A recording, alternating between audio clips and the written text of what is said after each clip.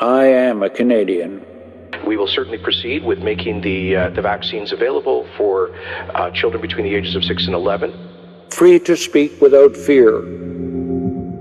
Free to worship God in my own way. Free to stand for what I think right. Free to oppose what I believe wrong. Free to choose those who shall govern my country.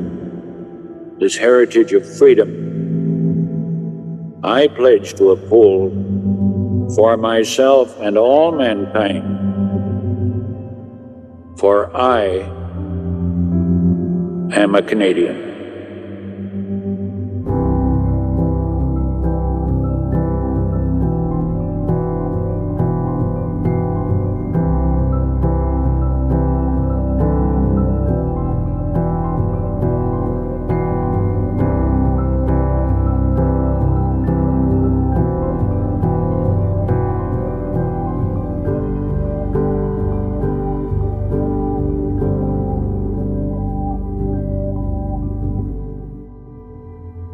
We have never been content with average. We are not a people to say good enough when there is so much more possibility in front of us. And we do not shy away from a challenge, not when the futures of our families and our friends and our neighbors are at stake.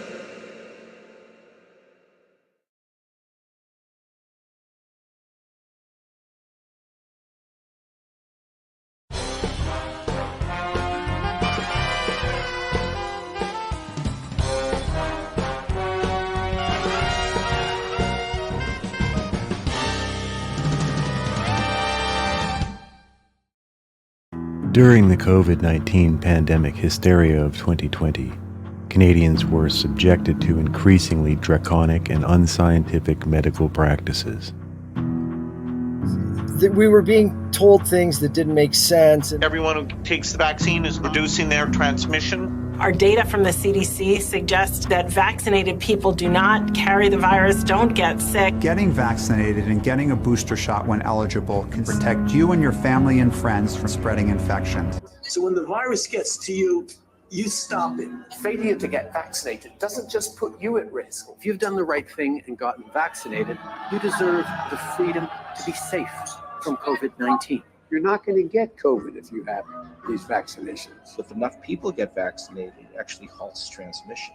The people who are not getting vaccines, you don't have to listen to a minority of people who are being harmful to the greater good and who are not acting on logic, reason, and science. Now we know that the vaccines work well enough, that the virus stops with every vaccinated person. And it was clearly easy street if you went along with it. Like if you just, because you didn't have to see patients anymore. The town thought you were a superhero. They were out in the street with signs. We love our doctors for facing the crisis. We weren't really facing the crisis. Did the COVID vaccine stop transmission of the virus?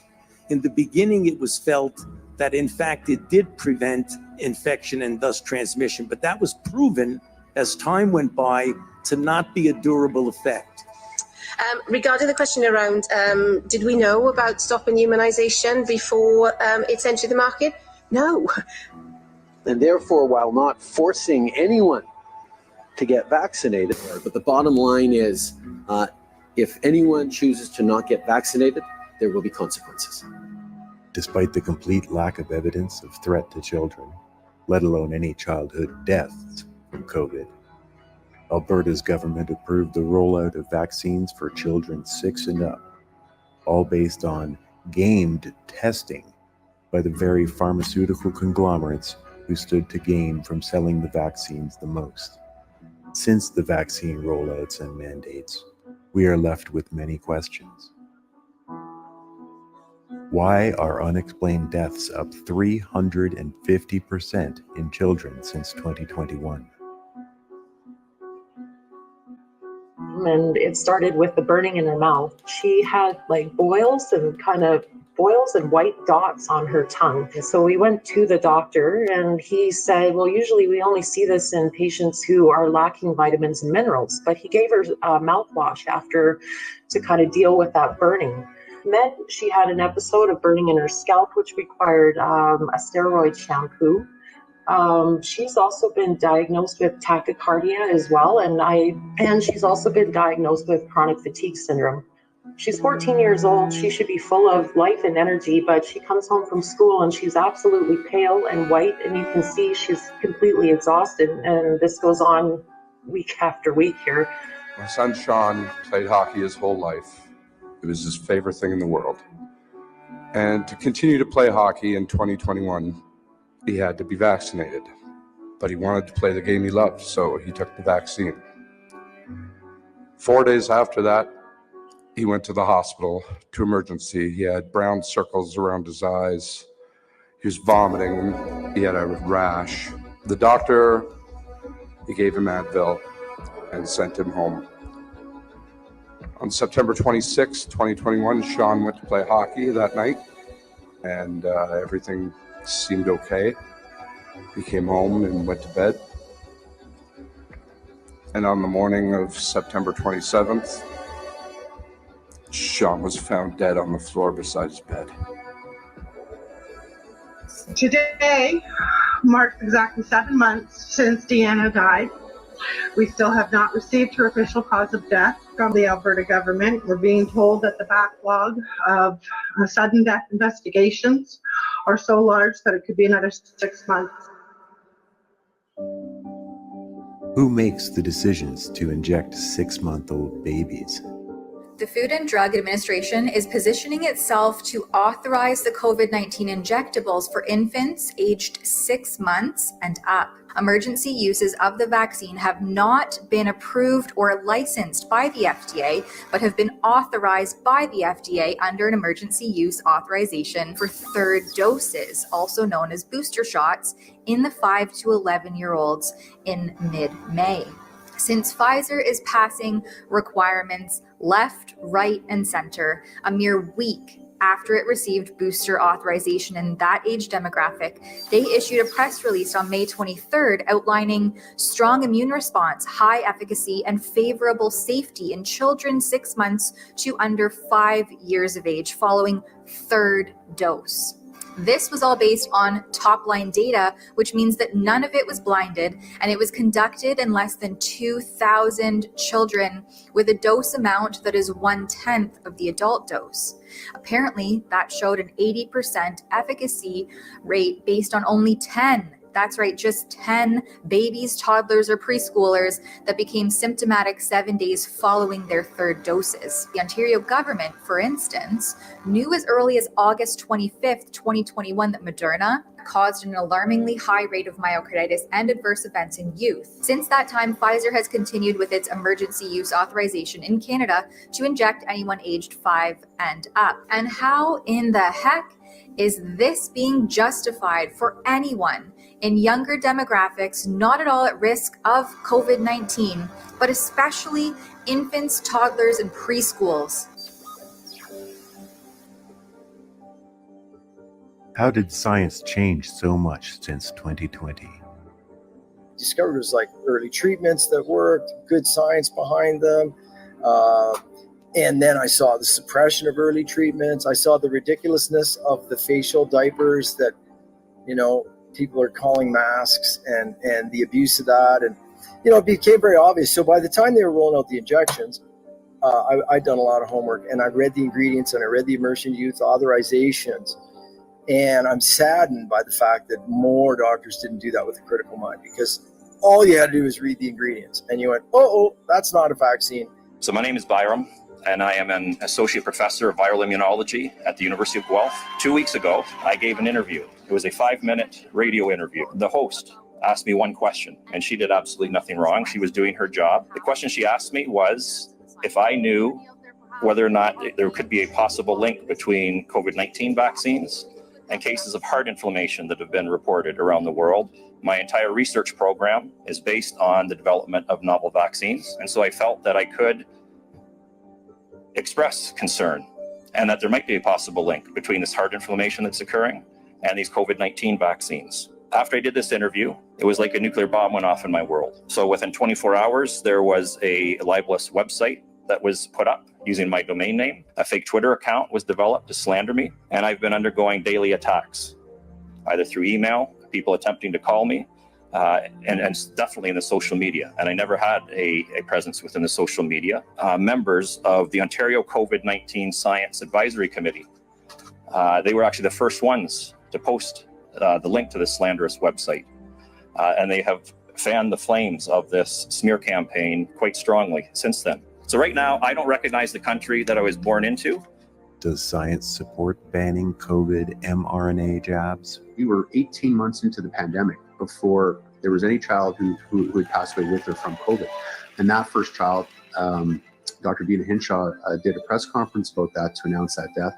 It turned out that child died with and not from COVID, and she had to apologize and retract that statement. Good evening. A family from central Alberta says the province was wrong to count their 14-year-old boy as a COVID-19 death. And today they received an apology from Dr. Dina Hinshaw. I am sorry if the way that I spoke about that death made your grief worse. Dr. McKernan has found for us when he did his independent analysis of what was in multiple vials of both Pfizer and Moderna, that, of course, there was RNA there. It's on the label that there's lots and lots of RNA inside the vax. But he found without question, because it's easy to tell the difference, he found that it was only 2/3 RNA and it was a fully 1/3 deoxyribonucleic acid, DNA, 1/3 or 33% was DNA. Origin DNA, scientifically created DNA. Genomes, as they call it. These genomes which are capable of going into the cells of your brain and the cells of your heart, and pardon me, not just the cells, the actual nucleus of your brain cells and the nucleus of your heart cells. mRNA are factories themselves. mRNA factorize or make spike. But the factories that make the factories, the DNA that makes the RNA, man, you don't want that in your body. So there was a CBC article that came out. It was actually about the large number of kids who are dying from allegedly from influenza and strep A and so on. And I dug into that a little more closely, and I came up with 23. So 23 Canadian kids have died suddenly or unexpectedly in the past month. Previously healthy kids dying of the flu, of the strep. There's obviously something wrong with their immune systems, and the health authorities are refusing to tell us about these kids who have died.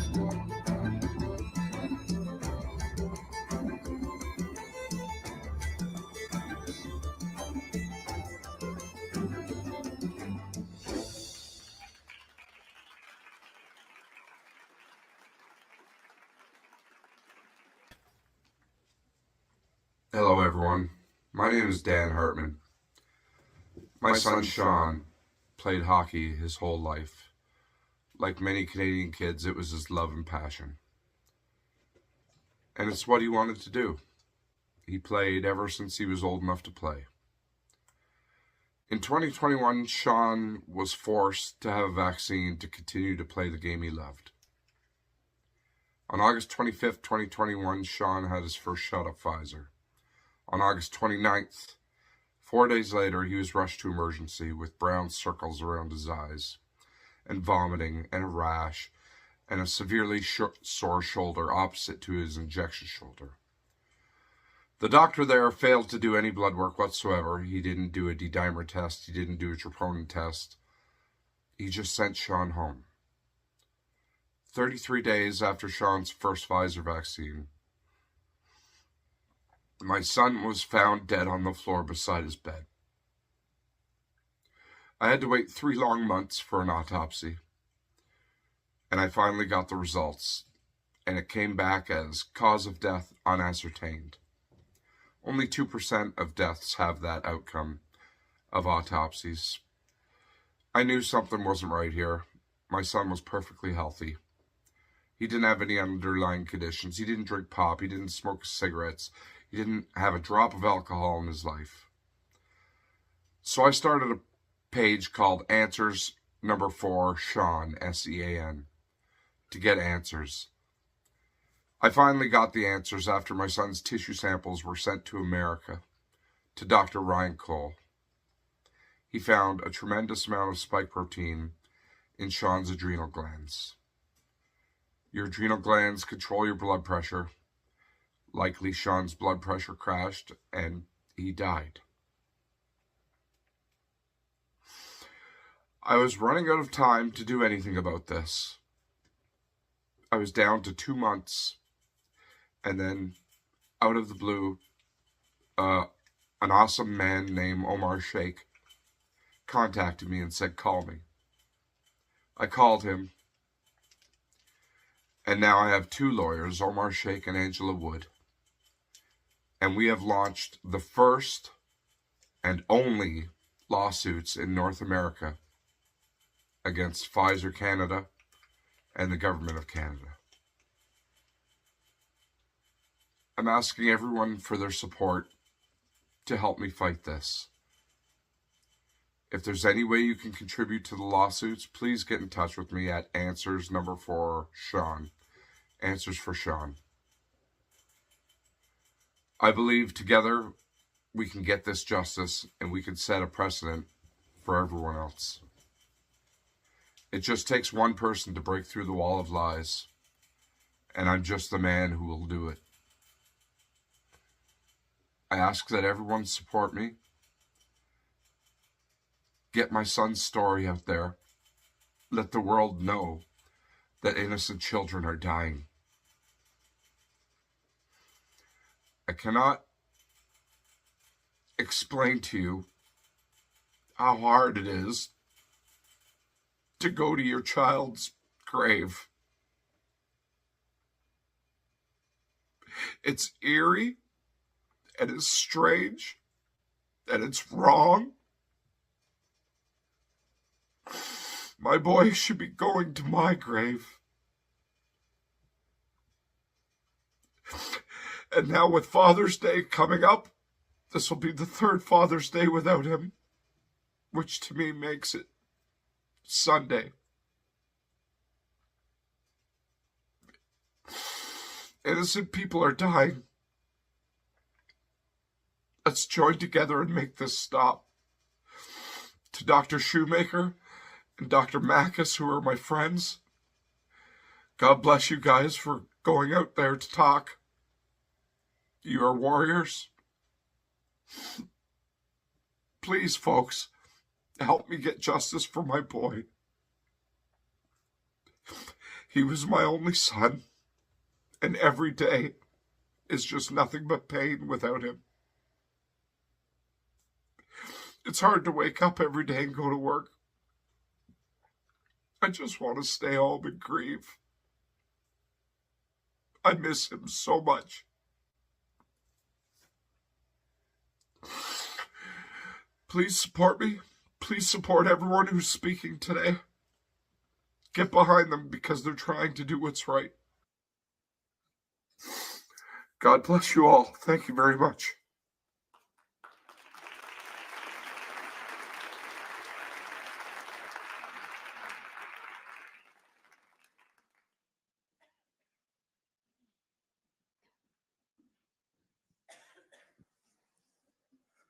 Hi, everyone. As you can see, I'm Craig Broker. I'm the pastor of the church here, and we're glad you're here. Let me tell you why the meeting's here in our church. Well, first off, they're paying us top dollar, so we rented the building out, so that's kind of nice. But 4 years ago, when the restrictions came and everything in the world shut down for 3 months, we shut down as well. I use that time as a pastor. I'm a researcher. I like to get lots of information. And a couple of the doctors that you're going to hear tonight, I got sources from them, found out that what we were being told by the media was really not the facts. And even on the AHS website and the Health Canada website, the statistics were far different. What that provoked me to do and us to do here as a church was to stand up and say, we're not doing this. So we stood up. We didn't enforce all the things. We got AHS came and stood in our foyer with clipboards and parked outside with their vehicles and all that to intimidate us. When we didn't go along with it, we made the news twice, which was kind of interesting to see your face on the news. But we were the bad guys. We were the super spreader and all that sort of thing. We ended up getting fined. They weren't extreme fines like some of the other churches you may have heard about. But the court date came and we got a phone call 2 days before from our lawyer who said, coincidentally, the prosecuting lawyer has COVID and we can't do the, which I thought was somewhat spiritually ironic because of the boss that I work for. They did reset the court date. We got a phone call that morning from the prosecuting lawyer that said we've dropped all charges, blah, blah, blah. And so we won that one without having to go, which was good. It was standing for those things that made us think, you know what? It's interesting to me. It's called an injection of truth, and I try and give our people an injection of truth every Sunday morning. But let me say something for those of you that may not be church people. I have a bit of an advantage over you because the scriptures speak very clearly that in the last days, we're going to see governments do things to consolidate power, both municipal, local, provincial, federal, even international, and of course, global. And we're seeing that with the World Economic Forum. We're seeing it with the United Nations. We're seeing it with the World Health Organization. So all of that is coming together as the scriptures have said that it would. But here's what I want to say to you before I pray, which is what they asked me to do, but I'm adding a little bit to it. When people of truth will stand up, truth will always outlast error because truth is truth. So I want to thank you for coming and standing for truth and seeing if we will stand up, we will delay what their plan is, and we will see Canada come into the position that it's supposed to come into as a world leader, and we will see changes happen across the nation. But it's us standing up. So let me thank you for standing up and coming here and standing together with these guys. Let me pray. I wish I got clapped for as much on Sunday morning as I am tonight. Father, we know that you have a plan for the world. We know that you created us. We are your children. And you said in your word that you even defined the nations and their boundaries. And so we thank you that in this nation and in this province and in this city, there is truth that's beginning to spread. People are beginning to come out of the woodwork. People are beginning to stand up. And I pray, we pray tonight that your truth would begin to go across this nation and that the lies would be revealed and that the truth would come out so that those who've been harmed by this and those who know the truth can stand up and not be slandered and not be cut off, but stand up for that truth so that the truth can take its position in this nation. And Father, we pray that this won't be the only injection, but this would be the first injection to counter all these wrong injections that have happened across this nation. We ask for your grace and your blessing upon every speaker tonight. May you fill their words with truth and with life. In Jesus' name, everybody said, amen. Thank you. Welcome.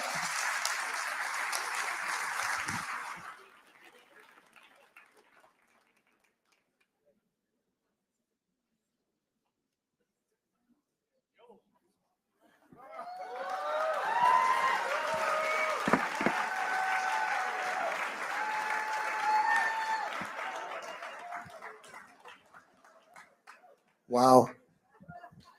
Is this how we kick off the best summer ever? This is amazing. Well, good evening, everyone. My name's Eric Bouchard, and I am the proud MLA for Calgary-Lougheed.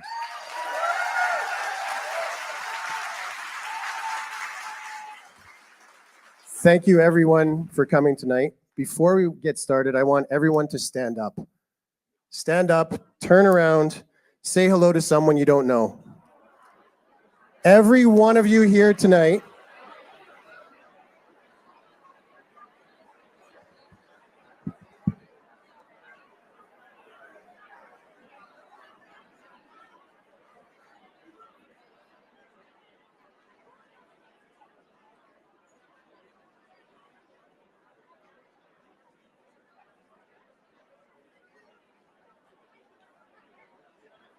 Okay, now everyone can sit down again. Every one of you here tonight have one thing in common. You're seeking the truth. All our volunteers, there's about 200 of you. I can't thank you enough from the bottom of my heart. This does not happen with all of you. My fellow MLAs, can you all please stand up? And I'd like to identify each one of you for coming tonight. We've got Angela Pitt, Jennifer Johnson, Miles McDougall, Jason Steffen, and Scott Sear. Shane Getson is on his way. He had a committee meeting that ended at 4 o'clock, and he's en route. He'll be joining us shortly. I thank all of you so much for coming as well, to have the courage and come to listen tonight. My only ask is that you return to your constituencies and share as much information with your constituents as possible. Our local member of Parliament, Shuv Majumdar, also sends his greetings from Ottawa. And to those watching via stream in England, New York, and as far as Australia, thank you, everybody. We couldn't have done that without your support.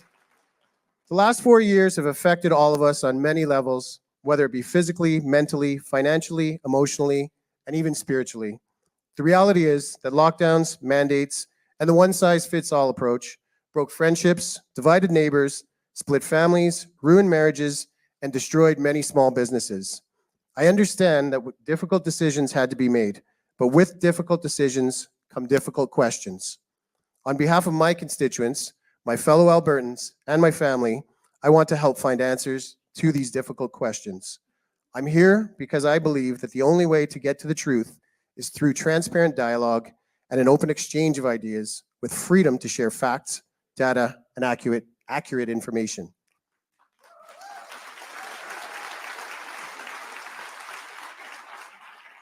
Cancel culture is alive and well, and there are many out there who did not want this town hall to occur. The hate that Darrell, tonight's speakers, and myself have received has been overwhelming. I'm going to give you one example, and this is my favorite email I've received so far. Mr. Bouchard, can you tell me how many times you've been hit in the head with a golf ball? Only someone with a lot of concussions could be stupid enough to consider alternate facts and deny life-saving science. Crawl back under your rock with the rest of the UCP Neanderthals. Signed, Jamie. At least they did their research. I do like golf. Our Calgary-Lougheed CA is about having real conversations. We refuse to be bullied and taken down by any mob.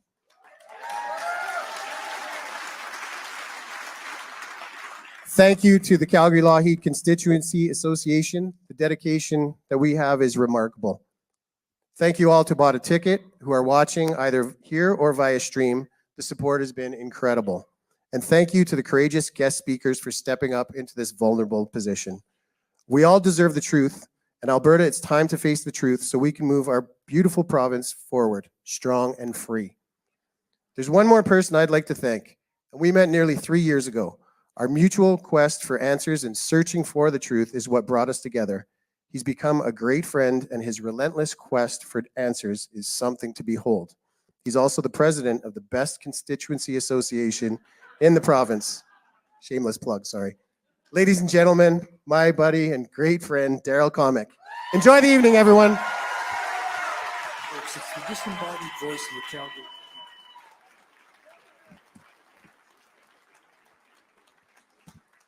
Aloha!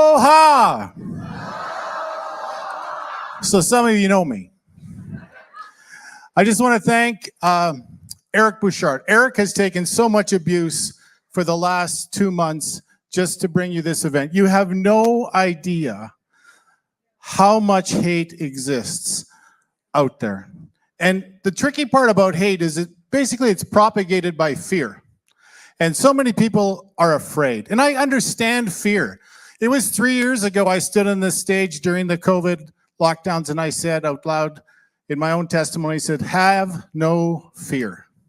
And what we hope today that you take away, besides our call to action that we're going to give you, is your willingness to have no fear, to ask questions, but to ask a question. Seek a question at a time. So we ask ourselves, why? Why has there been a 350% increase in the number of unexplained deaths for children since 2020? Now, I have to start with an apology. And if you know me, that's not like me.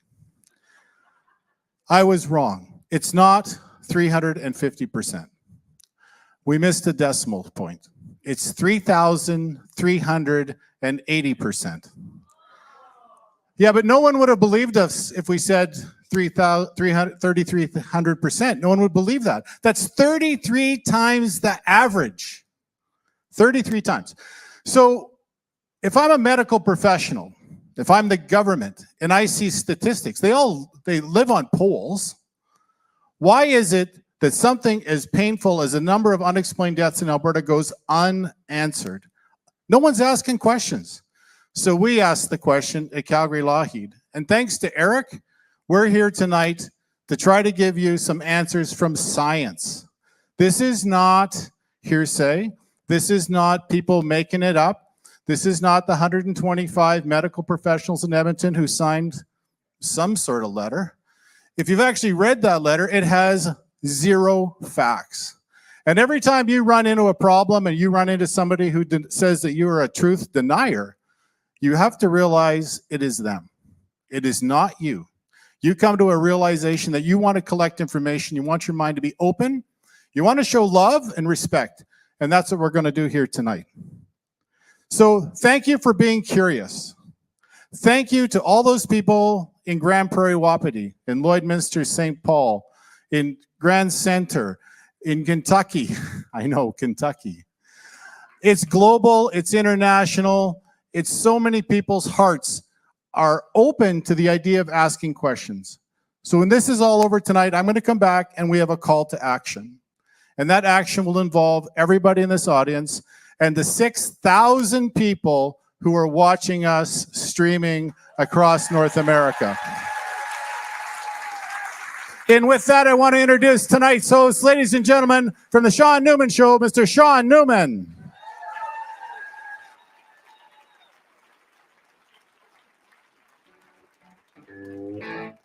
Can anyone hear me? Oh yeah, there we go. Okay, I have one sole purpose of being up here tonight. A, it's great to see you all. I thank you for coming out on a Monday night, but my purpose is pretty much just to move to the next speaker every single time and try and create it as smooth as humanly possible. Before I get there, I'm only going to say a couple quick words. I just want to thank an MLA and the constituency for having the courage to put something on like this. I think we've all been waiting.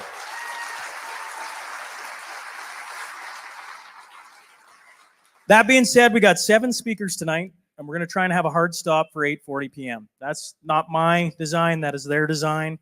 So I'm going to try and move them as fast as possible with getting the information we all know that they have to share tonight.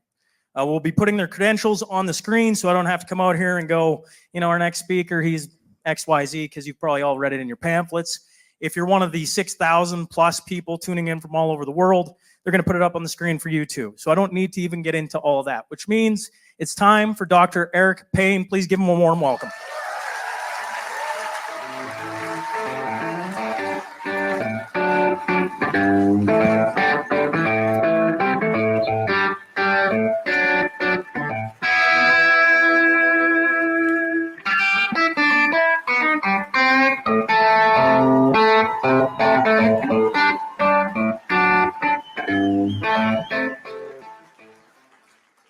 Well, thank you for that. You're going to have to watch my arm maybe tremor a little bit while I talk. I'm sorry for that. But my parents are watching in Ottawa, so I'm a bit nervous today. I want to thank the organizers for the opportunity to be here. This is, really nice to see this type of packed room, and I know there's a lot of people watching online, so I appreciate the opportunity. The lineup of speakers is very humbling to be a part of, so I thank you for the invite to be here. We've got 14 minutes. Shaun has told us that he's running a tight ship, so if you guys can get the first slide up here, because I can see my time's running down behind me here. All right. So the only reason I put up my credentials here is because over the last few weeks, there's been a lot of attention with respect to this event. And the people who have been bashing the event generally have been bashing the speakers, don't want to engage in discussion. But most recently, they've called us anti-science, that we're against science. So, I've dedicated my entire life to science and medicine. I take care of children with neurological injury, epilepsy, kids that were critically ill in the ICU.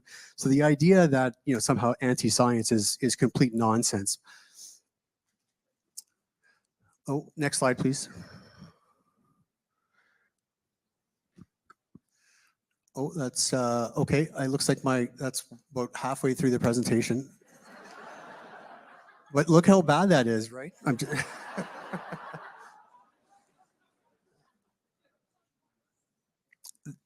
There is a disclosure slide. I think it's number 2. Here it is. So, I don't have any financial or academic conflicts of interest. As a matter of fact, it's been pretty devastating to my academic and financial career to be speaking out. I do want to point out that, I have been relatively outspoken over the last few years. And this includes a letter to the college that's linked up here to the College of Physicians and Surgeons in Alberta, where I brought attention to the vaccine mandates and starting to worry about what these shots in kids might look like. That letter is still available. It led to some complaints for misinformation that are still open a few years later. I was fired from the Children's Hospital as a result of non-compliance with the vaccine mandate for about 6 weeks, and then they dropped the mandate. I'm now working in Calgary, still doing child neurology. I also spoke out about the nonsensicalness. It's very angry to think about the masking, continuous masking in children. So I spoke about that. Sheila Annette Lewis was our lung transplant victim who was on the transplant list, but not allowed to get one because she refused the COVID vaccines, COVID genetic injections, and she has passed away since talking about this publicly. And I was involved with the Stop the Shots campaign with the Canadian COVID Care Alliance. And finally, I was on Premier Smith. I had a task force, COVID-19 task force, and I stepped away in the end of November. But that was, a very eye-opening experience, to say the least. Next slide, please. So this is, a summary slide of the whole talk right here.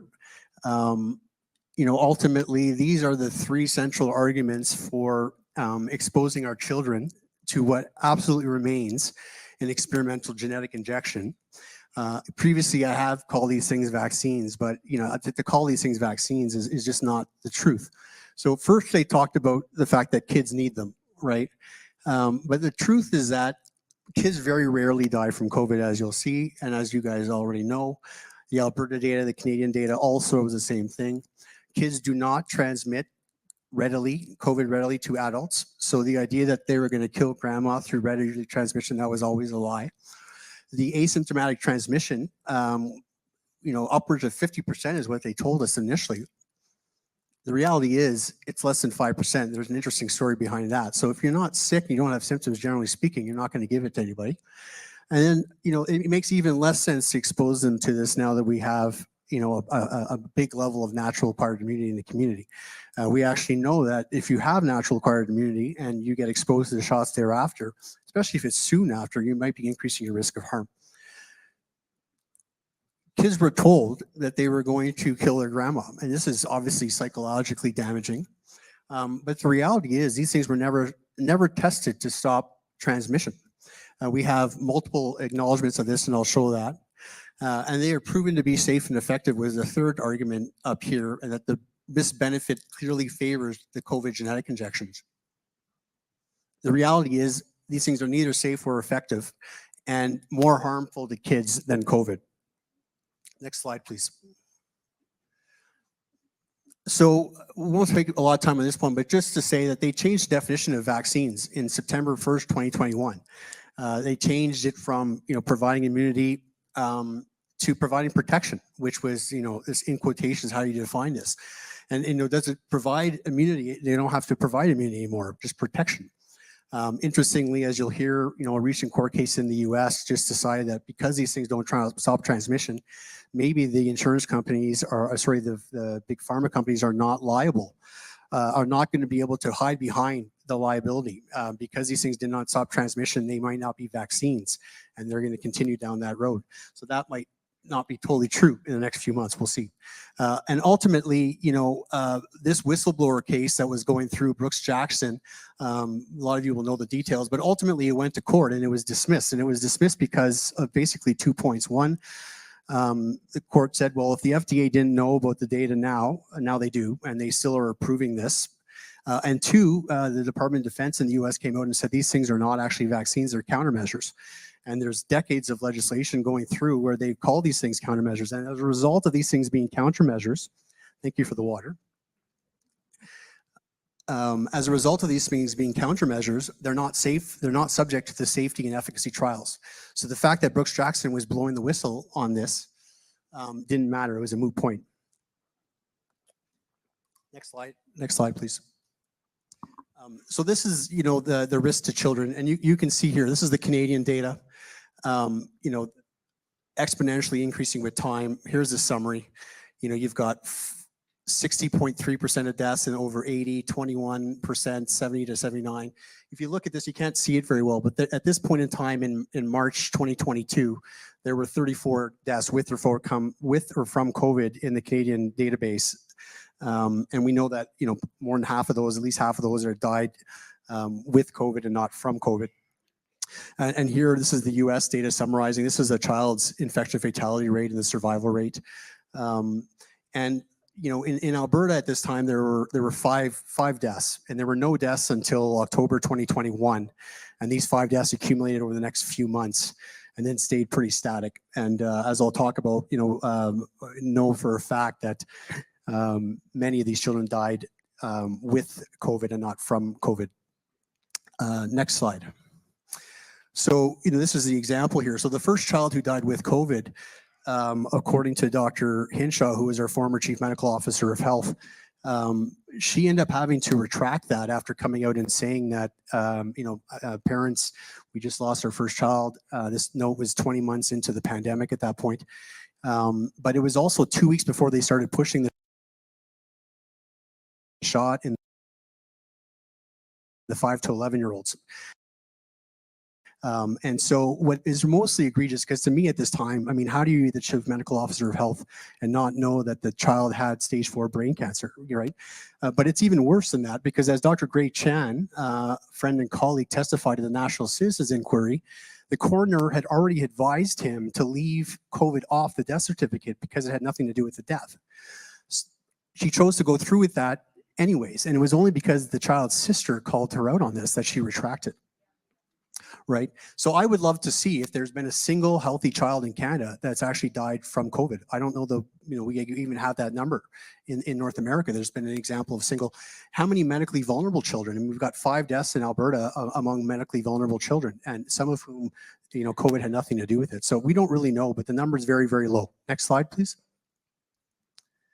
You know, I put this up because, you know, recently they're trying to pretend that they never said these things.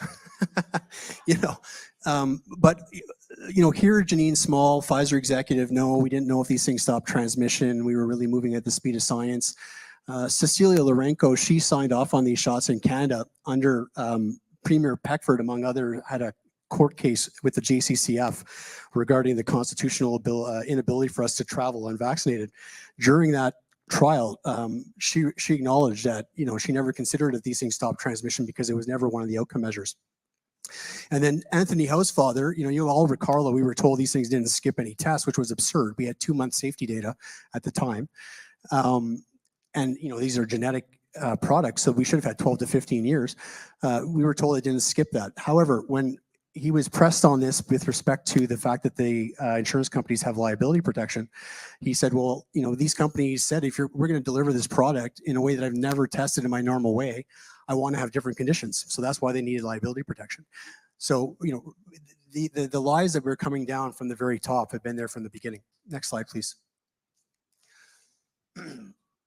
This poster was circulating at the Children's Hospital that I used to work at in the summer of 2021 and into the fall.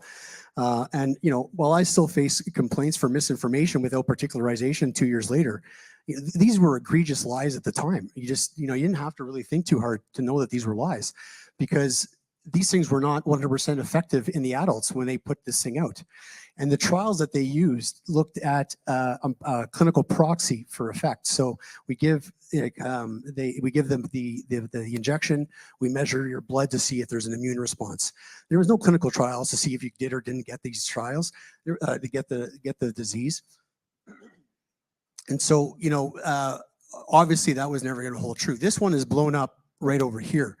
But, right at this point, they're trying to tell parents that these things have been, are safe long-term, but that defies logic. And I can tell you that I call this misinformation because I have, email correspondence with the patients, the people pushing these posters at our hospital, acknowledging that they had 2-month adult data at the time that they were telling parents that this thing was safe long-term.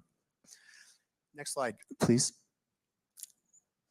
So this is the Alberta data that went missing when it started looking really, really bad. But if you follow this with time, this is relative to vaccine status per 100,000 vaccinated patients. So in the red is the orange is the vaccinated. The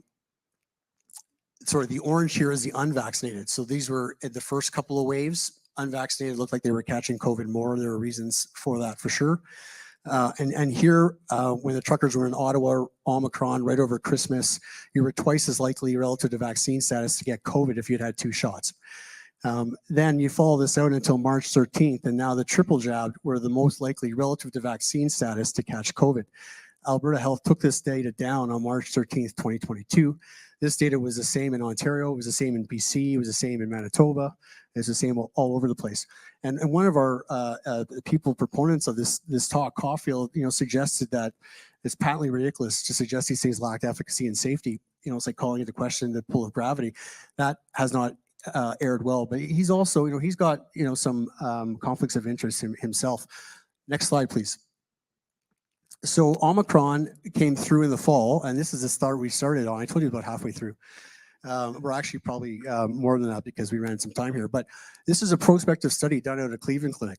And what you'll find here, so first of all, about 10 or 15% of their employees were not fired for their vaccine status because they had a placebo arm, as opposed to here in Alberta. But you can see a dose response curve. So you were most likely to get Omicron prospectively in the fall of 2022 if you had had 3 shots. Next slide. And then they said, whoa, it still works against severe illness and death, right? Well, if you just have to be watching what was happening in the UK and Israel to know that they were 3 months ahead of us, and that data was falling apart in the fall. So this is the data here in Alberta, June 27th, 2022. 60% of those dying with or from COVID were triple jabbed, 20% 2 doses. And the uptake on the 2 doses, as you know, in Alberta was about 80%. At this point, triple jabs were down to 30% dropping off. Next slide. I'm not going to spend a lot of time on this, but just to say, you can see in these graphs, this is Alberta data that was taken down when attention was drawn to it. But in the days after injection, first injection, second injection, and what you can see first is that this thing actually goes up. Cases goes up, deaths, hospitalizations goes up before it goes down. So it has implications in terms of that definition of being vaccinated 2 weeks post your second shot. If you don't take that nonsense definition, the data, I think, flips in Alberta. And I would love to see that the task force has the data to be able to look at this and show this. Because in the UK, they've already been doing an investigation on these things. And they've acknowledged that. They've got patients who died from COVID who were in the unvaccinated bin but had received the vaccine. So these data are fishy that way. Next slide. I'm going to take an extra 30 seconds because I got started late. Is that cool? We're going to stop on this one because we'll just go on. I don't want to take anybody else's time. But this was, I thought, the only thing you needed to see to realize that we had no business, this and the next slide because they're related, no business giving these to children. This was Pfizer's own modeling data that they submitted to the FDA in the fall of 2021. So because, as I said, they used a clinical proxy for effectiveness, does the immune system go up when we inject this thing? They had to model out whether or not this was going to save any children's lives.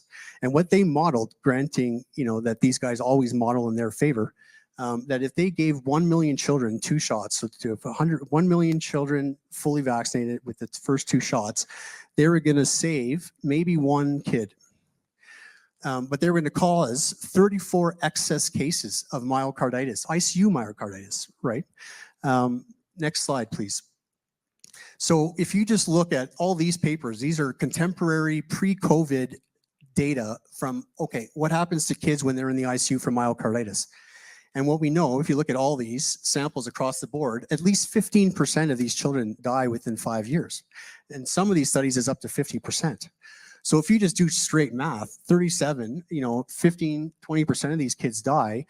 Pfizer was predicting that they were going to kill 5 more patients from ICU myocarditis than they were going to save, right? And that's not the children who die on the way to ICU or in sports or in sleep or die from whatever other cause from the COVID jabs they got. And I'll leave it up with the last slide and get off the stage. Thank you. I have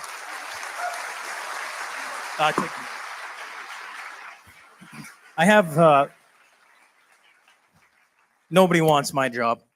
And it breaks my heart every time a doctor comes up and has to explain all their credentials, because it's like, like they've just been attacked so vehemently for so long. You can hear it in Dr. Payne and the other ones that was speaking tonight. But besides that, let's give a warm welcome to Mr. Dr. David Speicher.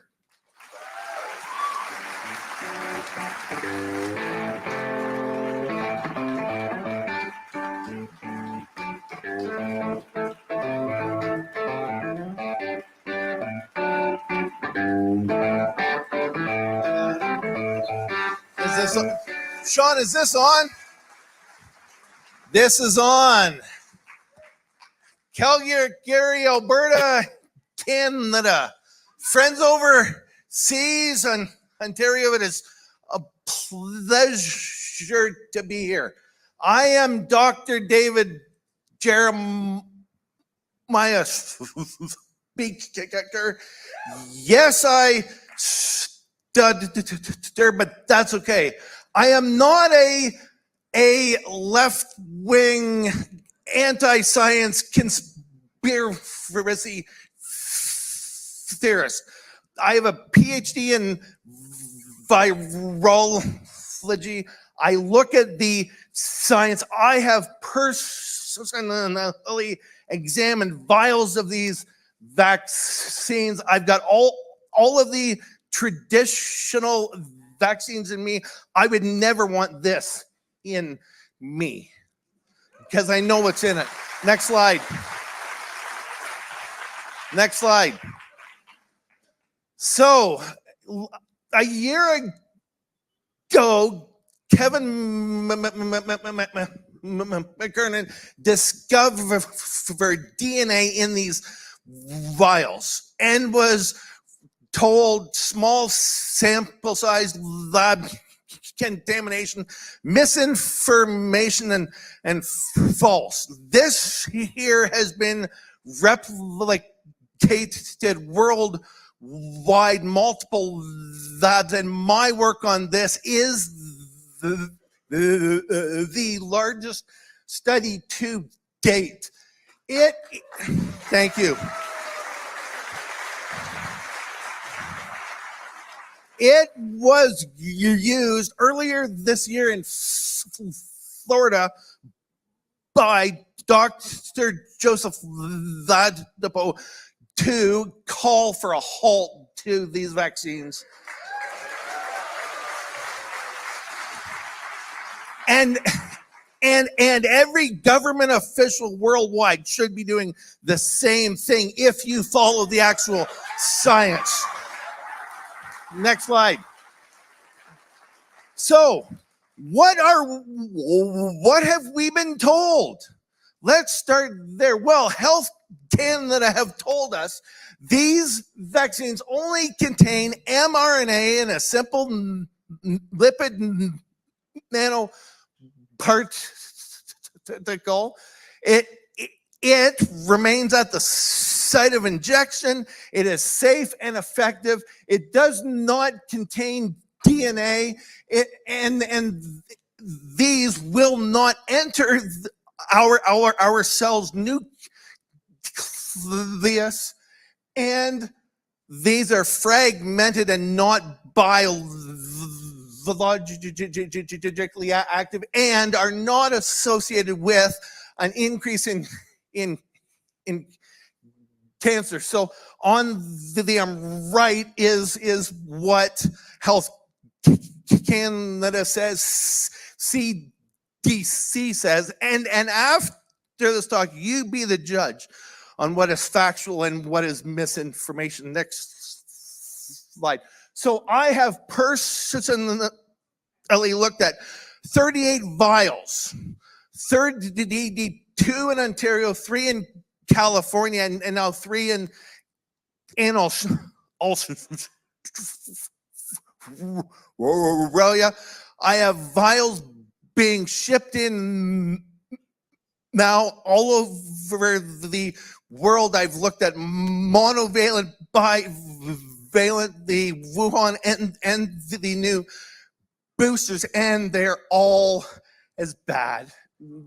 So, and these vials were unopened and intact. Next slide.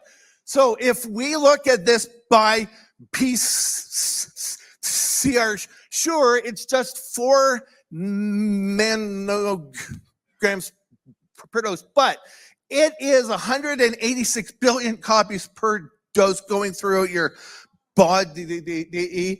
If we look at this by fluorometry, Pfizer averages 785 and Moderna is almost 3,000. Is this not above the guideline of 10 nanograms per dose? And Pfizer's contains SV40 promoters and enhancers, not the whole virus, but things which are not good. And these DNA are inside the lipid nanoparticles. Next slide. So if we look at the regulatory guidelines, it is supposed to be 10 nanograms per dose max, of a size of 200 base pairs max, and these approach the dose guideline by PCR, exceed the guideline by far by fluorometry. Largest fragment we found is 3.5 kilobase pairs in length, which is a little bit above 200. And there's no guidelines for mRNA vaccines, and these are all for DNA vaccines. Now, if we look on the right, on what is shown on the right bottom is what Pfizer disclosed to Health Canada. If I turn this around the right way. So this is what they disclosed. This is what we sequenced and found, and they did not inform Health Canada of the SV40 poly-A promoter or the AMPAR gene. Next slide. So my work was published on October 19th at 3:30 a.m. 6 hours later, Epoch Times put this out. Shoot, you've got, it's okay. So they put this out, and Health Canada said the claims of SVB40 in there linked to a increased risk of cancer are unfounded. They also said Pfizer plasmid does not contain the sequences corresponding to the SV40 proteins. Therefore, the integrational mechanisms as described are not applicable. January this year, on an order paper questions in the House of Commons in Ottawa. Colin Kerry asked about the vaccines and was told by Health Canada on record the fragment is inactive, has no functional role, and is below the limit required. Well, a month ago, a FOIA was found and came out by Scoops Magoo on April 23rd, and Health Canada sent this email to Pfizer October 4th last year and asked for justification of the SVV40 regulatory elements, the size distribution, and what is in the vial. So Health Canada knows it's there and yet said there's no functional role. Next slide. Well, follow the science, folks. David Dean, 1999. Okay? This paper here, next slide. Next slide. So, if you have DNA fragments with a 72 base pair repeat of a SVV40 enhancer, it facilitates maximal transport, and at times before cell division, as few as 3 to 10 copies per cell of cytoplasmically injected plasmid.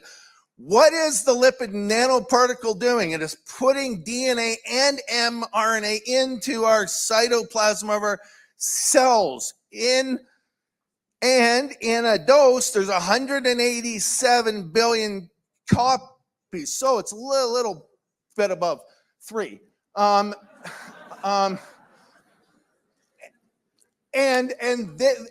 this may greatly increase their ability to be transported into the nucleus, especially in non-dividing cells. Health Canada knew of this science, Pfizer knew of this science, and yet SVV40 is in these vaccines, and they say it's inactive. Next slide. Time to get up. So earlier this year, a German team took Bouchard 3 cells overlaid the vaccine overnight, sequenced it, and found integration does occur in pre-cancerous genes in chromosome 9 and 12. Next slide. So integration is occurring. Is there any way for you to take off the unacceptable so people can read that? Because I used custom animation. There is or not? No. So custom animation doesn't work. So there is a increase of cancer. And so what I had here on the right is that in these vaccines, we know lipid nanoparticles and spike are toxic. There is ribosomal frame shifting because of modified mRNA, and so those shorter proteins are purine-like, and we'll go into the brain. There's lipid addicts, there's double-stranded RNA, DNA hybrids, a reverse ORF, which codes for spidroin proteins. And so the more we look at this, the worse things we find. Next slide. So I'd like to leave you and say much of what we've been told is untrue about these vaccines. There's high DNA in there. There's all kinds of things which could cause harm. And so we need a moratorium on these vaccines. We need transparent, informed consent with all scientific information available to the people that take this. We need freedom of choice to get vaxxed or not without consequences.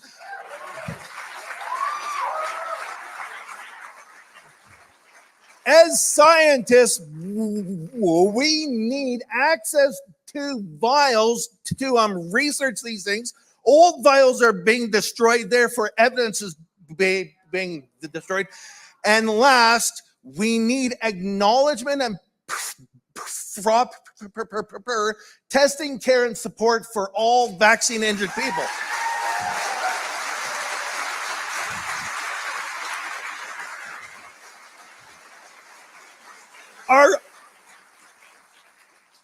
Our own government mandated these things. They told us to take them. They've harmed people and need to admit it, provide support and care for those people, and not just made.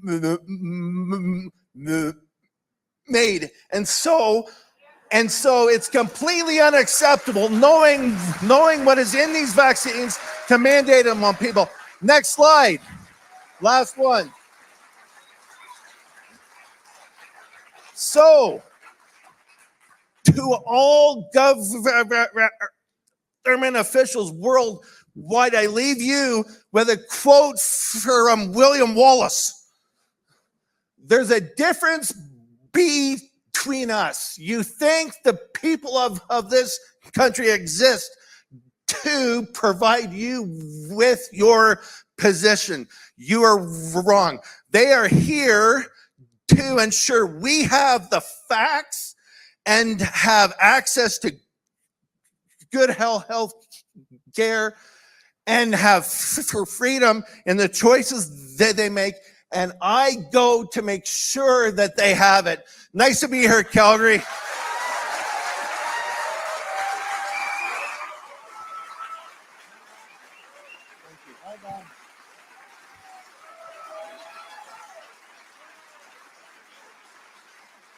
How about Dr. David Speicher, folks? Working the crowd. Next is Dr. Byram Bridle. Please give a warm welcome.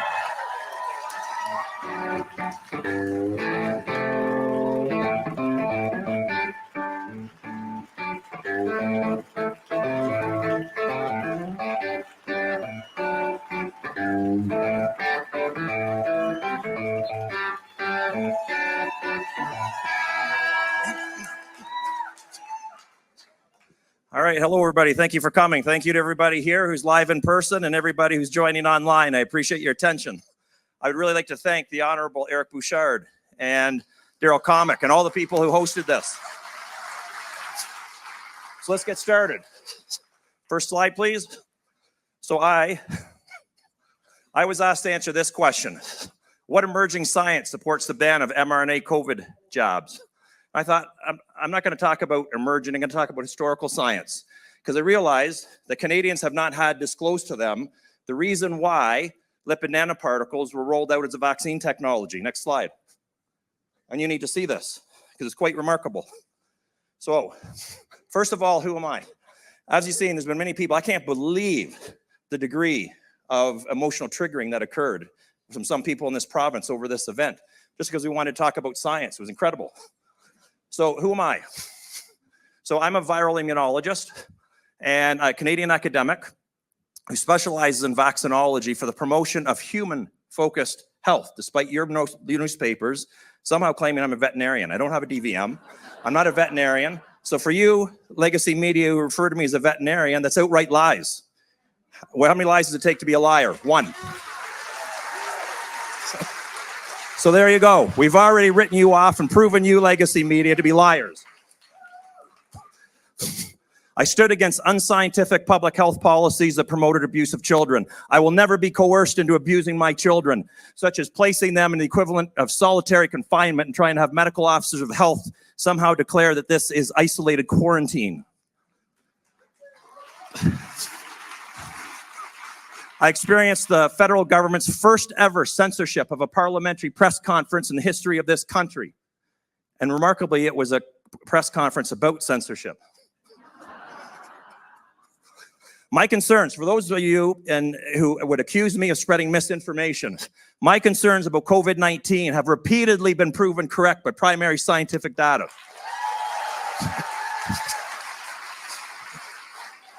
And for those of you who get emotionally triggered, I'm sorry, but I'm not going to stop telling the truth. Next slide. So this is remarkable, I find, and this is why I've gone back to history. So this is something that I teach my students when it comes to vaccinology. If you want to know how good or how bad a vaccine is, you have to place it into a context. Were you told that we have an official definition of an ideal vaccine? It's in the Canadian Immunization Guide published by the Public Health Agency of Canada. Look at this. This is remarkable. This is our definition of a vaccine in Canada. A vaccine will be ideal. You see it right here. An ideal vaccine is effective, not in dampening the severity of a disease. It's effective in providing lifelong protection against disease. And this is incredibly important after how many doses? You see that? 1 dose. So now put into context these COVID-19 shots where people are up beyond 10 doses now. Next slide. Please remember this definition. It's very important. So when the old becomes new again, this is why I brought this up, because Canadians were not exposed to these facts. The rationale, the entire reason for the deployment of lipid nanoparticle encapsulated modified RNA vaccines was based on that definition of a vaccine. That is why they were deployed, for this purpose. All right, so Canada's COVID-19 shots, we have 3 of them. They're all based on lipid nanoparticles. Pfizer, Moderna, and Novavax, all based on lipid nanoparticles. Did you know that the lipid nanoparticle delivery system for modified RNAs was switched away from trying to administer drugs and gene therapies precisely because of the definition of an ideal vaccine? That is because it was well recognized that multi-dosing with lipid nanoparticles is dangerous. This is why the use of lipid nanoparticles to administer drug and gene therapies was abandoned by almost all big pharma, except the few that clung on to it. The hypothesis that drove the use of lipid nanoparticles as a vaccine delivery technology was that as little as a single dose would be needed if they in fact qualified as an ideal vaccine.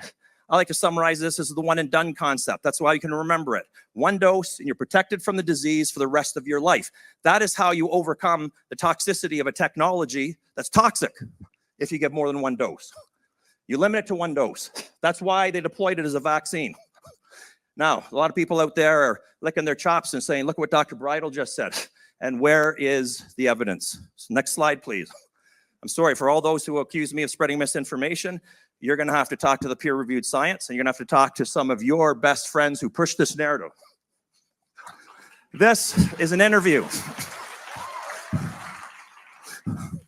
The result of an interview that was published in 2016 when all the big pharma companies were speaking openly about this.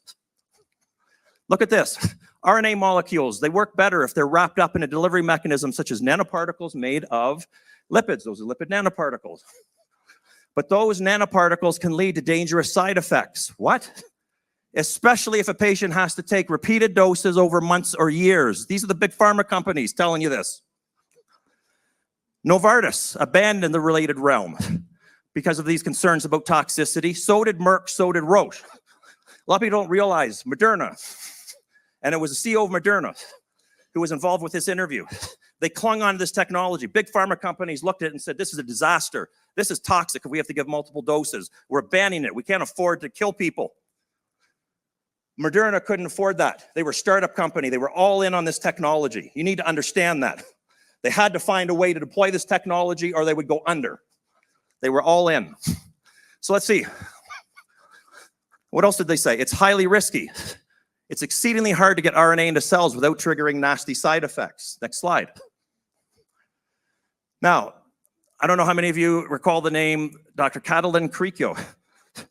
She's a co-recipient of the recent Nobel Prize for discovering this modified RNA technology, the pseudouridine molecules that make up the synthetic RNA, which Dr. Speicher already talked about. We've ended up, after she got the award, found out that this results in high levels of impurity because it results in misreading of the RNA and these fandangled proteins that don't exist in nature.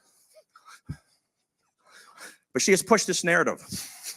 So again, those who would accuse me of spreading misinformation, this is one of your good buddies, got the Nobel Award to try and convince the world that this is some kind of great technology. So you're gonna have to talk to her about this, because what she said is mRNA is better suited for treatment for short duration, for the same reason. Short duration, meaning minimal dosing, not for treating things like cancers where you have to give dose after dose after dose of chemotherapeutic drugs. All right, so treatment for short duration. So the toxicities caused by delivery materials are less likely to occur. Now look at this. Moderna's most advanced competitors, CureVac and BioNTech. CureVac's vaccine, modified RNA vaccine, failed in the trials. It simply was not good enough. Thank goodness it didn't get to market. But the one competitor, BioNTech, joined up with Pfizer. It's the Pfizer-BioNTech vaccine. They both recognize if they're going to survive, they got to make this technology work. So what did they decide to do? They experienced the same challenge with the mRNA, the toxicities with multi-dosing. Each is principally focused on vaccines for infectious disease, which the companies believe can be attacked with just a few doses, not 10 or more doses, not an unending number of doses. So do you understand? You need to understand. Every Canadian needs to understand the entire reason this lipid nanoparticle technology was deployed was because it was supposed to be a one and done technology, not 10 doses. You've heard from the big pharma companies themselves. Next. Okay, so there's multiple known toxicities. 3 different ingredients in these lipid nanoparticles can potentially cause anaphylactic or allergic reactions. Lipid nanoparticles can directly cause toxicity in various tissues, especially with repeated dosing, including toxicity in the lungs, the liver, and systemic toxicity. They're even toxic to cells of the immune system, the very cells of the immune system that we need to function in order to have a vaccine work properly. This is, as an immunologist and vaccinologist, I can tell you this is one of the many reasons why these things failed so horribly to function properly as vaccines. And my goodness, for those who would accuse us of spreading misinformation, look at this peer-reviewed, published science. My goodness, what are you going to do? More emotional triggering. Next slide. So there's no question, based on this, I'm putting out a call for a moratorium, period. It makes no sense for anybody when there are all of these open questions, let alone for children, which are on the extreme end of the risk-benefit analysis spectrum. A technological platform known to be toxic when multi-dose was deployed as a vaccine because vaccines are supposed to be one and done for lifetime protection. Despite this being settled science, you saw literally historically settled science among big pharma. Health and regulatory professionals have promoted repeated doses over months or years, a known recipe for toxicity. Pipelines of lipid nanoparticle-based vaccines are being established, further increasing exposure to lipid nanoparticles. If you didn't see it in the US, they've just approved a new vaccine, lipid nanoparticle-based mRNA vaccine, modified RNA vaccine for respiratory syncytial virus. So more doses of these lipid nanoparticles. And public health officials and legacy media now wonder why vaccine hesitancy is spiking, pun intended. Okay, because what I want to point out here, the public are left wondering why such serious concerns of toxicity due to multi-dosing was not disclosed to them. And now there's all these concerns about vaccine hesitancy growing. All right, and I just want to say I did my personal best as a vaccinologist to protect my field of vaccinology from this harm. So shame on all you who claim that events like this are driving vaccine hesitancy. Events like this are where the only few people are, where people can trust what we say about vaccines.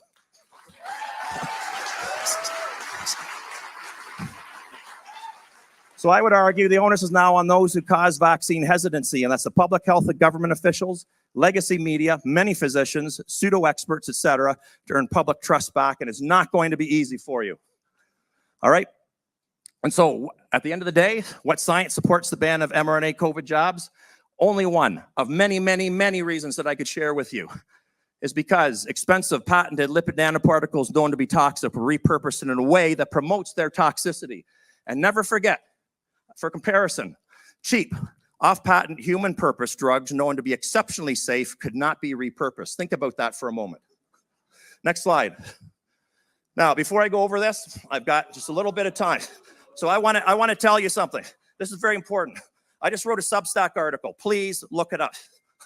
I've just disclosed to the public, I just received behind-the-scenes communication through a Freedom of Information request obtained by a lawyer in British Columbia, showing behind-the-scenes discussions of the COVID-19 shots by the BC Centre for Disease Control, okay?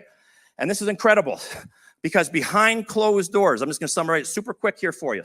Look at my Substack article. Behind closed doors, they did a comparison to the flu vaccine, which is awesome. I've said as an expert witness in court cases, this is what we need to do. The public can't understand numbers coming out of these passive reporting systems that we have when it comes to side effects. So do direct comparisons with vaccines that we're aware of. So let me put this in the context of children.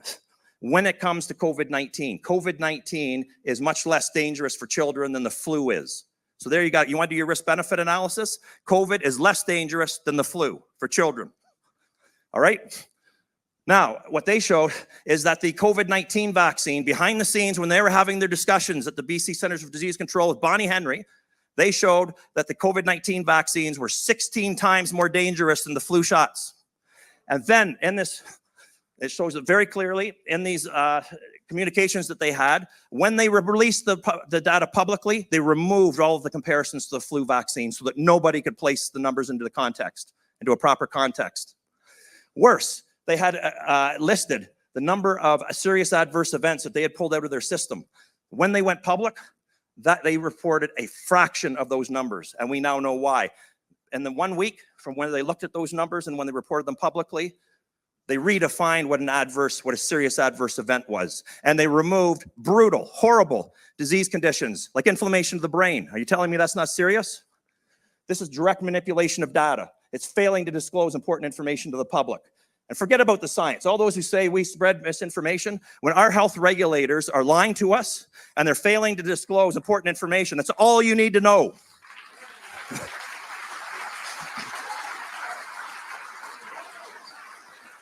All right, so, and I'm just gonna, I thought that was more important, so I'm just gonna summarize momentarily here. Mr. Timothy Caulfield and members of Alberta Health Services and all kinds of so-called experts were invited here. I came halfway across Canada to speak to you tonight. They were invited before I was. I came because I expected there to be a discussion, and they failed to show up. All right, and this is very important. And what I've listed here, and you can look later, I've outlined all kinds of reasons, the excuses that they use for not showing up. None of those excuses hold water. That's what I'm pointing out here, okay?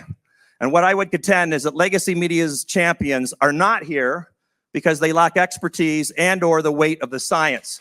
And the legacy media and your champions, okay, who are so emotionally triggered, I say to legacy media, where are your champions?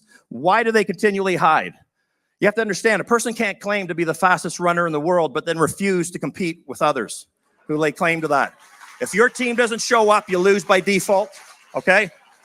So I say to why don't you legacy media, you set the stage, you set the tone, you set the place, I'll show up. Why don't you host a debate between me and your beloved Mr. Timothy Caulfield? Thank you very much.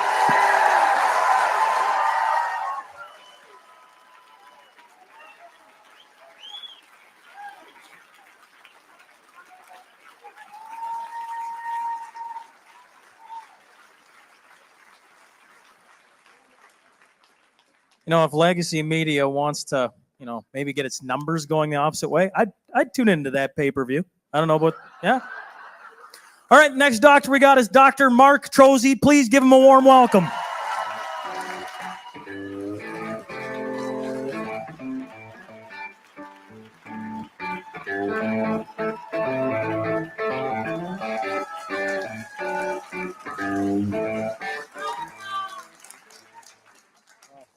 Well, we're in a house of truth. What an appropriate place to be. So I'll be very brief. I've practiced emergency medicine for 25 years. I taught critical resuscitation trauma medicine for a decade. Had an essentially spotless career and a good life and a nice house and a horse that I love to groom on Saturdays. That was my life until COVID.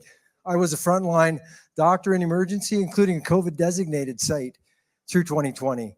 And due to my inability of dancing and creating TikTok videos in the empty hospital, I researched. Thanks.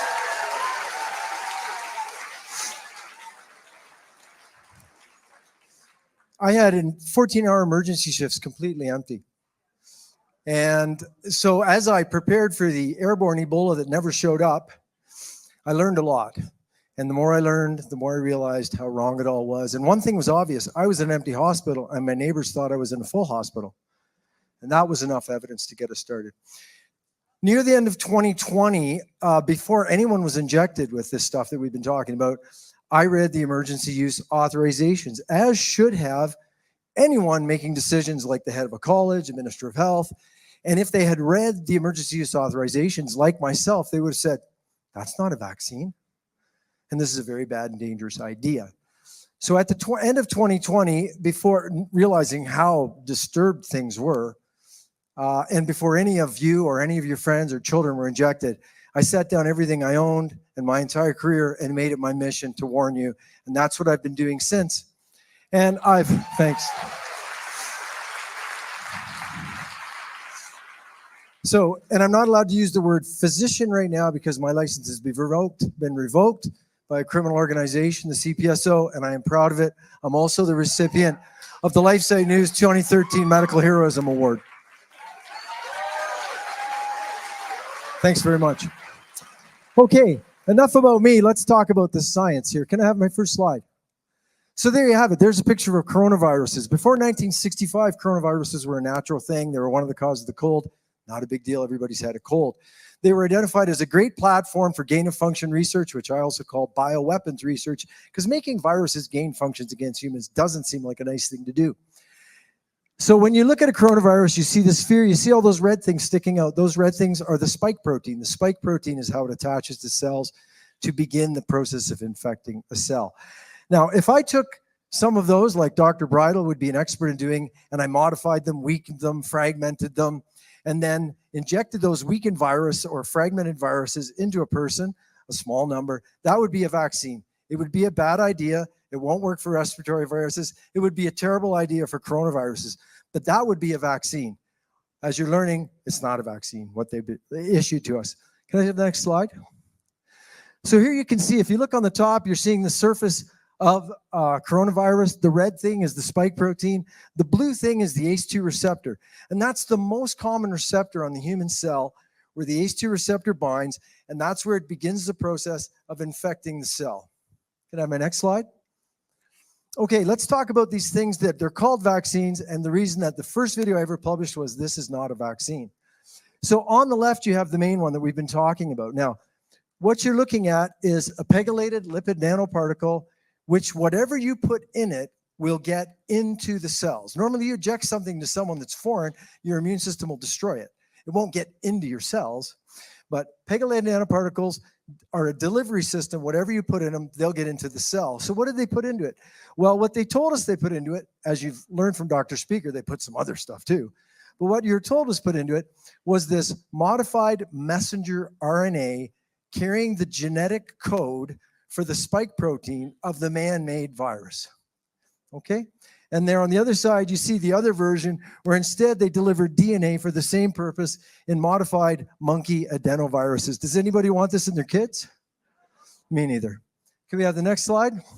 So that's why I put it up there as a Trojan horse. In other words, they put something in, it sneaks it into your cell, and surprise, it's Odysseus and the guys here to, kill the Trojans. Let's talk really briefly about how you go from chromosomes to proteins.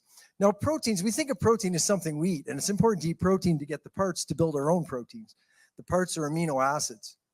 Your chromosomes, which live in the nucleus of your cell, chromosomes don't leave the nucleus. And they have massive length of genetic code all coiled up. And when you need to make a protein in your cell, it uncoils a special segment, a gene sequence, and then messenger RNA molecule is made that corresponds to it. Now that messenger RNA molecule then leaves the nucleus out into the main body of the cell, and there it attaches to the protein making machine called the ribosome, and the ribosome reads the sequence of the messenger RNA and assembles amino acids in the right sequence to make some cool protein, which could be a pump or a channel. They're literally machines, molecular machines. It's amazing stuff. God's done a great job. So that's what's supposed to happen in your body. So what were people given in these injections was pegylated nanoparticles that could get into the cell, carrying this highly modified, unnatural version of messenger RNA to make your ribosome make the most toxic part of the spike protein, or of the coronavirus, which is the spike protein. Now, as Dr. David Speicher pointed out as well, we've learned there's also DNA in there, a bunch of genetic sequences. We're still figuring out what some of they are. And included in that is that SV40 promoter sequence. And the SV40 promoter sequence helps the other DNA get into the nucleus and get integrated into your chromosome. That's called genetically modifying people. Nobody signed up for that when they got a safe and effective vaccine. Can we go to the next slide? Okay, so I want to just talk briefly about mechanisms of injury. Now, any one of us here tonight could write 2 or 3 books on the subject. There's a lot. So I just want to look at some of the main ones. First of all, the spike protein. It's toxic. We knew that. That's old research. Polyethylene glycol. That's what's used to stabilize those lipid nanoparticles. That's toxic. 70% of people, if you get it into their body instead of in their digestive tract or on their hair, which is bad enough, they'll have an adverse immune response.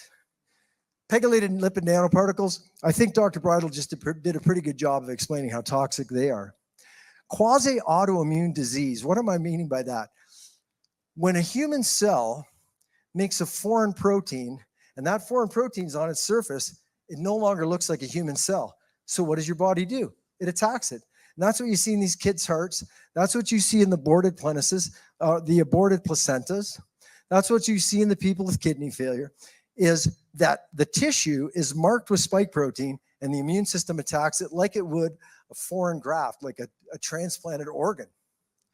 Why don't you hear about that in Canada? Well, you hear about it from us because no one is doing the proper pathology to reveal it. So like Dr. Cole said, if you don't look for it, you won't see it. It's easy to see. We've got lots of evidence of that. Go on my site, you can look at microscopic pictures. Antibody-dependent enhancement.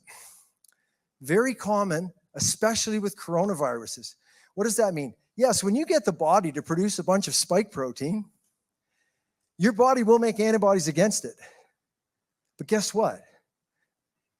Especially after a little while, and especially with coronaviruses, that antibody will help the virus infect the patient. It won't protect the patient.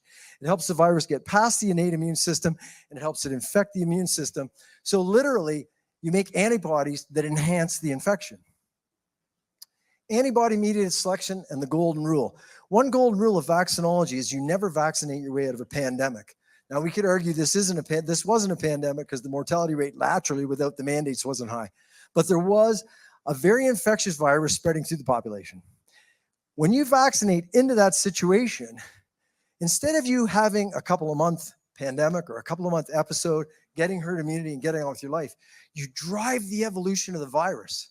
So what happens? You get one variant after another variant after. It's been 4 years. We're still getting new variants. Does anybody think that's normal? That's by violating the golden rule and antibody-mediated selection, driving the evolution of the virus. Immune system disturbances. Well, we could write a book on that. But the bottom line is you end up increasing all infections. Everybody's seeing the shingles. And you end up increasing cancers. And there's no question. Anybody know anybody with cancer since the jab? Sad. Blood clots. The modifications they made to the spike protein, both on their virus, Fauci's virus, and in the corresponding spike protein produced in our friends and neighbors who were injected with this stuff, they modified it. They eliminated something called hemagglutinin esterase. It's very fascinating. I've released a video and an article on it. The bottom line is that's one of the mechanisms why this virus, and especially this jab, which fills the blood with spike protein, is very good at causing blood clots.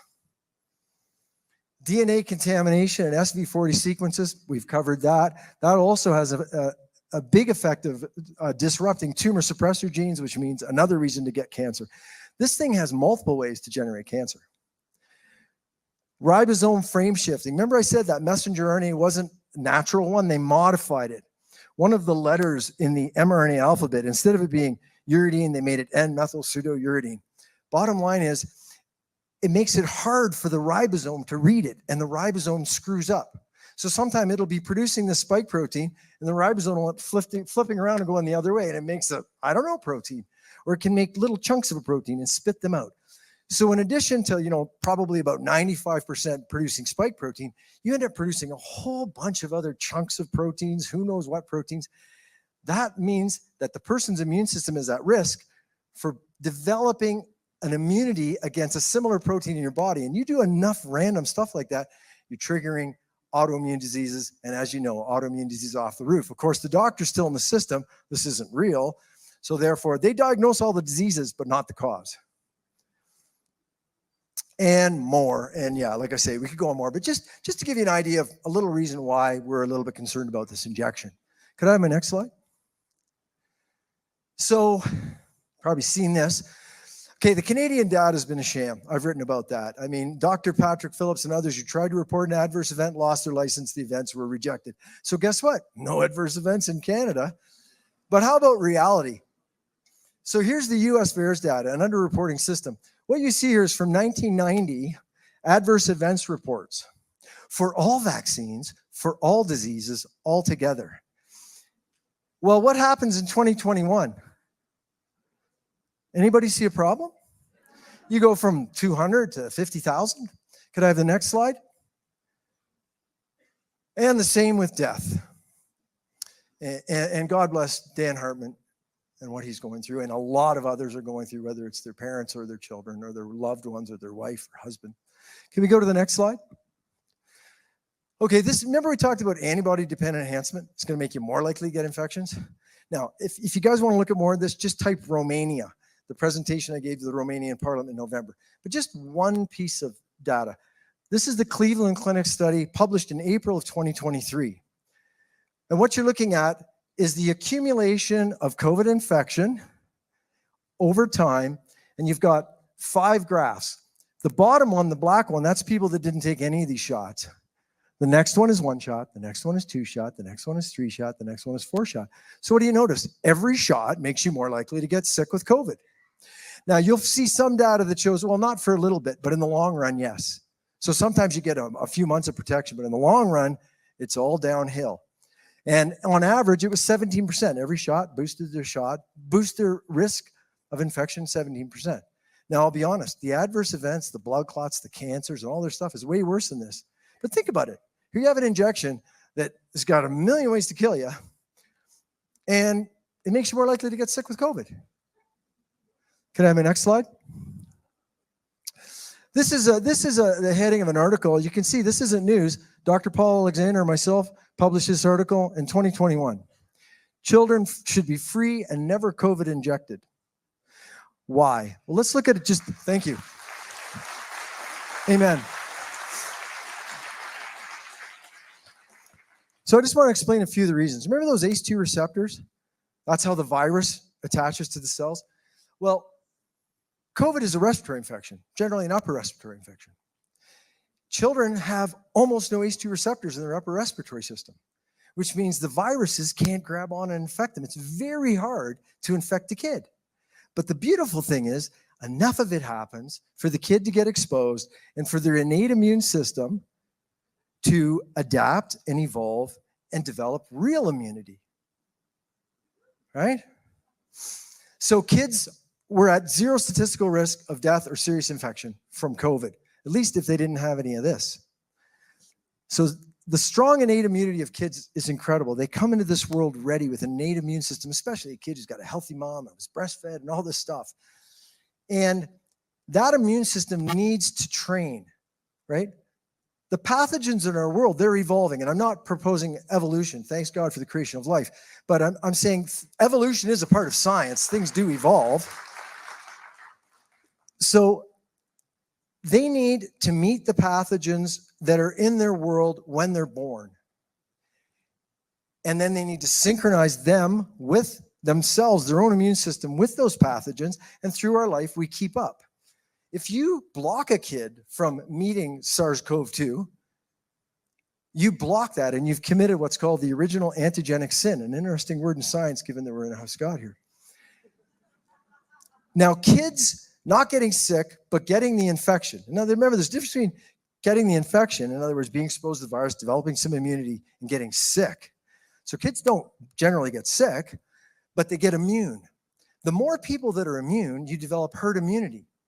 It's a bit like a fire. You ever try to build a fire with wet wood?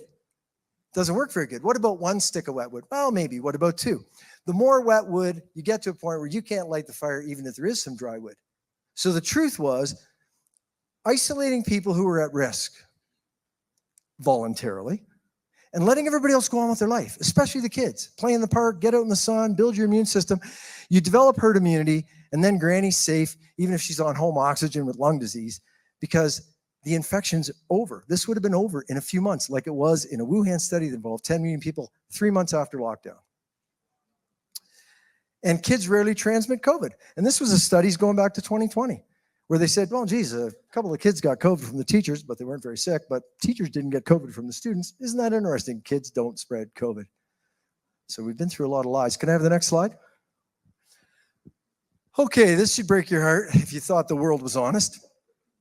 So the UK child mortality data, and this is for the period of the 1st of January 2021 till the end of March 2022.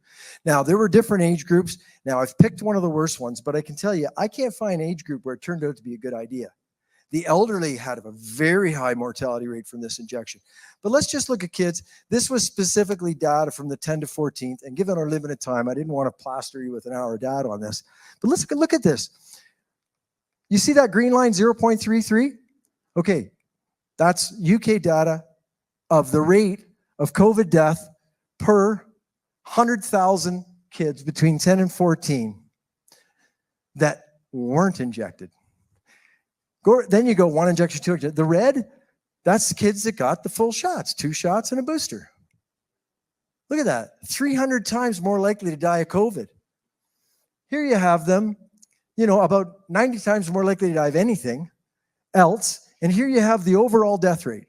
So in other words, you take children 10 to 14 years old over that time period, per 100,000, you'll have 6.1 deaths among children that didn't have any of these injections, and 500. That's 82 times more likely to be dead in a year. Would anybody give your kid a shot if you got, you know, honest disclosure? Hey, we're going to give you a shot. It's not a vaccine. It's a genetic experiment. It's highly toxic. But your kid's at no risk from COVID. But I promise you this. Your kid is 82 times more likely to be dead than all the other kids if we give them 3 shots. That's real data. That was known by the end of 22. And that was predictable, which is why I launched this mission before anybody got a shot. Can we have the next slide? So this was the question that, one of the questions given to us, you know, the other doctors and scientists came here, which is, why are the unexplained deaths of children in Alberta up 350%? But as we were just explained, it was a typo, it was over 3,000%. Well, I think I've answered one of those questions, the shots. But you know what? The mortality rate, unexplained deaths, was also up in 2020. And why was that? Because we destroyed their immune systems. Well, not destroyed, but we damaged their immune systems with the mandates. These kids should have been playing in the park, soaking in the sun, playing with each other.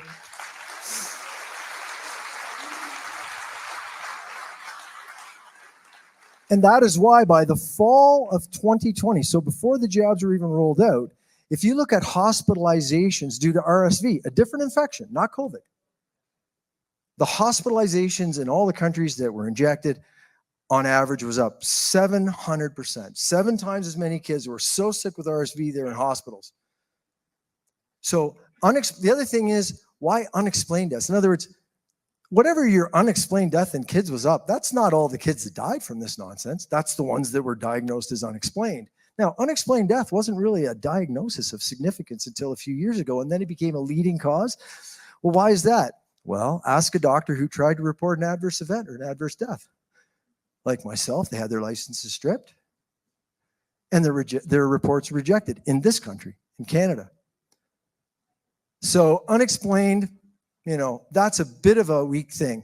But anyways, we certainly have plenty of reasons to know why more kids are dying and why there's more unexplained deaths and why there's more myocarditis deaths and everything else. They built stroke units for kids after these shots were rolled. You ever have a stroke unit for kids? And they said, and the doctor's like, oh, well, I'm in the cult. I'm going along with it because I have to. Well, that's where we are. Can we have a look at the next slide? Okay, so let's just talk practically. I mean, we've got obviously a political disaster, and thank God for the UCP. Thank God for leaders like Eric Bouchard.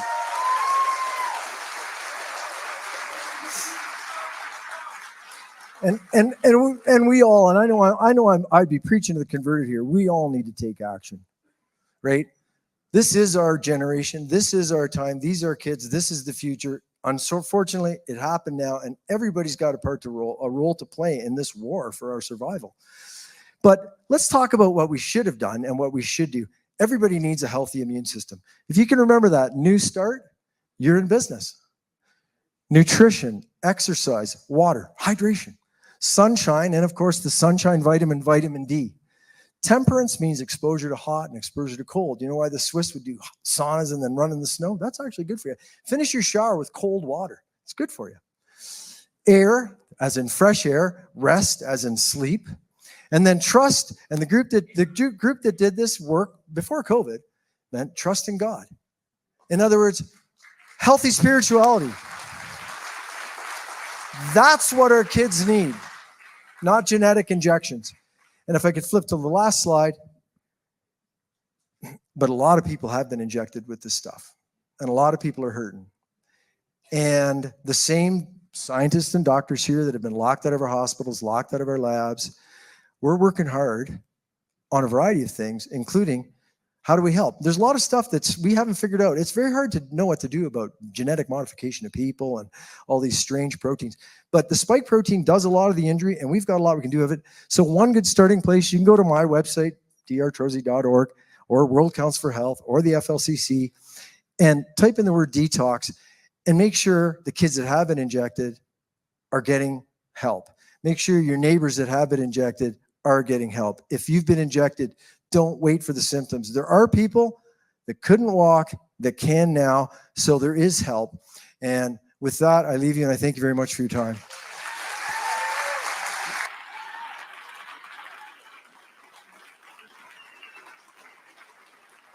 Well done. Yep. Dr. Mark Trozy.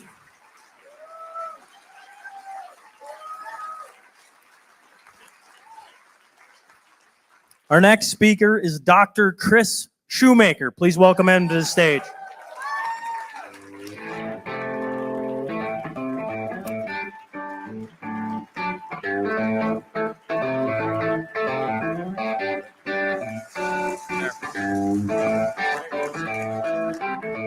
Okay, hi everybody. Well, I'm in the West. All right, this is good. And I'm ready to call this, after hearing Mark's wonderful words, conciliatory words, out to all of the Canadian public that he spoke. This is a conciliation tour. This is a tour of letting all of Alberta and all of Canada know that we want things to go right. We're here to help things go right. Please listen to us. Please read the studies, and please learn, and let's do better as a country. Thank you.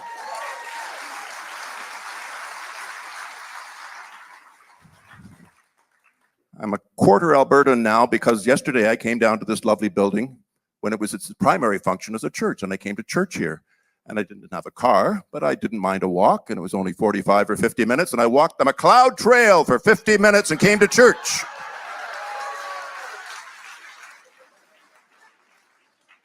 And it's great to be here. And part of what I've done is make speeches at one place or another, and certainly a fair number of interviews. And I think it's sometimes a good idea to give the feeling that, hey, you're in your living room at home, and what would it be like if we were watching Dr. Chris interview with Laura Lynn, Tyler Thompson? And what if he was telling Laura Lynn all about the hidden heart damage that was going on in our hearts, even when we're feeling well, even when we haven't been diagnosed by myocarditis. What is the jab actually doing to our physical body? And there's a study out of Japan from a Dr. Nakahara, and it's actually from 3 or 4 other centers. Anyway, in the short film, which you're just about to see, I'd like you to see me telling these facts to Laura Lynn. Please just concentrate on the screen and enjoy these facts, or, well, unfortunately, the right word isn't enjoy. Learn these facts from this interview. If we could have the first video, please. Emission tomography, positive emission tomography, is used all the time to follow up for cancer patients. You're looking for metastases. You're looking for areas of the body where there might be a whole bunch of blackness, small, little, and sometimes large areas of blackness, which is lymph nodes overreacting or metastases going to parts of the body. And the way it shows up is that it takes up extra glucose into those metastases and shows you the danger that you're now getting into, because unfortunately the cancer treatment hasn't worked. That, in a general sense, is what PET scans are used for. In this instance, the doctors were actually a bit confused. They couldn't understand, well, why is the heart showing up black on our studies? The heart never has strange or extra glucose uptake. If you see in this study in front of us right now, there's 2 hearts to the left. Those are non-vaccinated people, and the heart is a soft gray in the middle of the chest. You can almost barely see it. It's not a whole lot different than the lung tissue or the arm tissue. It's a soft gray. You can see the liver just slightly darker gray below the heart. That's in the 2 pictures to the left, the unvaccinated. 2 vaccinated people out of the 700, and by the way, all 700 vaccinated people had hearts that looked like these 2 pictures on the right. The 2 pictures on the right are showing blackness, high level doubling of the amount of effort. In this in the one that's third over, it's 100% elevation and effort, 100%. The one to the far right is at about 50 to 60%. So it all gets graded out. If you look down to the larger efforts below, when you see just the heart being down in a semicircle, the dark redness or the dark blackness, that is a heart that is working 100%, twice as hard as it should, and it does it for 6 continuous months after 2 vaccinations. These people, by the way, Laura Lynn, were feeling perfectly well. They weren't having chest pain. They weren't having sense of myocarditis. They think that everything's just fine. They're an athlete. They're a child. They think everything's fine. Suddenly in month 4, this is the explanation. This is the reason that we all can see now that Dr. Nakahara out of Japan, and the study, by the way, was also done in 3 other centers, Houston, Texas, Mount Sinai Hospital in New York City, and Oxford University. Does that sound like a low-end group of studies? No. Oxford University, Mount Sinai in New York, Houston Hospital System, and the Okai Hospital System in Tokyo with Dr. Nakahara as the lead scientist. And once they had done the appropriate things to look, and it's a backwards looking study. You're looking back and you're trying to see, well, what's different? Why has one group got blackened out hearts, which never happens, and another group, and the difference was unvaccinated had normal soft gray hearts, no sign of extra effort. Vaccinated people, of which the 2 on the right are examples of, are blacked out or reddened out hearts, where the effort index and glucose uptake goes from 3 up to 5 to 6. Goes from 3 up to 5 to 6. That is a doubling or a 100% elevation. The overall average, to be fair, the overall average was 46 to 50%, but even 50% extra work for 6 straight months. Are you kidding me? Are we now surprised why that lady you spoke of at the beginning had an unexplained heart attack X months after her shot? The explanation is now in front of everybody. Yes, the explanation is in front of you. And if I could have the slide that is related to this, thank you so very much. Here it is in a still slide. This particular one, the third over, looks like a black horseshoe, and below it, it's done in a colorific sense. That red horseshoe is nucleide material being taken up into the heart in massive, massive amounts. And this massive increase, or even this one here on the right would be your average increase. That 50%, 46% increase would be showing up black and green in the far right. Notice how over here, No blackness, just paleness in the heart. That's what's normal sugar uptake. The heart doesn't normally metabolize sugar much. It uses microlipids and the like for its energy. And only a heart that is damaged chooses, or in fact has to, use glucose as an energy source because it's internally damaged. It's barely able to function. It does function, and it functions by using a nutrient that it normally doesn't use in this amount, and that nutrient is sugar. And those blackened bits are nucleide sugars called FDG, taken up 50 to 100% more than they ought to. And that's the reason for the sudden children dying at 16 running around on the soccer field, as their heart has been forced to work for a year and a half at an undiagnosable state, because their dear little heart was actually perfectly healthy before this all started, and it got ill because it was being immune-damaged and attacked by its own immune system. That's the actual story of how hyperimmune and immune attack of your own body. The body actually thinks that the heart is not your heart because there's spike in it, foreign spike, non-human spike. The body is fooled into thinking that it's not your heart anymore, and that's why it goes after it in that fashion. So, having told you that sad bit of very, very truthful science, and I invite any scientist to come up and discuss with me on that topic, because Dr. Nakahara's got it right. These 4 university centers don't have it wrong, do they? Not a chance. They've got it right, and the people who are denying it are the deniers. The people who are lying about it are the liars. They've been the liars from the beginning. I'd now like to take a moment to honor Shaun and Dan Hartman. One more moment. I don't think the audience would mind seeing this speech in which Dan Hartman spoke with me at Old Toronto City Hall 2 years ago, September 1st, 2022. If we could start that second video, if that is possible, thank you very much. And I pass the microphone to my dear friend, Dan Hartman. God bless you, Dan. Thank you, Dr. Chris. Right on, man. Okay, we're here with it. Right here. My boy loved hockey. It was his whole life. He was playing ever since he was a little kid. It's all he ever thought about. It was his love and passion. To keep playing hockey, he had to get a vaccine. Shaun's biggest fear in life was needles. He was terrified of them. And if he would have had the choice, he wouldn't have taken a needle. On August 25th, he got vaccinated. On August 29th, he went to the hospital, to emergency. And he had brown circles around his eyes. And he was vomiting and a very sore shoulder and a rash. And the doctor sent him home with the medical equivalent of Advil. He didn't do a D-dimer test. He didn't do a troponin test. I filed a complaint against this doctor with the CPSO for not doing his job. 2 little blood tests that he could have done that might have saved my son's life. They found him not guilty. So he went to hockey on September 26th, went to play hockey with his friends. On the morning of September 27th, he was found dead on the floor beside his bed. My perfectly healthy son, who had no underlying conditions, was gone. They did an autopsy, and the cause of death was unascertained. Sorry, we don't know why he died. I want to know why my son isn't here. He was perfectly healthy. There was nothing wrong with him. He faced his biggest fear, which was needles, and it took his life. And I want someone to tell me the damn truth why my son isn't alive anymore. This man next to me has been a doctor for over 45 years. He's worked in emergency for 25 years. So when you needed his help, you went and saw a man like this. You trusted him.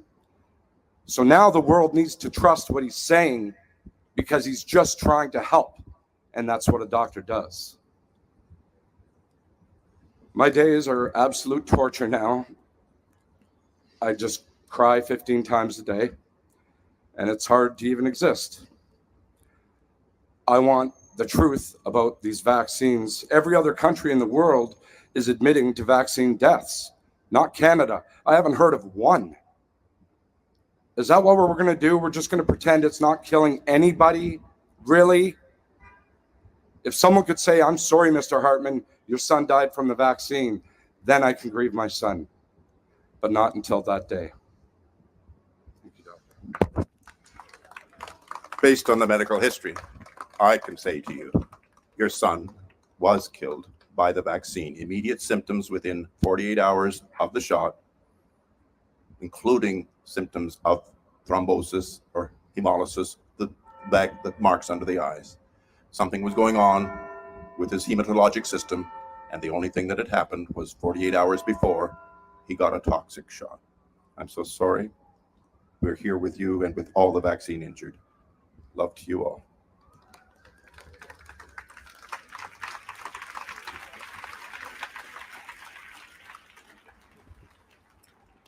Thank you, Dan.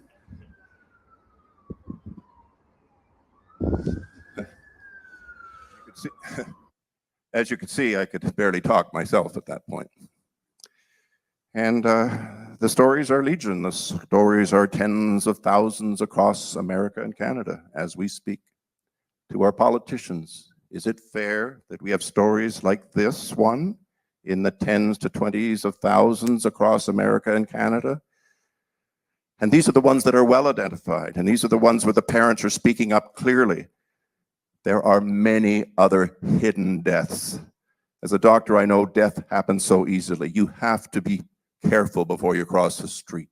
You have to look both ways. The bus will take you out otherwise. You have to be careful with your nutrition and immune system. If you're not careful with your immune system, the immune system is the only thing that keeps the crap in your gut from winding its way up and getting to your brain 3 days later. It's not magic, it's perfection.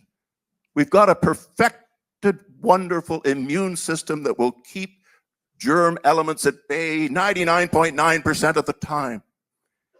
And we have abused that by allowing a genetic harm agent to go into our bodies. It was designed in parallel. Fauci sent the science over to Wuhan to develop the fake germ, but at the same time, parallel activity was going on in the United States to use the same genomes to develop the vaccine, and it occurred over 6 years. It was not Operation Warp Speed over 8 or 9 months when President Trump was in office. It was going on 4 or 5 years before he was in office, and he had no idea that this process was going on. Everyone was lied to. And I'm going to finish up in my last 4 or 5 minutes. I think that's what I have. Oh, wait a minute. Someone took me you took 3 minutes away from me. That's not fair. I'm just going to have, in 3 minutes, I'm going to talk about ivermectin. And I'm going to talk about ivermectin because ivermectin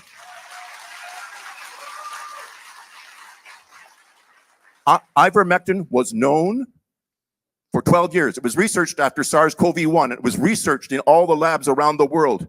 And the 3 things that came out from the DARPA, which is the research arm of the military in the States, and they say there were 3 agents that are ready to be used against the coronavirus that ever happens. And it was in print in 2009 and 2010. And it was in print that the 3 agents that would help marvelously were interferon, hydroxychloroquine, and the best of all was ivermectin. All the top scientists knew this fact. And the only way it got hidden is it was chosen to be hidden. These agents, which had been used for 40 to 45 years to keep people from suffering from malaria or succumbing to malaria, I prescribed hydroxychloroquine all the time to parents, to children, and they would go and they would come back from Vietnam or whatever, and they'd be perfectly fine. And the studies showed that these worked marvelously against any coronavirus infection. But they hid us. They wanted to call it horse paste. It was human medicine. It was used in humans for 12 years. Before the veterinarians asked for permission to use it for their horses and cows. Ivermectin was used for humans for 10 years before it was ever used in a veterinarian purpose. Its original purpose was to help with a river blindness syndrome in Africa. But it has other uses. It can mop up viruses as well as parasites. It does it beautifully. And it also, by the way, is part of the curative mechanisms for people who have neurologic injuries or seizures, or they can barely walk. Doctors who are being allowed to be doctors are prescribing it appropriately in certain settings in the States, and it should be everywhere right now. So I'm basically just going to finish up by saying to the Premier and to the wonderful people of the UCP party, do not be afraid. If I could have my last 3 slides, it will show you what we should be doing. Ban all COVID-19 spike protein generating mRNA shots immediately.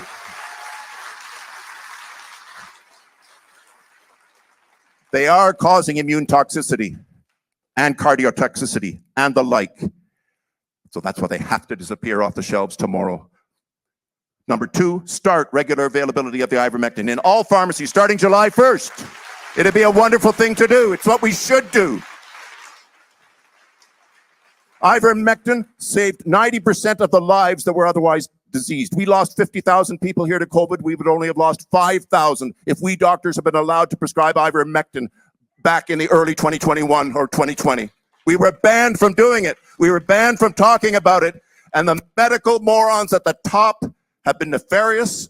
They've been harmful. They've harmed you. They've harmed your family. They want to harm your children. Don't worry, your kids basically don't need ivermectin because they get rid of it just without even needing it. But it's the adults that need the ivermectin. The adults are at risk of death if not treated in those first 3 or 4 days. I got my only case of COVID after 11 days after my second jab, but I had worked in a COVID clinic for 1.5 years, never once catching COVID, with no immunization, no shots in me whatsoever. At the very end of my time working in the clinic, I was coerced into the thought that I had to take it. I didn't know then what I know now. I didn't know it was human generated. I didn't know Fauci had done what he had done. But so I took my 2 jabs, and 11 days after my second jab, that was the only time I got COVID. And I saved my life by taking 3 days of ivermectin, and I felt perfectly fine on day 4. I never went near the ICU. So,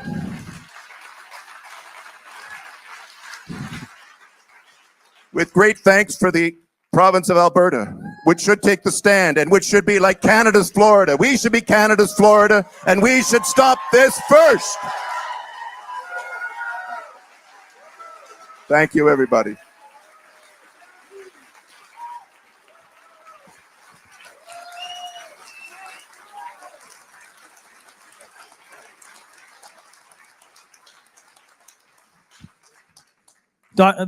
Thanks, Dr. Shoemaker. Our next, we have 2 doctors left. I can see a few people checking their programs. We got 2 left, okay? The next up is Dr. William Makis.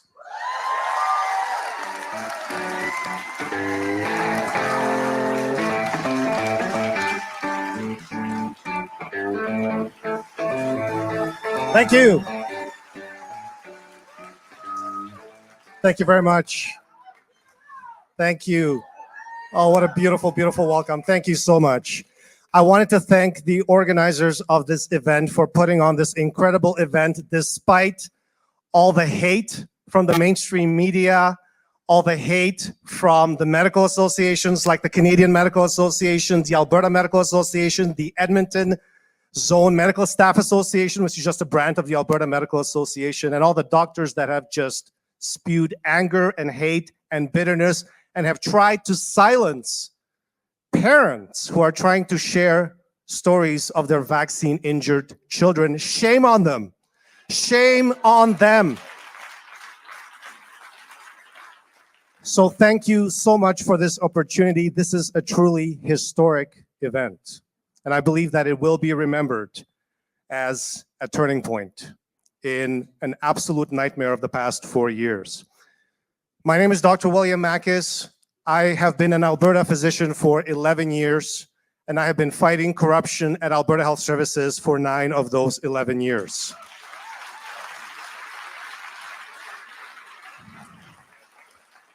I have the largest social media following of all doctors in Canada. I have 250,000 followers on social media. That's just a few short of Alberta Premier Danielle Smith. I have the top 5 medical Substack in the world alongside doctors like Dr. Peter McCullough, Dr. Robert Malone, Dr. Pierre Corey, Dr. Joseph Mercola. And I have about 20 million social media views every single month.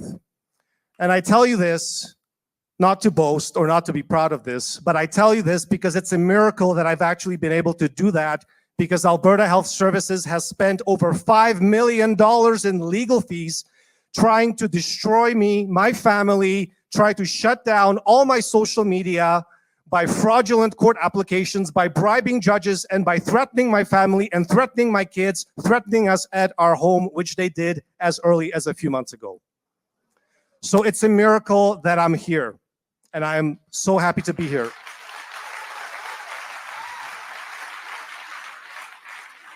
I also have the most peer-reviewed publications on COVID-19 vaccine injuries of any doctor in Alberta. So all those Alberta doctors still pushing the mRNA vaccines on children, on pregnant women, I challenge you to an open debate in front of the media, anytime, any place.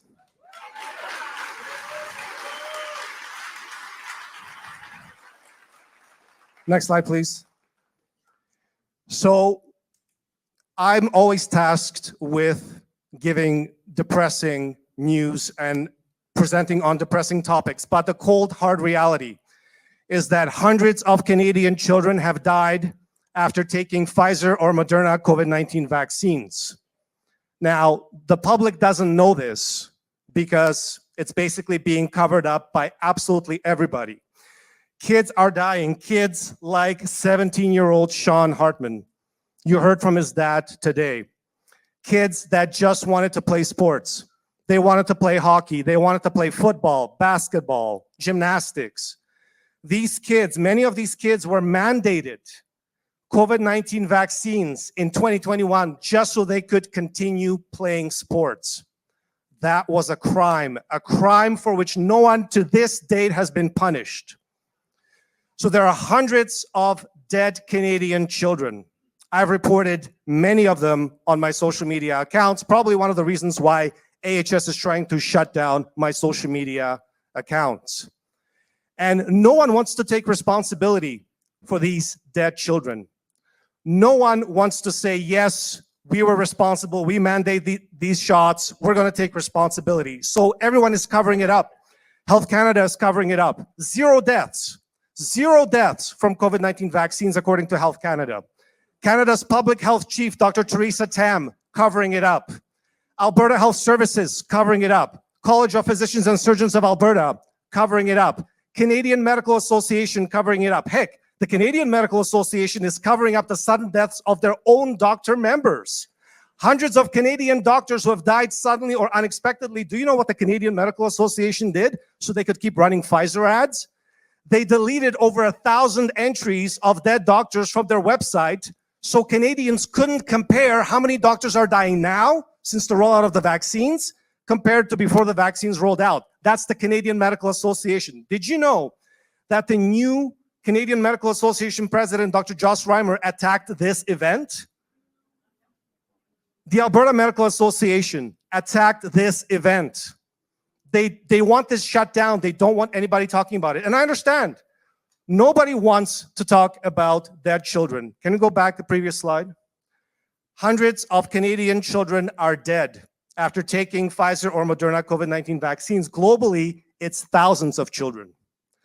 Thousands of children have died after taking the COVID-19 vaccines. I can tell you, I reported hundreds of them. In fact, in the US VAERS, Vaccine Adverse Event Reporting System, there are 538 child deaths. 538. This is work done by Albert Benavides from VAERS Aware. He discovered a lot of these child deaths because the United States is hiding them. Do you know how they hide these child deaths in VAERS? They don't put the age in the age category. So when you search for child deaths, they don't come up. They just put the age in the description. No one can search for the description. He had to use advanced algorithms to discover most of these deaths. I've read most of those 538 VAERS reports of children dying after taking a Pfizer or Moderna COVID-19 vaccine. I've read them. And I challenge every single Alberta doctor who is still pushing these COVID-19 vaccines and saying they're safe and effective. Read at least some of those VAERS reports. Read them. These are perfectly healthy children who take a shot and they're dead 24 hours later, 48 hours later, 72 hours later. Cardiac arrest, cardiac arrest, cardiac arrest, blood clots. Read those 538 child deaths and then tell me that they are 538 coincidences. I dare you. I dare every single one of Alberta's 11,000 doctors to read those reports. They won't. They won't do it. Heck, they won't even tell their patients about any of the risks of the vaccines. Next slide. The World Health Organization, from the VG Access report, tells us that there are 200,000 200,000 injuries that have been reported from COVID-19 vaccines, 200,000 pediatric injuries. And 65% of them are girls. We even have publications, peer-reviewed publications of at least 4 child deaths. Next. There are very serious adverse events where kids require transplants, for example. Liver transplants, heart transplants, lung transplants. Doctors are not allowed by the colleges to tell parents about these risks. Alberta Premier Danielle Smith said, we give the choice to Alberta parents. That is incorrect. What kind of choice is it when you're not informed about the risks as a parent? That's not a choice. That's not informed consent. Next. Cancer is going to be the big one. There are 3.1 million Canadian children who've been injected with at least one COVID-19 vaccine, and I'm telling you that all of those kids have an increased risk of cancer long-term. Leukemias, lymphomas, sarcomas, brain tumors. I'm seeing a lot of vaccinated kids starting to come down with these cancers. They're called turbo cancers. We're seeing them in adults, many adults, but they're starting to happen in kids. These kids now have an elevated risk of cancer for the rest of their lives. Next. So who's responsible for putting these toxic products on the Alberta childhood vaccine schedule? Well, we have one of the most corrupt health institutions in Canada, perhaps in North America. It's called Alberta Health Services. And since 2015, it has been run by leftist bureaucrats installed by Rachel Notley and Sarah Hoffman, who've been paying them $500,000, $600,000, $700,000 to basically mismanage a $23 billion budget and execute a leftist agenda. These people are all allied to Justin Trudeau. And so Jason Kenney came in and he did absolutely nothing. He rolled over and he let them run AHS the entire time. Alberta Premier Danielle Smith fired the Chief Medical Officer, Dr. Francois Bélanger, who is responsible for all the medical decisions. Hang on. It was one of the most important decisions in Alberta's healthcare system. It wasn't widely publicized. This is the person responsible for signing a deal with the World Economic Forum in 2020, for blocking all early treatments like ivermectin and hydroxychloroquine in 2020. So he and Verna Yu are responsible for 5,800 Alberta deaths. They're also responsible for implementing an illegal vaccine mandate on Alberta's 105,000 healthcare workers, blocking informed consent so that they don't allow informed consent. They don't allow vaccine injury reports. So all vaccine injury reports are being blocked at AHS. They never make it to Health Canada, as you heard earlier. And they basically put the vaccines on the childhood schedule for babies as young as 6 months old with no informed consent. Now, when he was fired, AHS was rattled. I knew because I'm in contact with AHS lawyers all the time. I knew they were rattled. Something was wrong. So I thought, okay, finally. It took him about a month or two to reorganize, and he put his buddies in charge of every single important AHS position, and we're back to AHS being run by NDP as if nothing happened. Next. This is the AHS organizational structure. Look at these positions, look at these executives. The blue are the medical decision makers in Alberta. And I've given you the years. They are NDP allies, and they started making millions of dollars as NDP bureaucrats in 2015, 2017. We still have 90% of the top positions by AHS occupied by NDP. Now, we do have one token Kenney staffer who was given a position, kind of in the corner there, not an important position, but otherwise, our entire healthcare system is run by NDP. Next. Now we come to the College of Physicians and Surgeons of Alberta. The college has committed very serious crimes during the pandemic. But some of the crimes you wouldn't even think of because You don't hear about it on the media. During the COVID-19 pandemic, the college protected or gave back licenses to individuals, doctors who sexually assaulted children as young as 5 years old. Let me give you an example. Dr. Fred Janke, arrested by RCMP in 2018. He was Rachel Notley's bureaucrat. He was the president of the Alberta College of Family Physicians. He was trying to traffic a 5-year-old girl from British Columbia to sexually assault and make child pornography with. He was arrested. He was, in 2018, let go in 2020. In 2021, the college gave him his license back on a silver platter and gave him access to Alberta's children. And he continued to have access to Alberta's children until his retirement, peaceful retirement in 2023. First example. Next example, Edmonton pediatrician Dr. Ghassan Al-Nami was caught at the Edmonton airport, arrested by RCMP with child pornography in 2019 of a 6-year-old girl being raped by an adult. 2 years later, the College of Physicians and Surgeons of Alberta gave him back his medical license on a silver platter, gave him access to Alberta's children. Okay? This is what the college is doing. They're giving pedophiles access to Alberta's children, and they're sabotaging honest, hardworking doctors who are just trying to protect their COVID patients. Next example, last example I'll give you is Dr. Albert Devilliers, an AHS executive who was sexually assaulting a 7-year-old boy. This was under Rachel Notley's government. When these stories came out, 2 weeks later, Rachel Notley announced her retirement from politics. Do you wonder why she retired from politics? I don't. I don't. When these stories started coming out, Rachel Notley announced her retirement, stepping down, retiring from politics. Albert Devilliers was handpicked by Rachel Notley and Sarah Hoffman to be their pediatrics lead. He has no pediatrics training. He was their pediatrics lead. I guess they chose him to give him access to Alberta's children. Sexually assaulting children, he's now in prison for 5.5 year prison sentence that he's serving. He was in court last summer. Do you know what he did? He came with 28 letters of reference from AHS executives and college officials who said he's a good man and were telling the judge to keep him out of jail. And these people are still in their positions of power at AHS and the college. Next slide. So basically, these are the doctors that are being persecuted by the college today. Last month, the college was supposed to drag Dr. Roger Hodkinson through a hearing. The college raided the offices of Dr. Daniel Botha because a lawyer, Jeffrey Rath, was suing AHS and the college, so the college raided his family doctor so they could get access to the lawyer's personal medical records. This is a kind of criminality we've never seen in Alberta before. This is open criminality being engaged in by an institution responsible for 11,000 medical licenses of Alberta doctors.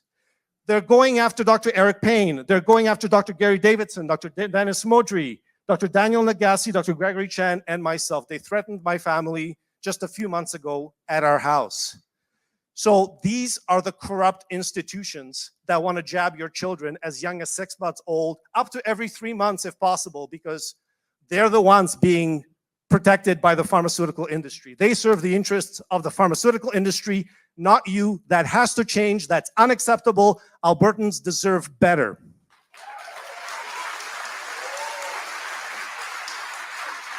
Next slide. And I just wanted to point out some of the people who are trying to shut down this conference so that people, so that us speakers, we would be silenced, so that you wouldn't hear any of this information. Luann Metz, Dr. Luann Metz is an NDP MLA. She sabotaged Alberta's hydroxychloroquine trial that would have allowed 1,600 COVID patients access to life-saving medication. She has blood on her hands. She has the blood of 1,600 Albertans on her hands. She shut it down because of the LancetGate fraud, a fraudulent paper published on Lancet, and she didn't restart the trial. She was told by the WHO to kill the trial. She killed it, never restarted it. She called in the Alberta legislature for this event to be shut down. She asked Danielle Smith to shut this event down. That woman should have never been allowed to run for government, let alone be in government. And then we have Timothy Caulfield, who is in bed, who has received millions of dollars from the Trudeau government to push vaccines and to attack anyone who raises concerns about the vaccine injuries, and so on. He's received millions of dollars. And as you can see, he's very cozy with the two presidents of the Canadian Medical Association that has been covering up the deaths of Canadian doctors who've died suddenly after taking the COVID-19 vaccines. These are the kinds of people that we're up against. These are the people that are defaming and smearing us. Next.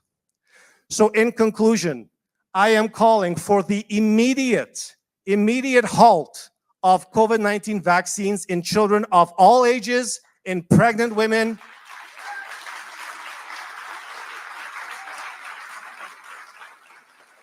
and if it was up to me, I would halt it immediately, absolutely, for everybody. No one is benefiting from these shots. Nobody. But the least we can do is protect Alberta's children. I mean, that's the least we can do. I'm calling for all my Canadian physician colleagues to wake up and start abiding by your Hippocratic oath to do no harm.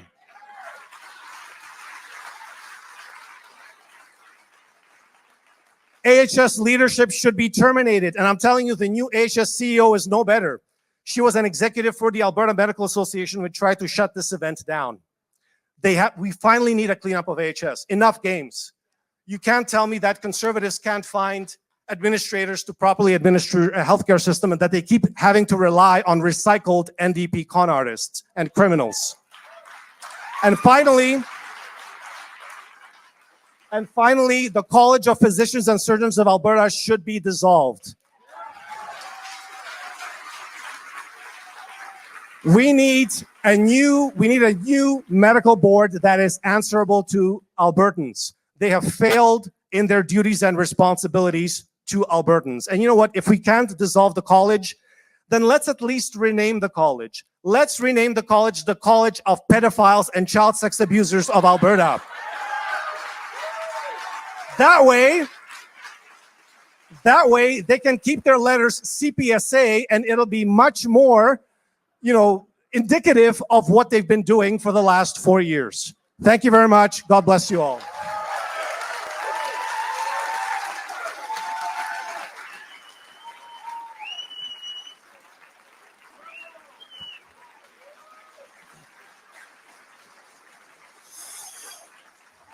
Everybody's going to have to forgive me. I said 2 speakers, and then I had to go back and stare at a lawyer who I forgot to mention was going to speak. So you can imagine his eyes when I walked around the corner. We have 2 speakers left. Sorry, Jeff, wherever you're hiding. Our next one is not on stage. She's zooming in. I think a lot of us in the crowd know Dr. Jessica Rose.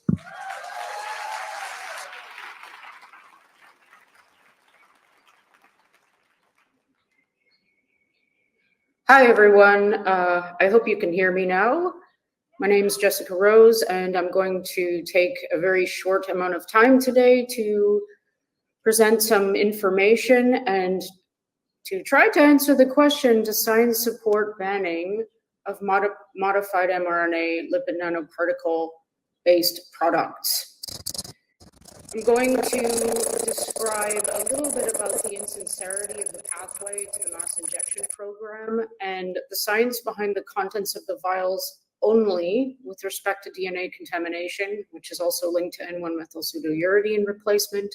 I'm not going to talk about frame shifting or the codon optimization, the mRNA misfolding, double-stranded DNA or RNA, the double-stranded RNA or lipid nanoparticle technology, but bear in mind that these are all problems as well with this platform. So I have about 10 minutes to inject you with as much information as I can. So I'm going to get started. I'm going to try to answer the question that was in the promo video, does science support banning of modified mRNA lipid nanoparticle-based products? And I'm going to just briefly mention why the pathway to the mass injection 19 products was insincere, and the science behind the contents of the vials only with respect to DNA contamination, which isn't supposed to be an issue in the first place. I will not discuss any of these other issues that are pending with this platform. I want to go right back to the beginning of the Pfizer clinical trial number here, and remind everyone of something extraordinarily important about how long it's meant to take to get a vaccine to market. Now, these are conventional vaccines I'm referring to, shown on this timeline. It takes about 5 to 15 years for a traditional vaccine or a conventional vaccine to get to market. And this is for a very good reason, because we have specific and distinct phases that are not meant to be overlapped, that take specific amounts of time as per the protocol, right up until FDA approval and pharmacovigilance is done. So this was reduced to 10 months.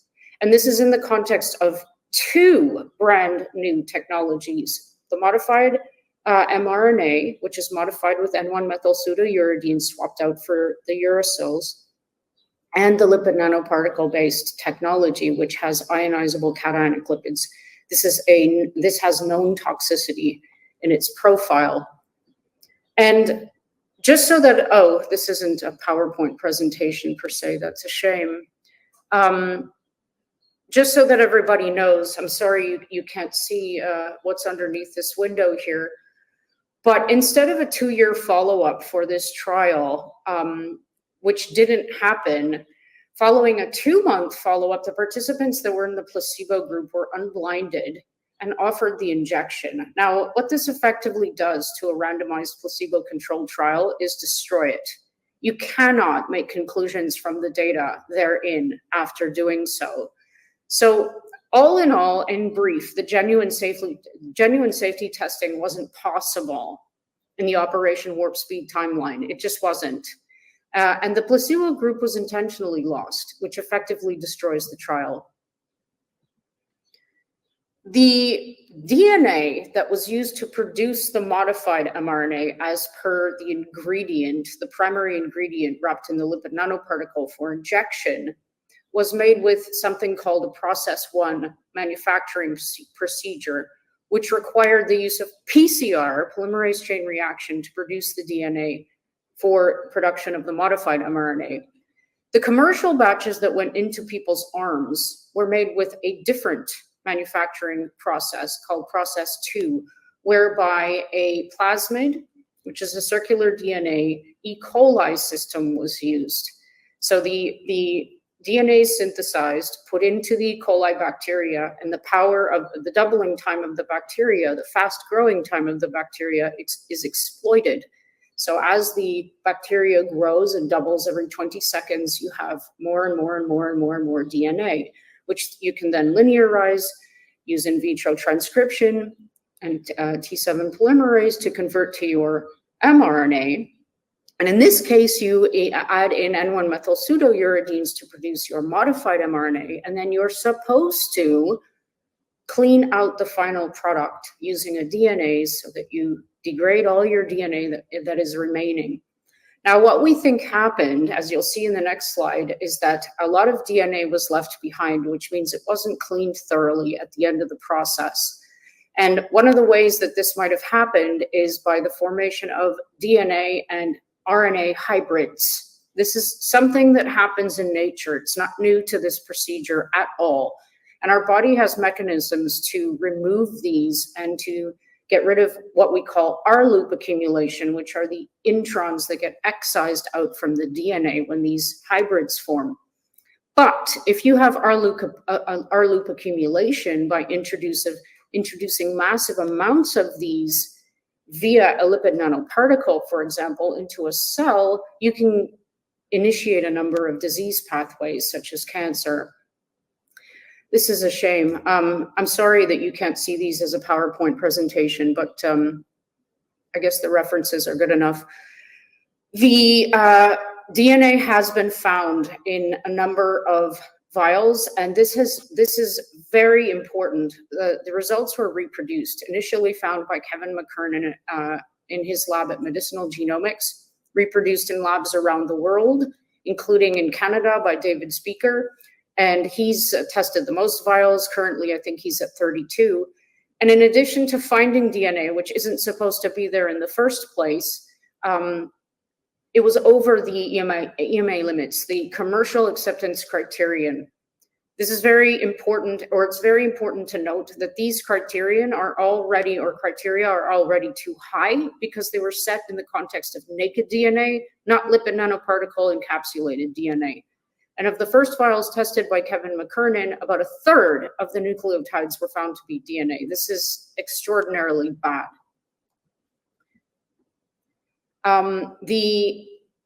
The regulatory agencies, Health Canada, FDA, EMA, probably the TGA in Australia as well, are well aware of this contamination because of our work. We know this by FOIA requests from citizen journalists.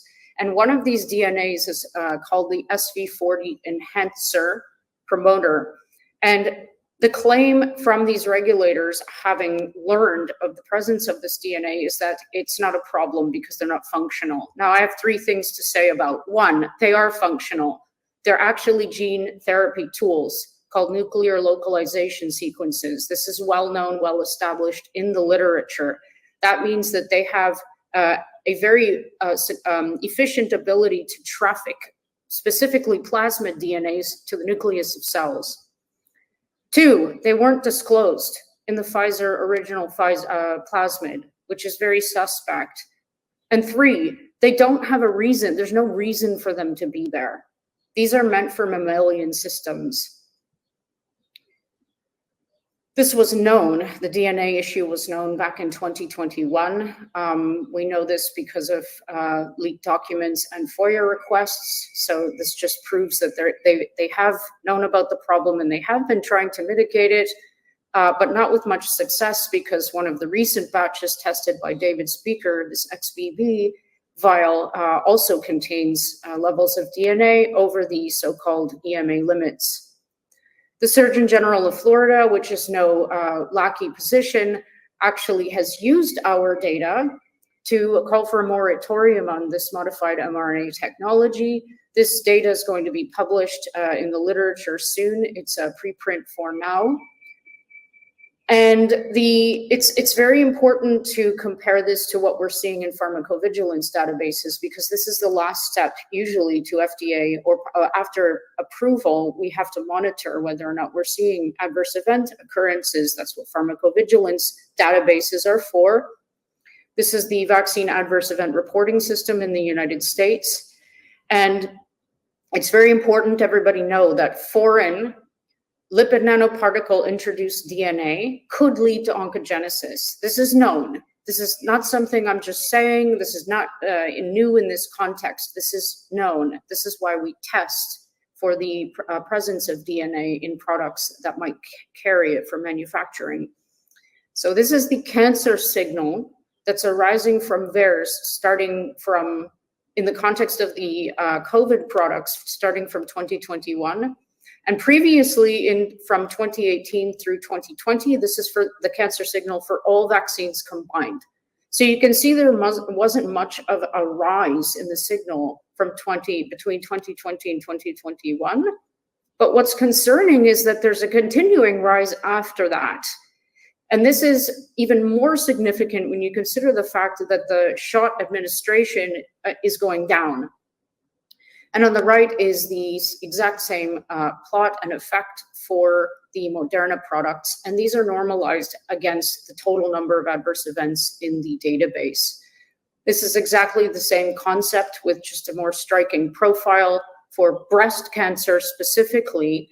And you can see that on the left here, that there is more of a striking contrast between 2020 and 2021, which has yet to be explained.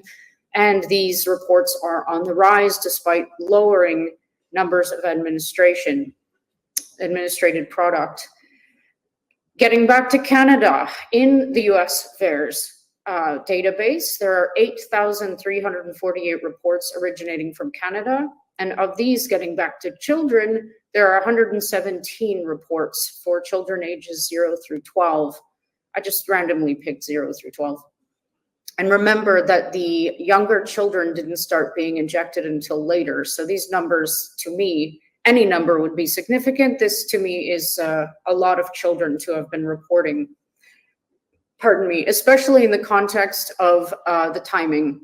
So as you can see here, 54% of these reports were filed immediately. This is as per, say, an anaphylactic reaction. 64% were filed within 24 hours, and 68% were filed within 48 hours. This is important to consider because the way that we determine a cause-effect relationship from epidemiological data, which this is using something called the Bradford-Hill criteria. There's 10 of them. One of them is temporality. So in order to have a cause-effect relationship, you have to have something come before something else. And the shorter the time frame between those two things makes it more likely that there's a cause-effect relationship. So nobody would refute that if somebody got an injection and suffered an anaphylactic reaction within, say, 10, 15 minutes, that shot didn't cause that reaction. Am I correct? So that's what we're talking about here. 44% of these were considered to be serious adverse events. Now that includes death, hospitalization, life-threatening illness, birth defect, an emergency room visit, or a debilitating condition imposed. It's very important that everybody know that the upper limit for a serious adverse event percentage within any adverse event set of data is 15, 1-5. So this is almost 3 times the upper limit of what's acceptable, let's say, for the percentage of serious adverse events in any database. One of these reports was made for a 6-month-old baby who died. You can see the agency number and the VAERS ID here if you want to confirm this. And disturbingly, this baby went into shock and they just had no pulse quite quickly. And there was no autopsy done and there was no causality assessment provided.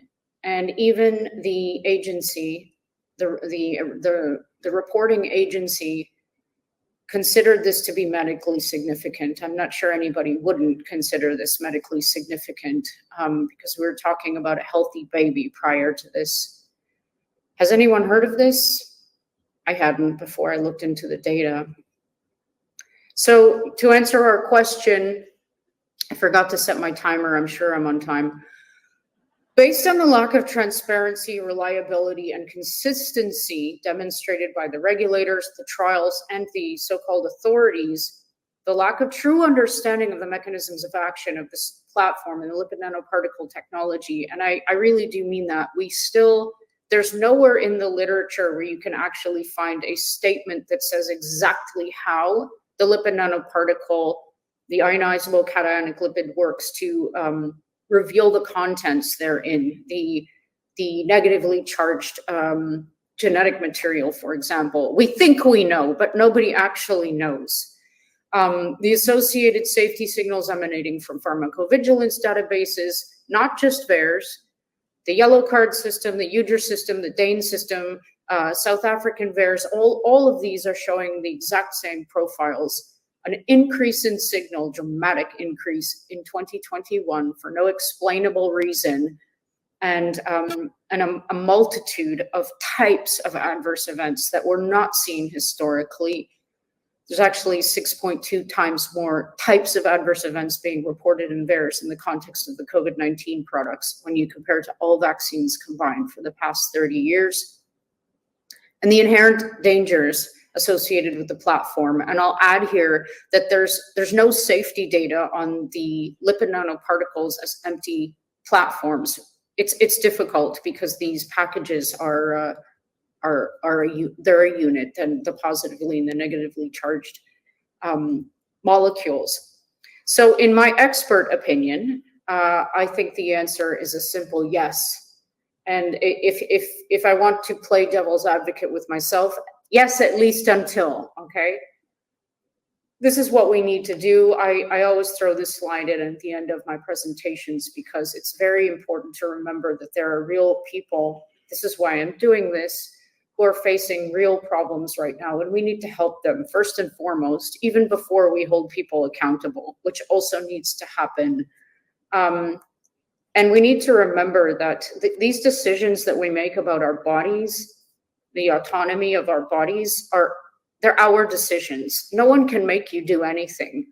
I really want everyone to remember that, because when this happens again, and I promise you it's going to happen again, they're going to try, you just have to say no. It's very simple. You do not have to take any kind of medical product or undergo a medical procedure if you don't want to. And it's that simple.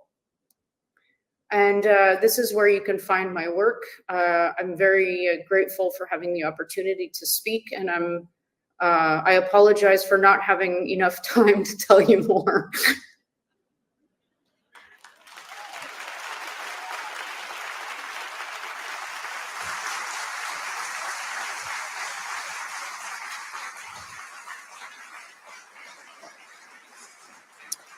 We have one final speaker, Barrister Jeff Rath.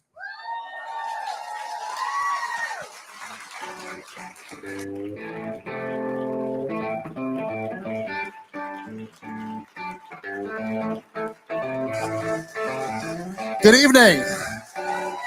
Are we all united conservatives?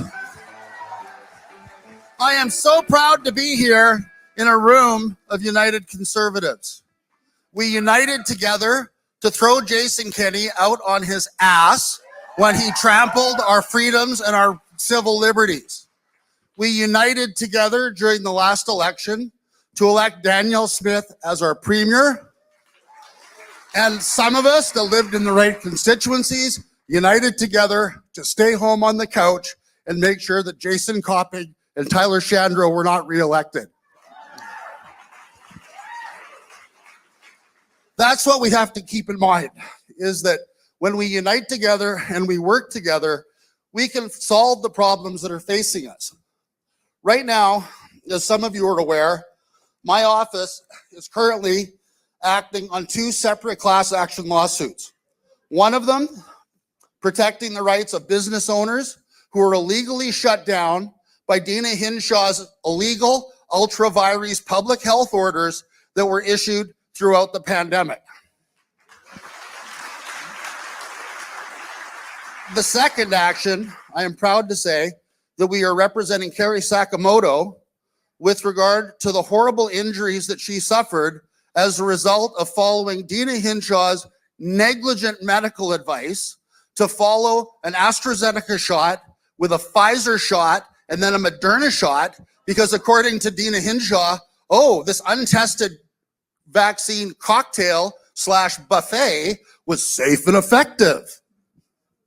And of course, as we're hearing tonight, I'd like all of us to consider the fact that we need to stop using the word vaccines in conjunction with what I think are should be appropriately referred to now as experimental genetic therapeutics. These are not vaccines. That's one of the big takeaways that we should be taking out of this presentation tonight from all of the excellent speakers that have preceded me. It is clear when you look at the slides that were presented, these experimental genetic therapeutics are killing more people than COVID. It's certainly true in the context of children that these shots have killed more children than COVID. It's uncontrovertible. What's even worse is that this was known or was predictable from the outset. So I know this is a bit of a memory test for some of us. And it's like, can you remember what was said during the very first presentation by Eric Payne? But that one slide that he put up, the Pfizer EUA table, right, that showed that Pfizer notionally claimed that their experimental genetic therapeutic would save 1 child per million from COVID, while putting, and this is a disgusting number, 34 children per million Pfizer admitted they were going to put into hospital with not just hospital, ICU with myocarditis.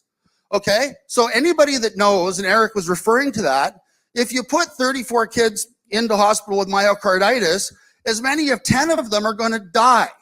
So Pfizer's own data indicated that the vaccines, the experimental genetic therapeutics that they're selling the government were as much as 1,000% more likely to kill children than COVID. So let that sink in. And I want everybody in this room to know that when that table was in my hands, prior to that, to the rollout of the childhood vaccines, I sent a copy of that table to Prime Minister Trudeau. I sent it to Theresa Tam. I sent it to Jason Kenney. I sent it to Dina Hinshaw.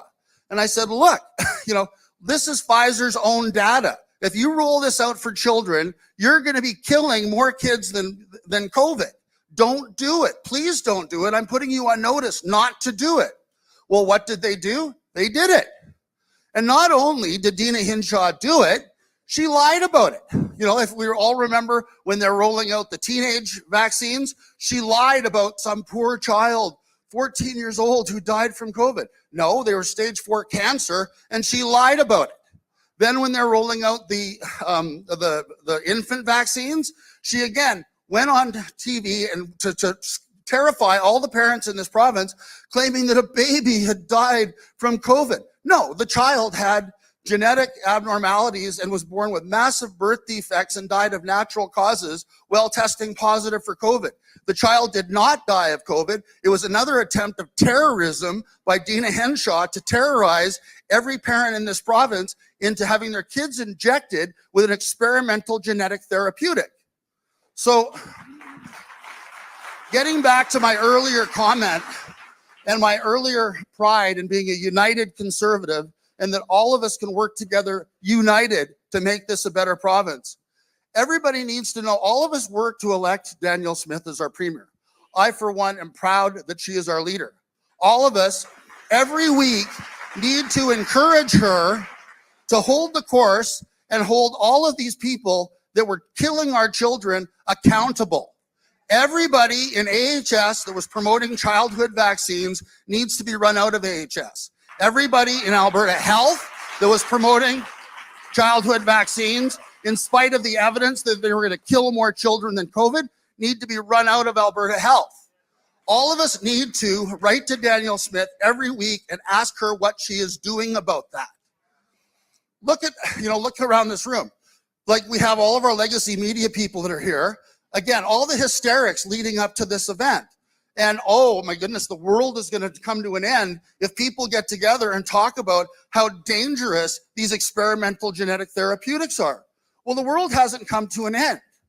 And we have all these 125 workers in Edmonton, so-called experts, again, gaslighting us all, claiming that we're all anti-vaxxers. We're not anti-vaccine. These aren't vaccines. They're experimental genetic therapeutics. So let's be clear here in our use of language. And I for one would actually like to thank Timothy Caulfield for his fine work in identifying the first 125 members of AHS and Alberta Health that need to be fired. Thank you very much for your time and attention. It's an honor and a privilege to be here and to be able to represent all of you in the 2 class actions that we're taking forward. Thank you.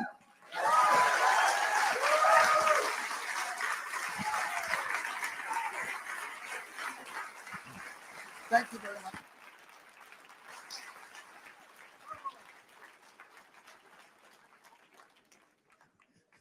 I told them the audience could use a little Jeff Rath.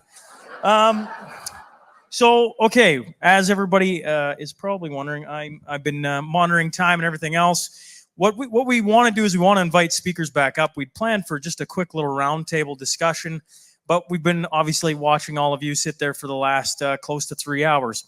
So they're going to play a little, a video of people stretching. You're welcome to stand up. If you got to use the bathroom, by all means. But shake it out.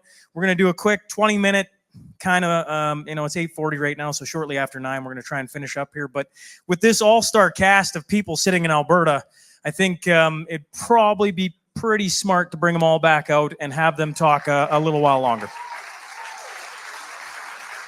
So 2-3 minutes, please stretch. If you got to use the bathroom, go ahead. Why don't you join us at the UCP and help us keep Alberta strong and free? Get your 1-year membership. Why not 3 and put your own nail in the coffin of the MDP?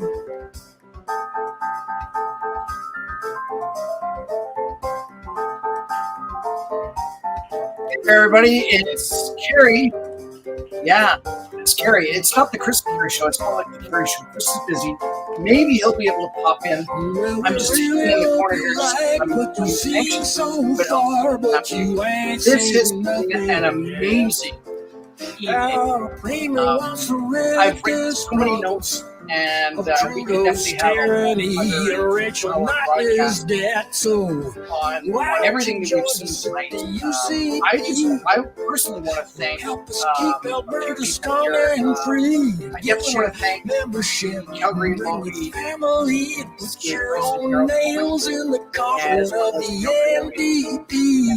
Bouchard for allowing us to be able to restream this. There were a lot of events in Alberta. So basically, I don't know how many people are actually at the event right now. A few hundred for sure. They sold out very quickly. And the opportunity came up that locations could do these live events. And so I know that there's at least a dozen, maybe 20, 30 different halls around around Alberta that are hosting one of these events. And the idea actually came to us a little while ago, but I announced it on an APP webinar last Wednesday that I would look into seeing if we would be able to repost this or restream this.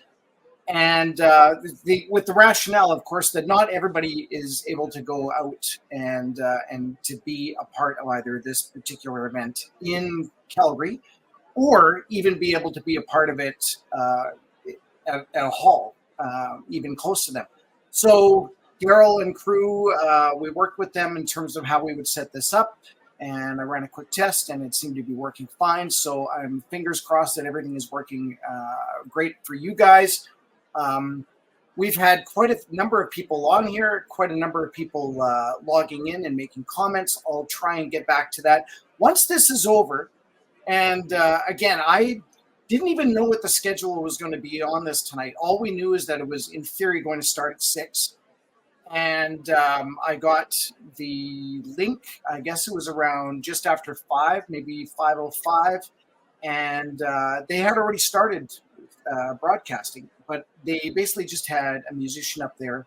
And in the meantime, I was scrambling to try and get some stuff going.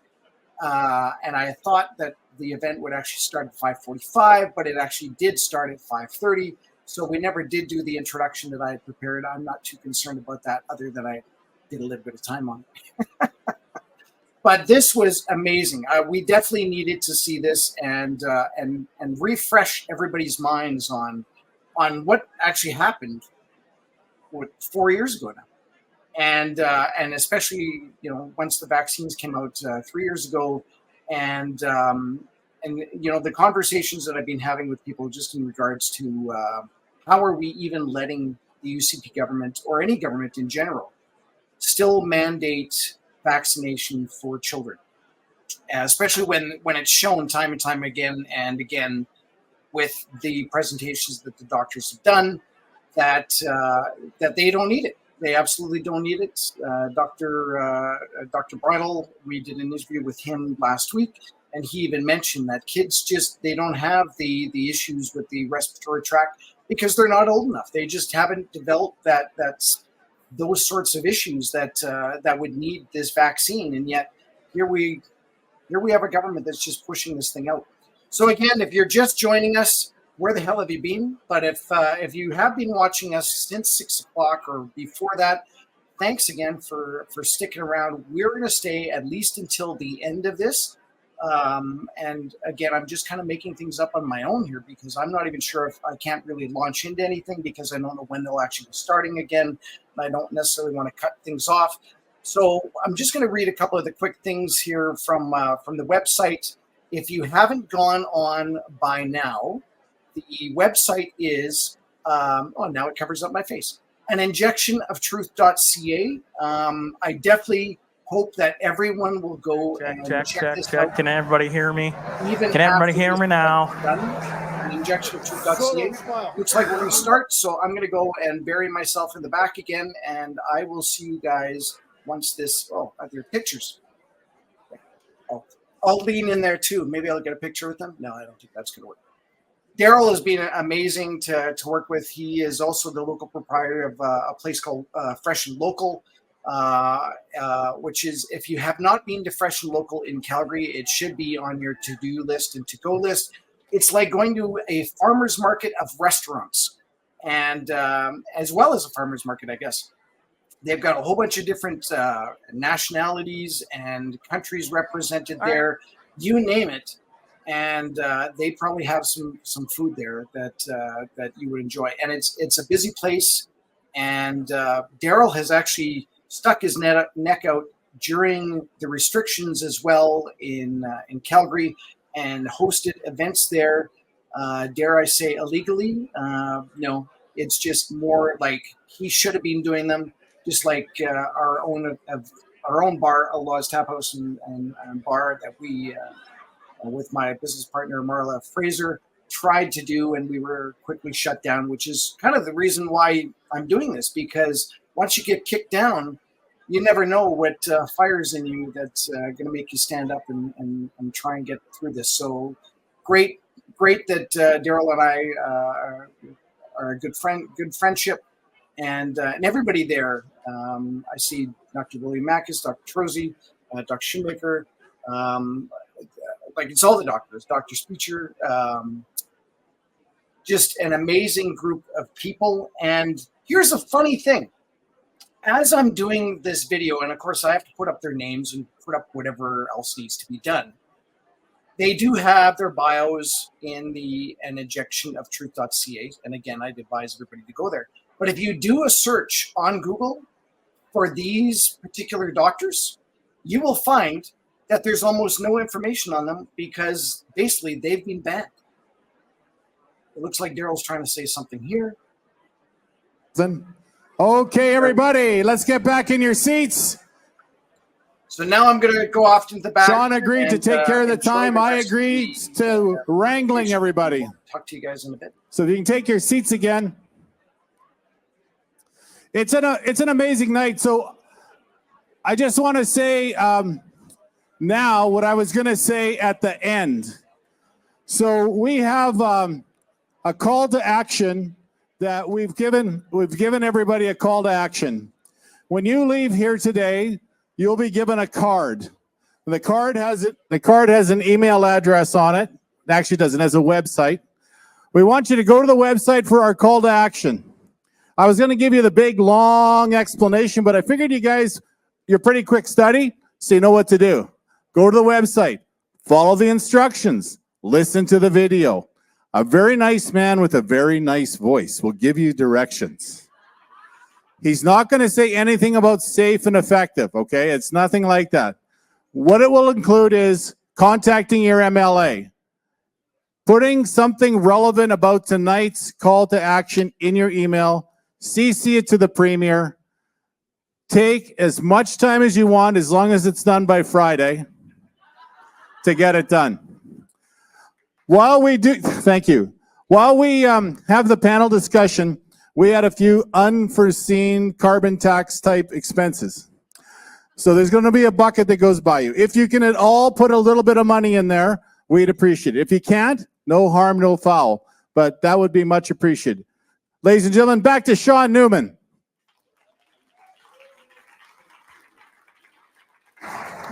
Am I good? Yeah, I am good. All right. We're gonna let these guys share the mic.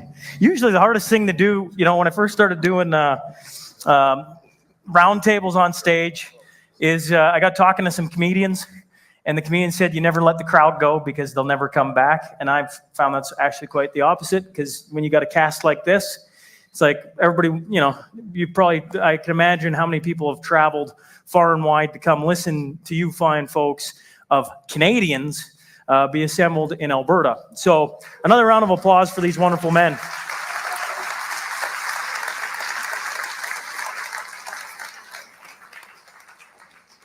I think they're going to give us 20 minutes. I mean, honestly, the audience will probably give us as much time as we want, boys. One of the things on this side is I know there's other things that have to happen tonight, so I'm going to be cognizant of the time. The one thing about this that intrigues me so much is, I've been waiting for the UCP government or one of its constituencies to host something like this. And Hats off to Calgary-Lougheed, because they did.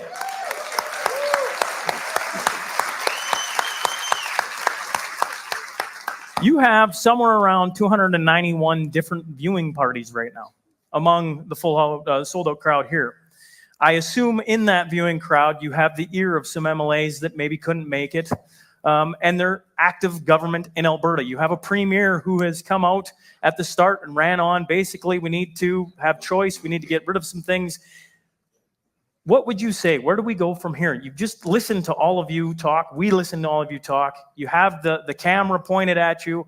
And one of the things about my roundtables, especially with this many speakers, is I'm like, well, I'm not going to go one by one. If I have to, I will. But you can share mics, and I would love to hear your thoughts to the UCP government, the Alberta government, on where we go from here. So I just want to say I came halfway across Canada to be here because I see that Alberta is a place where real change can happen. And so I'm willing to invest my time and energy and expertise here to help facilitate that. And I couldn't agree more. There's, in my opinion, frankly, Alberta Health Services needs to be gutted and repopulated with people of integrity. I think that's where you need to start. There's no question. I think it's been very clear that these people have misled you, and at the end of the day, we can bicker about the science all we want, but when you can no longer trust your public health professionals, they need to be replaced. Just to follow on that, for those that don't know, the theory of the class action lawsuit involving the so-called vaccines is that all of our so-called public health officials collectively conspired under the name of preventing vaccine hesitancy to lie to each and every one of us and keep relevant information from us that we should have had with regard to these vaccines.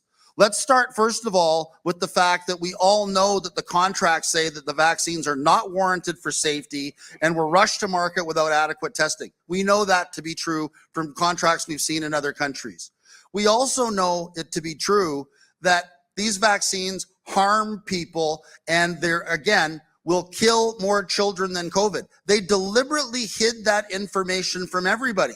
So in a legal context, what that means is that they conspired to commit assault and battery on every single Canadian by preventing Canadians from getting informed consent or giving informed consent with regard to these experimental genetic therapeutics that never should have been rolled out in this country.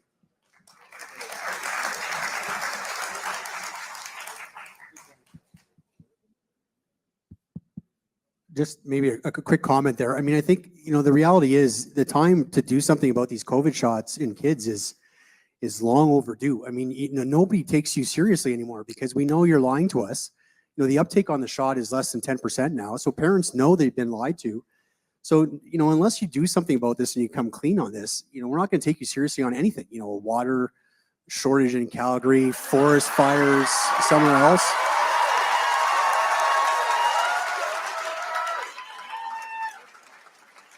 Because the fact is the trust is completely gone. It's just gone right now, right? So it's time. You got to do something. I would just say to the politicians, be bold. Don't be afraid to be bold. Let yourselves have numerous opinions to your ear, but include our opinions, please. Please do include them because we got there by listening to excellent science. We got there by listening to the United Kingdom Office of National Statistics. And when, as Mark quoted, in the springtime of 2022, it was fully known that the children who'd been experimented on and whose parents were brave enough to let their children take the jabs even before it was being mandated so that they could see numbers and they could see hopefully that the numbers were going to be better if you used the vax. No, you were 82 times more likely to die as a child when given the vax in the experimental phase.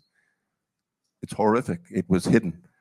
It's time to take the blinders off our eyes, listen to the Office of National Statistics of Great Britain, and be a real politician. Be brave.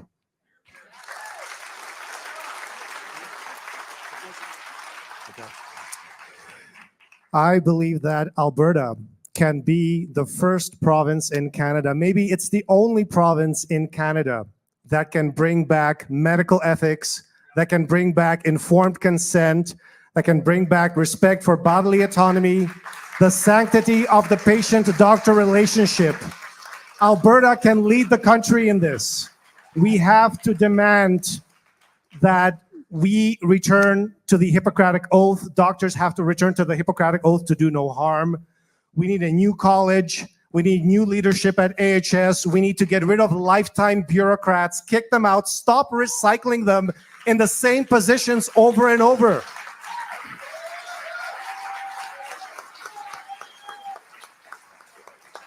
We can bring experts from outside of Alberta, people who haven't been in this cesspool, in this shadow government that AHS has run since 2008. We know they consume half the provincial budget. They take the money, they take half of Alberta taxpayer dollars, $23 billion, and they say, thank you, we'll take it from here and we'll do whatever the hell we want. That is unacceptable. Albertans deserve better, and we can lead the country in bringing back medical freedom to Canada.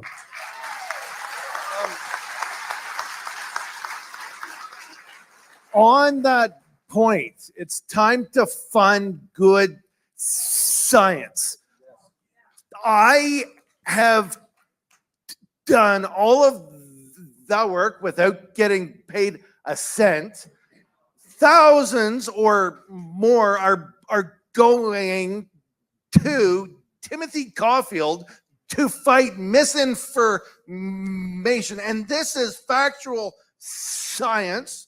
We need vials, we need access to it, and it's about time we fund research into this and find out exactly why vaccine injuries occur, and then fund how can we help and fix and help those who are vaccine injured.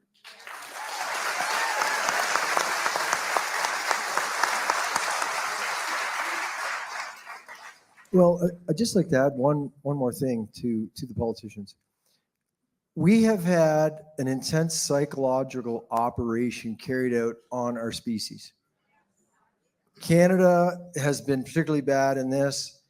And so a lot of people have some very wrong, and I don't mean wrong morally, I mean false concepts in their head, right? And that isn't their fault. We've been through such an intense psychological operation, the kind of psychological operation that was only used previously against enemies in war, but it's been used through our own governments against our own people. So I can understand that politicians feeling in this thing. It's like, well, I've got a bunch of people over here who resisted it or recovered from it. They've looked at the data, they've looked at the autopsies, and they can tell the difference between a lot of details. Any one of us could have spoke for 10 hours today on this stuff. Right? And yet, what do you have over here? Safe and effective vaccine. It's a safe and effective vaccine. I mean, this is mind control stuff. So I could see a politician going, well, look, I've got a lot of people that are going to vote against me if I do the right thing.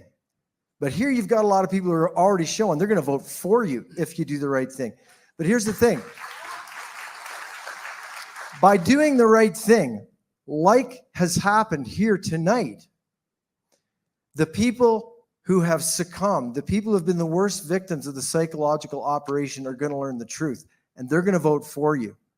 You're not going to get people to know the truth, to vote for you by continuing the operation.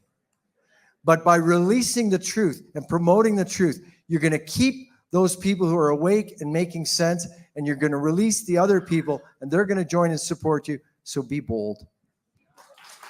I just want to jump in and make a political point, because again, we're here as united conservatives. So we need to stand behind our leader, Danielle Smith, and we need to encourage her to ignore all of the legacy media noise and every time the left wingers go, oh my God, she said they're the most discriminated. Oh my goodness, she's reconsidering childhood vaccines. All of this hysterical nonsense like we saw coming from little Timmy Caulfield leading up to tonight, all of this nonsense. We need to encourage our leader to ignore this noise and remember that the people that listen to that crap do not vote for her anyway, will not vote for her because they're fully indoctrinated communists, socialists, or deep orange NDPers who are always going to vote against common sense and a united conservative province. And we need to tell Danielle to stand up to this nonsense and stop listening to all the lefties whining in her ear. Some of them, unfortunately, in her cabinet. Byram, do you mind just give me one moment? I wanted to speak to this safe and effective. You are only allowed to call a product safe and effective if there are no danger signals. It's the absence of danger signals that allow you to say 15 years out or 20 years out, this is proving safe and effective. The danger signals are there. The danger signals are huge. The danger signals are 20 times worse than anything before. And the anything before was stretched over 30 years. So you take 20 times 30, it means it's 600 times more dangerous than all vaccines ever given over the last 30 years. 600 times more dangerous, that is unsafe. And forget about the effective aspect. We've seen how it's ineffective, how it makes you more likely to get COVID. But that's the big issue. That's the big issue. The complete lack of safety, the complete presence of danger signals. We can't hide our heads in the sand. Please, dear politicians, join us and understand the real science and the real numbers that Jessica Rose and others up here have given us. Thank you. And I just wanted to point out as well, for those who want to try and affect real positive change, I understand that it's very difficult. Legacy media has built up, it's state-funded media, that they have established this very large bubble and have encased a lot of Canadians in this bubble. And they keep feeding propaganda to them. And we saw that with this event. It was incredible. I already gave you the example. The people who did a little bit of research, they would know I'm not a veterinarian. And veterinarians are great. They know their stuff. But they're trying to do it to defame, people like me. They conflated this whole thing with other childhood vaccines, yet this is focused on COVID-19 shots. You can see the propaganda. People just wake up to it. But one of the other things where I think a lot of people get confused, right, is there's this whole concept that's promoted that there's this very broad agreement among most of the world about the science, right? They call it scientific consensus. If you only have one who disagrees, then it's not a consensus, but they try and make it seem like we're a fringe minorities. But let me tell you, we have people like Timothy Caulfield. That's why I keep calling him out, because he talks the big talk, but he will never walk the walk ever, and we all know why.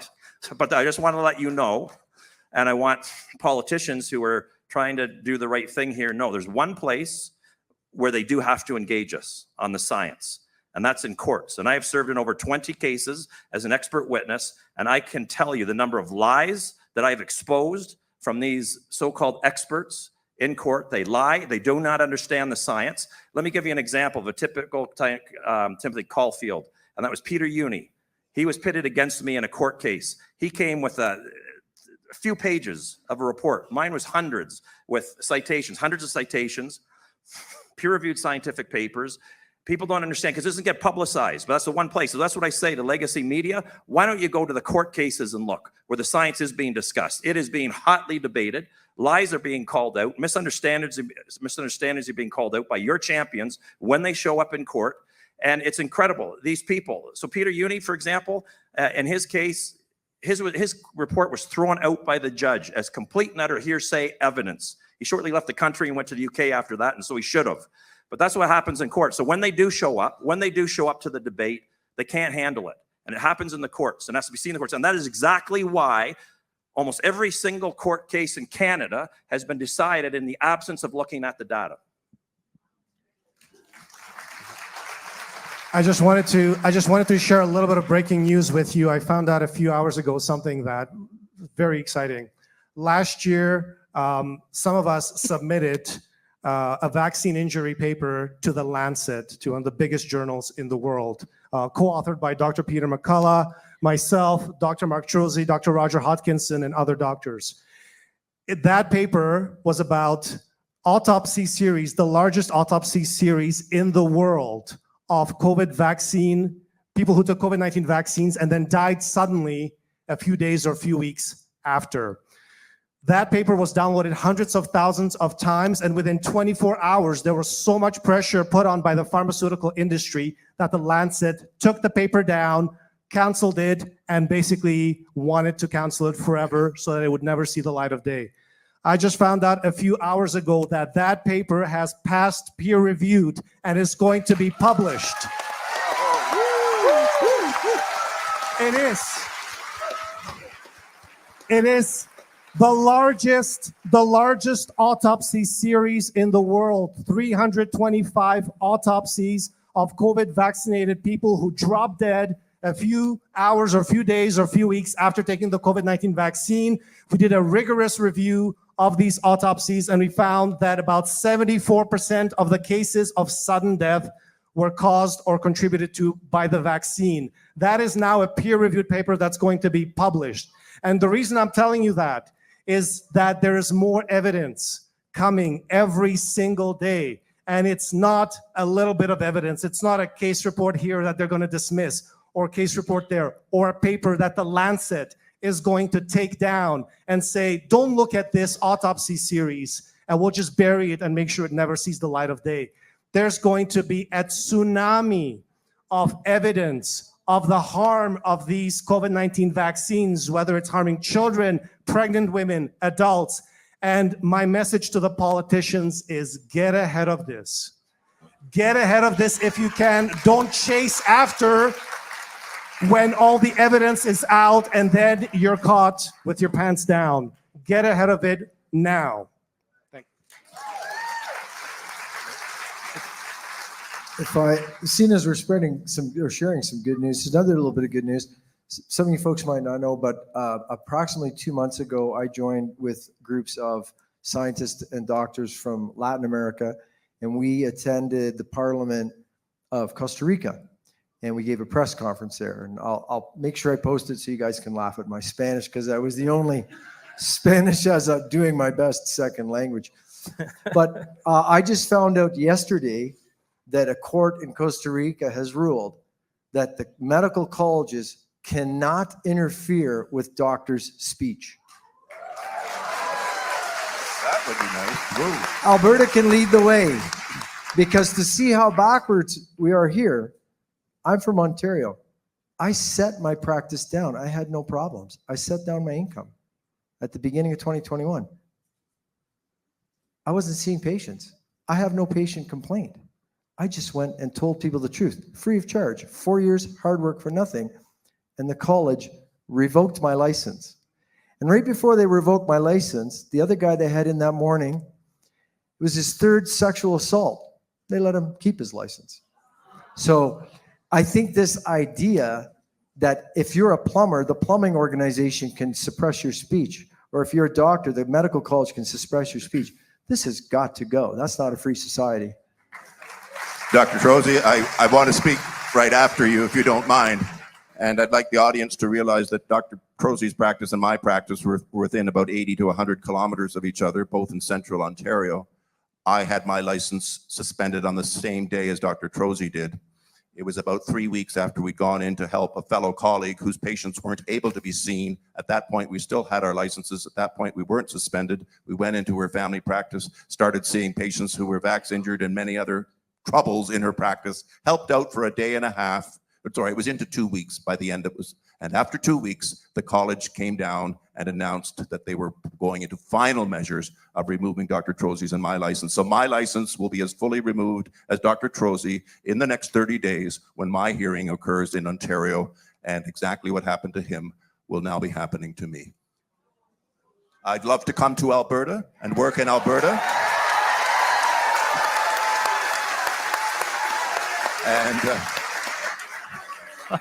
And it doesn't need to be just for me, but I think Alberta is ideally suited geographically to have doctors from British Columbia who are losing their right to practice, and doctors from Ontario who are losing the right to their practice for one and only one reason. We're speaking about scientific comparative choice. We think that people should be able to hear scientific comparative information to make their information and to not be hurt by a harm vax. To not be hurt by a harm vax is the crucial thing. And I just want to say, if given the state of the College of Physicians and Surgeons Ontario, which I consider they have committed negligent mass homicide against the people of my province, given what they're up to, if they had not attacked me, if I had not been investigated, if they had not revoked my license, I should be ashamed. It's like if you're a Christian and Satan worshipers think you're all right, you got a problem. Right? And just to add to that, the practice he and I went to save, Dr. Crystal Luchke, what were her non-crimes? She refused to commit fraud on death certificates. Someone alleged that she gave someone an exemption from the genetic injection. Okay? They stripped her of her license. Her patients were suffering. Chris got there a week before me. We got a call from Michael Alexander saying, she's got 1,700 patients. A lot of them are chronic. I'm an emergency trauma doctor, but okay, I have a license. I still had a license. It's interesting. They didn't need it. They were attacking me, but I wasn't making any money. I haven't billed the government a dime. I haven't made 10 cents working in 4 years, and I've worked my butt off for this cause. The interesting thing was, when I he got there a week before me. I said, Chris, let's go and try to save Crystal's practice. It's going to take two of us because we're both very busy fighting this war. We don't have time to go to work and do the things we might love doing. I had to let the college know, on this day, I will resume practice at this address. Well, they knew it was Crystal Luchke's practice. What does a bully say? You say you're going to stick up for the, like, you ain't going to save Crystal Luchke's practice. I worked half a day before they suspended my license. When I went back to work to save Crystal Luchke's practice, they suspended my license immediately. Now, here's the bizarre thing. Now, the data is not as bad as the reality I saw. And, maybe this is the good Lord's way of saying, Marky, you're right. Because in that morning, I saw 4 patients before they suspended my license. In those 4 patients, while their doctor was away and couldn't protect them, and somebody else made money injecting with this genetic goo, right? In those 4 patients, I saw 6 major adverse reactions that had happened over that interviewing period. I'm talking new brain cancer, new lung cancer, massive blood clots in the lung, massive blood clots in the legs, shingles, and Bell's palsy. And so in a case like that, when the good Lord says, you're clearly right, stick to your guns, I think we should all stick to our guns. We will stick to our guns. So some of you may or may not know, I'm also been representing a number of doctors in this province that are being persecuted by the College of Physicians and Surgeons. And one of the things that really frosts me doing this work is the fact that I know for a fact that complaints were filed with the college against Dr. Verna Yu and Dr. Dina Hinshaw, specifically with violating one of the most basic tenets of medicine. That is that patients should be entitled to have informed consent with regard to medical treatment, absent coercion and undue influence. And it was clear with the policies that they were enacting, Verna Yu at AHS demanding that doctors get the shot or be fired, Dina Hinshaw basically providing advice to universities that 18 and 19-year-old kids should be required to have the shot to attend school, to play in sports, et cetera, et cetera. All of those things were coercive and violated the most fundamental principles of medical ethics. Those complaints were dismissed within hours of being submitted on the basis, you didn't provide sufficient, there was insufficient evidence being provided. In other cases that we're dealing with, insufficient evidence, and insufficiency of evidence isn't a problem. They'll spend hundreds of thousands of dollars hiring private investigators from other provinces to undergo 2-year investigations of doctors like Dr. Eric Payne so that they can keep the complaint open and alive against him to make his life as miserable as possible. This is the Alberta College of Physicians and Surgeons. So from my perspective, they are complicit in this entire conspiracy to force these unsafe experimental genetic vaccines on our kids. Every one of them, just like all of the people in AHS and all the people in Alberta Health that are complicit in this type of behavior, need to be rooted out and fired. And we need to be asking our leader, Danielle Smith, to live up to the promises that she made when she was running to be leader of this party and get after it. Pitter patter. With trying to sneak in a comment here. I support the Alberta police force. We need our own police force. And I'll tell you why. Because a new Alberta police force would be busy 24/7 just handling the crimes that are being committed by AHS managers, executives, directors, the college officials, Alberta Medical Association, you name it. They'd be so busy with those crimes, they wouldn't have time for any other crimes. There's that much crime being committed. One more thing I want to tell you about our courts. Our courts are completely rotten. We have the worst judges in Canada. And I'll tell you, at Alberta's highest, I've been to court 20 times. I've been in front of dozens of judges. I can tell you, I know them all. I know when I walk into a courtroom, they've already ruled against me. You know, they've already made their deal with AHS or the college. The top judge in Alberta at the highest level, the Court of Appeal of Alberta, Chief Justice Ritu Kular, was a college lawyer. She sat on tribunals sabotaging the medical licenses of other Alberta doctors. She was the partner in an Edmonton law firm that sabotaged my medical license. She was the senior partner in that law firm. Her partner actually sabotaged my medical license. She was appointed by Justin Trudeau about a year ago to be the Chief Justice of the Alberta Court of Appeal. We have rotten courts. We have a rotten healthcare bureaucracies, AHS, the college. We have a lot of fixing to do. You know, I'm no military guy, and I'm certainly no RCMP or officer, but I've been told going first through the door is probably the spot you don't want to be. All these men have gone through first through the door and then some. With time running out on us, gents, because I know this podcast where we can talk for a really long time if you like. But tonight we've been here for a healthy time frame. I'm going to start on the far end with Dr. Eric Payne. You know, when you're the first through the door, you're trying to implore the Alberta government to be the first through the door, so to speak, with Canada when it comes to childhood and mRNA jab, vaccine. I don't know what you guys will put your spin on it. Just your final thoughts, and then we'll thank you guys for coming, and we'll thank everybody for being here and live streaming. But we'll go one by one here, and we'll start with Dr. Eric Payne. Yeah, I mean, very thankful for being here. You know, over the course of the last few years, I thought when I ride back in Alberta, you know, you're going to be living, you know, the dream back home. My wife's from Brandon, Manitoba. Our kids were young. We've had that totally uprooted, but you know, the reality is, I truly believe that I've gained so much more because the amount of lies that we've been living under that have been exposed as a result of this. You know, the pediatric COVID injection story is just one of the most low-lying, egregious fruits. But you know, we've by being first out, you know, you see that you get hammered down. I'll just one anecdote to leave you guys with. You know, there were 70 physicians in Alberta who wrote a letter in the fall of 2021, about a week after my letter came out. 3,500 healthcare professionals in Alberta, including nurses, signed that letter. You know, so there just wasn't this fringe minority. The college went and phoned every member, every doctor who signed that letter got a phone call and asked, you know, are you sure you want your name on that letter? So, you know, they're successful because they've scared physicians into being quiet. And you don't have a choice right now. You have to stand up and speak. It's just as simple as that. Dr. David Speicher.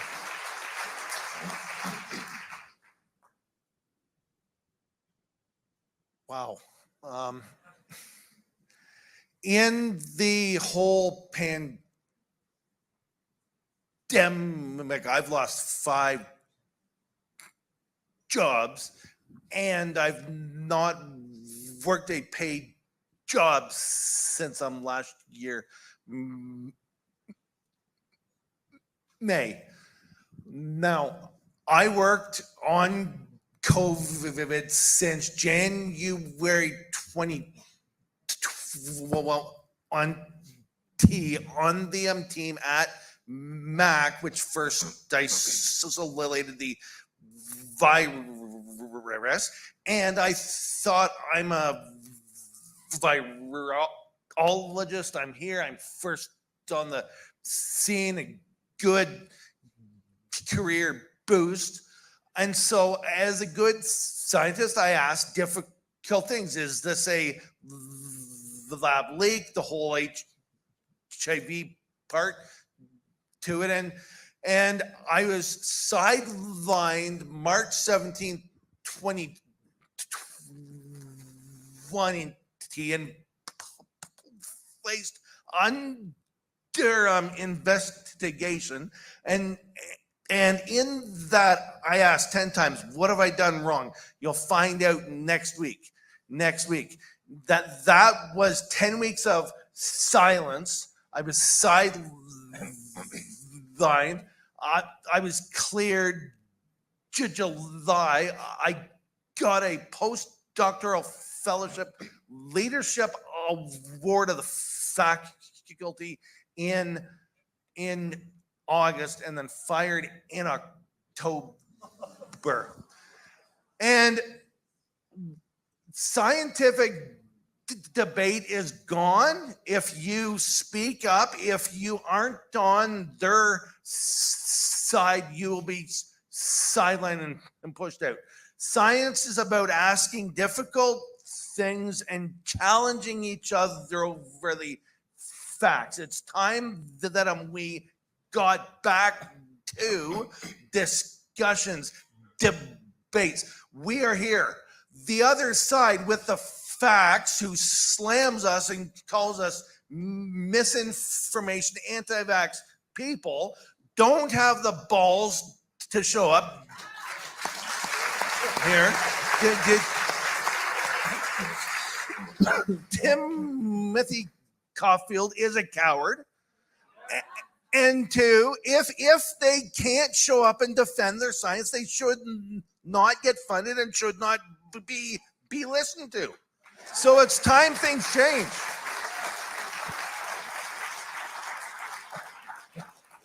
A lot of things happen behind closed doors. One place that's very private, I guess, has the word private in it. It's called Privy Council.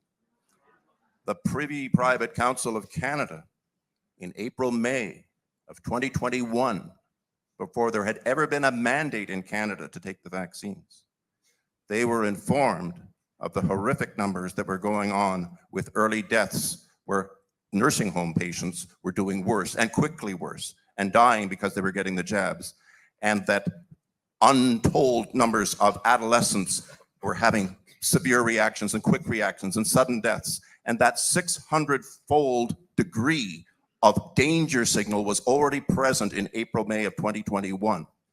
And what the Privy Council of Canada did, led by the gentleman whose name I believe you know, and in those privileged private conversations, they were aware of these massive vaccine-affected injuries going on. And all they did was hire a public relations firm to make sure that it was not understood by the population to be as bad as it was. And their second thing they did was start their mandating process for Canadians. And that was when they were informed. When they were informed how bad it was, they did what they did. Privy Council of Canada, April, May 2021. You can look it up.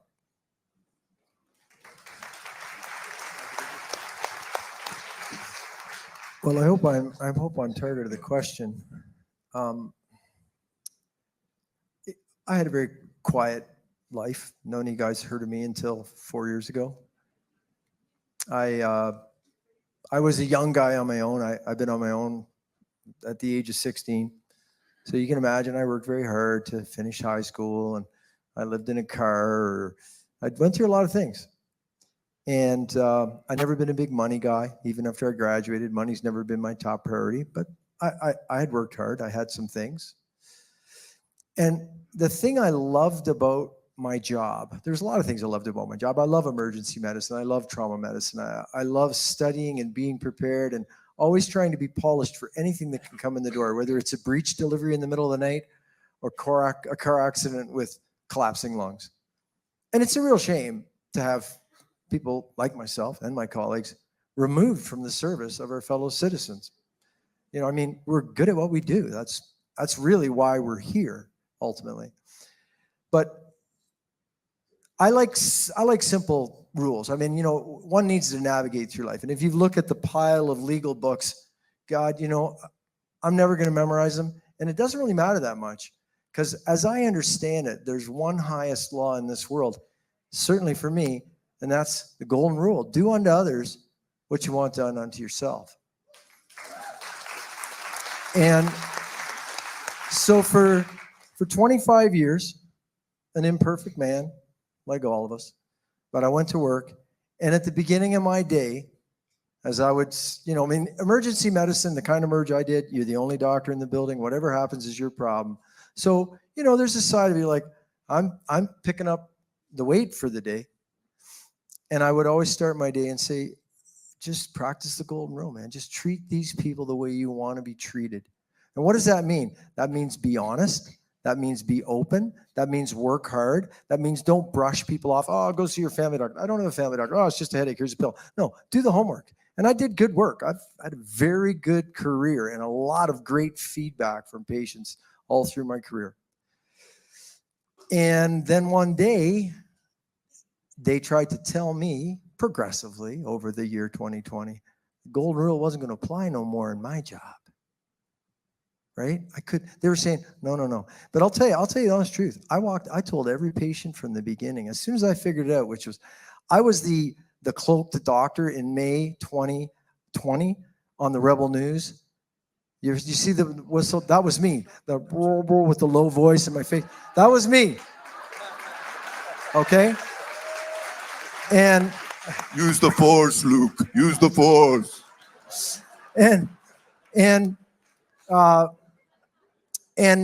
when these jobs were coming, I used to walk into the patient room and look at the patient, and there they were with the satanic muzzle on their face of no benefit. And I'd close the door and I'd say, you don't have to wear that for me. And I wouldn't, I'd love you to give me permission too. And I never recommended, as soon as I read the ingredients, as soon as I saw it coming, I'm amazed I lasted as long as I did. But I would come in, I told every mother I saw, I say, they are coming with an injection. They're going to tell you it's a safe and effective feed. It's a dangerous genetic experiment. If you have to run to the mountains with your child and go without food, I would recommend it.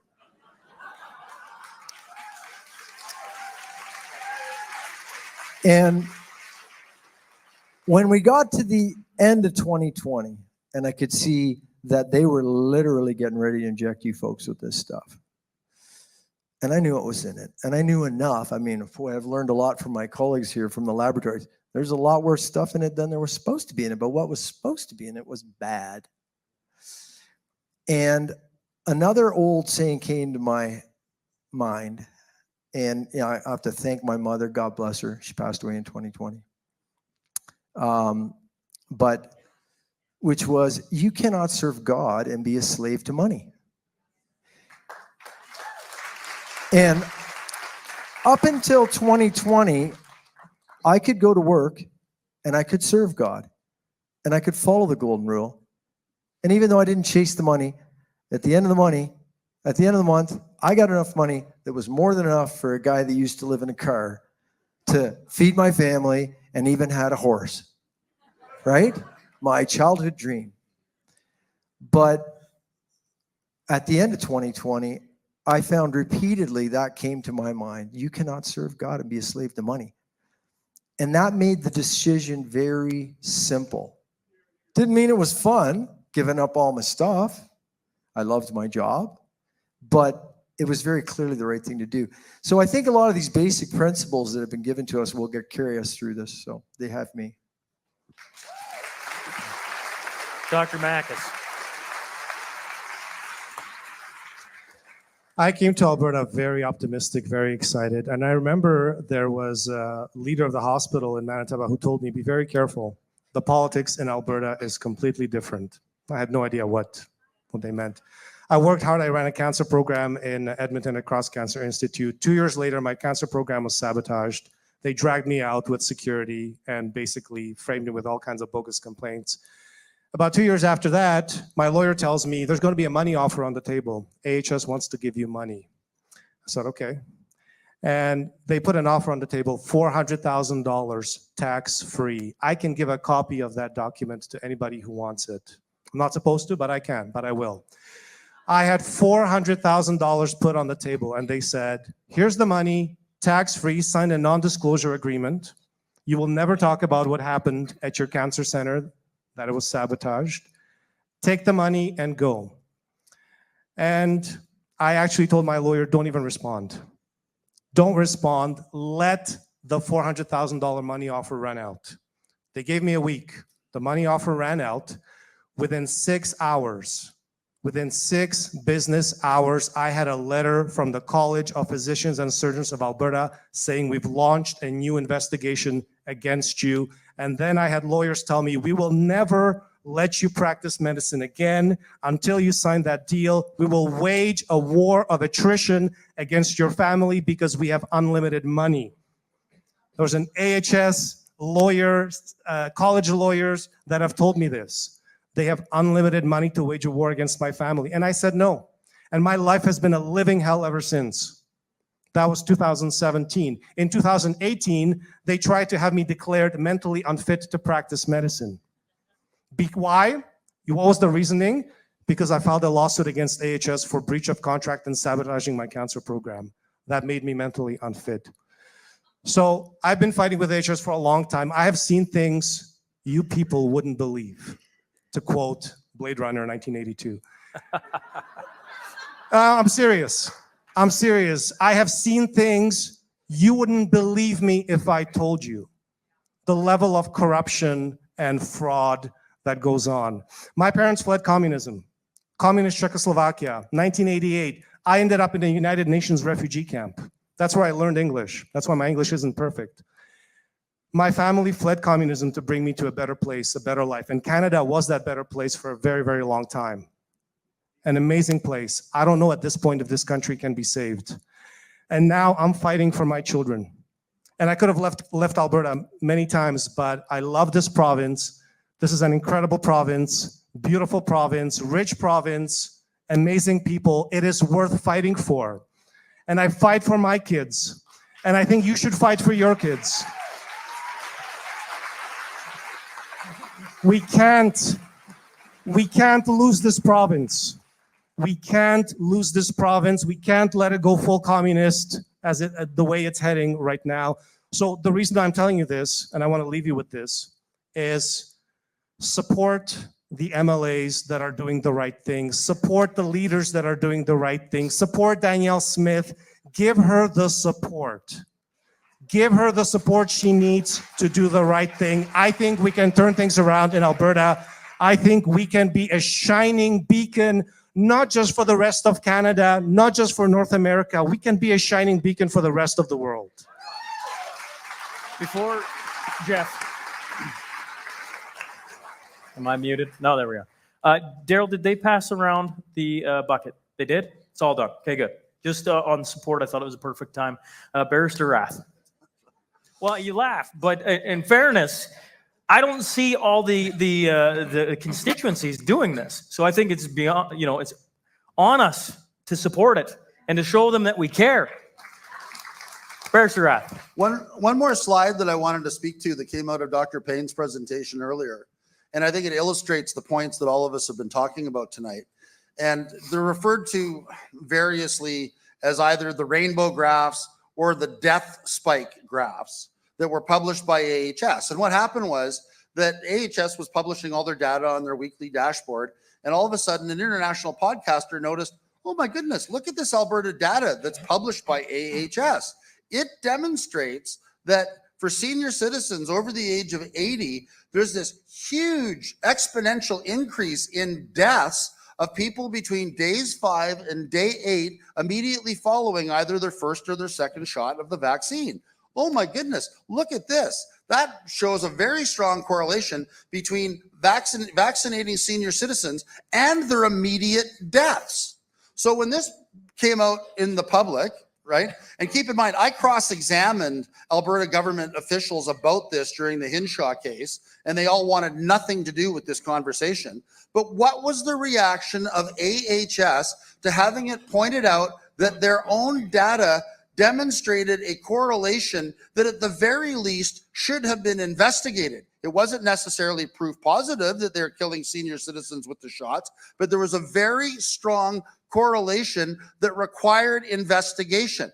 What did our public health officials do? Did they conduct an investigation? Of course not. They immediately tried to scrub the internet of the graphs and tried to bury the information, hide the information. The only reason that it's in Dr. Payne's presentation is he recovered it through the use of the Wayback Machine, because to this day, AHS doesn't want anybody to know that those graphs exist or that data exists. So, getting back to my earlier suggestion that there's lots of people at AHS that need to be singled out and fired, the people that made the decision not to, from a public health perspective, not to investigate that correlation, not to investigate that death spike, need to be fired. And the people that thought, the proper reaction to being presented with that type of data is to simply try to bury the data and hide it from people so that they won't let their grandparents get vaccinated, those people need to be fired.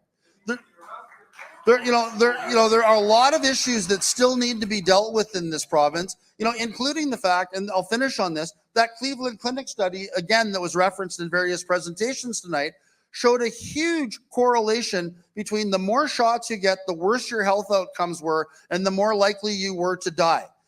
This isn't, the University of Botswana, Lower, Volta, or some, third world institution. This is the Cleveland Clinic. It's like the Mayo Clinic. It's a 51,000 person study. It was a high-powered study. Unlike a lot of other public health institutions, the Cleveland Clinic didn't fire their unvaccinated healthcare workers. They didn't fire their unvaccinated doctors, and they had this robust control group of about 15% of their staff that did not get vaccinated. That's the black line of unvaccinated people at the bottom that the Cleveland Clinic was able to follow.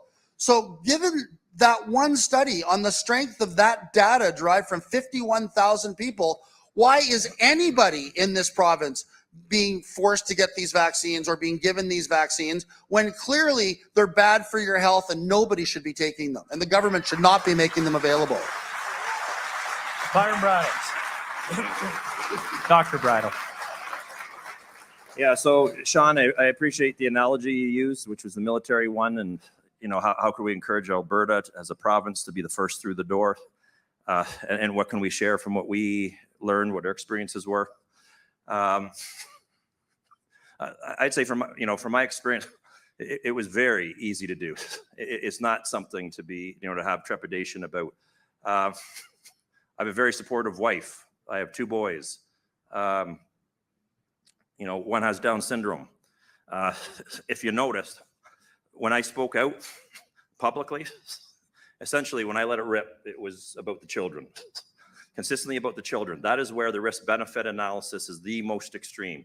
I think these shots there needs to be a worldwide moratorium on these shots for people of all ages, but it is an extreme when it comes for children, and that's where I felt that, I had to speak up.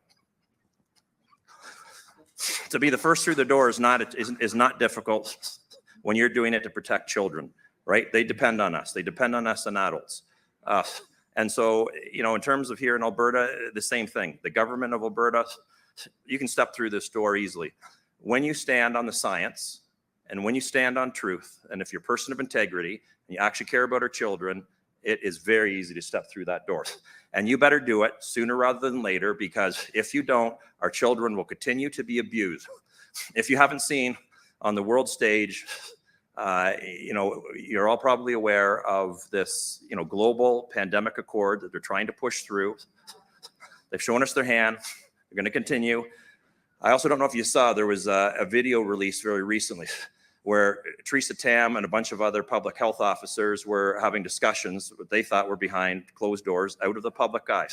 The thing that stood out to me in that was incredible, where Theresa Tam was basically saying that we are completely unprepared. And this whole idea of a pandemic preparedness, global pandemic accord, is all predicated on the fact that we were unprepared. Completely unprepared as a country to react and respond to COVID-19. And that's what she's saying about disease X coming up, or the bird flu, if they can amplify fear about that enough, right? That Canada remains unprepared. She has openly said, we've got lots of experience from COVID-19, but if it comes to something like the avian flu, we're not prepared for that, right? It's constantly that message that we're not prepared. And I can't emphasize this enough. We were prepared. As I always say, the reason why Canada appeared to be unprepared is because we took our well-constructed pandemic preparedness plans and threw them out at the declaration of this COVID-19 pandemic. We were prepared. and we still remain prepared. So when Theresa Tam tells the country we're not prepared and we got to come up with plans, those plans will include masking your children again, coercing them into shots, locking them down, not allowing them to go to school, not allowing them to interact with their friends, not allowing them to interact with the microbiological world, which they need to in order to develop proper health. And it's all going to happen all over again if the Alberta government does not step through the door again and do what's right on behalf of our children.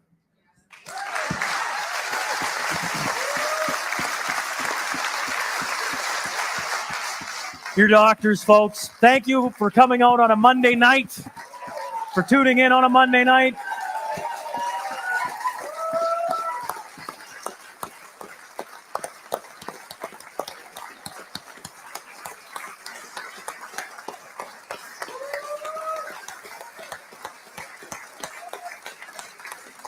Thank you all again for coming out.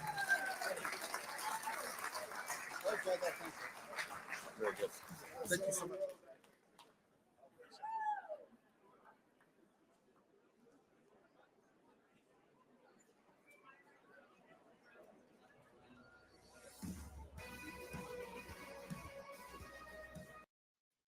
I think I can safely remove that now. I'm not quite sure if there's anything else going on. I'm just going to turn off the volume on it. And wow, what a night. It's been 4 hours. Anyways, literally four hours since I pressed start. Wow, a lot of information. How do you even digest all this stuff? So again, I just want to go back through. So the people that are probably watching this live, you probably just want me to shut up so you can go back and actually watch it again, because that's typically the way it is. If you're watching it live, you can't wait. You can't go back and watch until I'm actually done. But again, I did want to acknowledge a few people too, just the help again of the Calgary-Lougheed UCP MLA Eric Bouchard, Calgary-Lougheed UCP CA President Darrell Komick, and of course the whole chapter board there. Thank you to the Southside Victory Church for doing the production. So I did my part just to give it to you guys and some graphics, but they did everything else there. What a facility. We've done quite a few events there, and they're all professionals. I also want to thank all the doctors, Dr. David J. Speicher, Dr. Eric Payne, Dr. Jessica Rose, Dr. Byram Bridle, Dr. William Makis, Dr. Chris Shoemaker, Dr. Mark Trozy, Mr. Jeffrey Rath, but as well as Mr. Dan Hartman, whose son Shaun was essentially murdered from the shots, and even Dr. Shoemaker said the exact same thing. And then we have a lot of other things that we're going to be talking about later on. Just to give you guys a heads up too, Dr. Modry, who is a good friend of mine, and of course was the APP CEO, wrote a paper, and actually I'm going to put the link in the comments. Now that the video is officially over, I can probably even share my stream. So if you guys don't mind waiting just an extra minute or two, I can probably get rid of this and add something else on that might be of interest for everybody here. I'm going to do this, and the window is going to be this one. There we go. So on Wednesday, I'm actually hosting the APP webinar with Dr. Modry, and it's in regards to this paper. It's the scientific, legal, and political rationale recommended for modifying the AHS consent form, well, basically the form for COVID-19 immunization, really for kids. So this is a very condensed version of everything that was talked about tonight in terms of from all the doctors. There is, it's a good read. It's a very scientific read, so it depends on how well you can rationalize that. But they do talk about the scientific, the legal, and the political rationale for basically putting a moratorium on the jab. And I feel really, really small. I'm going to make myself a little bit bigger if you don't mind. There I am. Look at that. There I am. I'm back again. So, having said all that, I mean, I've got tons and tons of notes to mention, but you know what? I think that's probably all I need to do. I do want to point out a few. I've got like 138 starred messages that I could be sending out to you guys, but I'm just going to send out or post a couple of quick ones here. Of course, lots of thanks, you guys. Thank you for sharing, for being here. If you can, just share. It doesn't matter if it's past, past the live, just share it tomorrow, share it all week, share whatever you need to do. I'm going to be reposting it on X. Right now, the way our system worked is in order to reshare, I could really only do it to Facebook under the Whistle Stop Cafe. We could do it to the Chris Kerry Show on Facebook, as well as on Chris Kerry YouTube and Rumble. We have a bunch of different things. We got Vimeo. We've got, I got my heater going on here because I don't know if you know how cold it is in Calgary, but I needed to warm up my feet. We'll repost this as well as the audio. This will go out to Spotify, Apple, etc., etc. And a lot of comments about, turbo cancers. Really, yeah, Dr. Makis.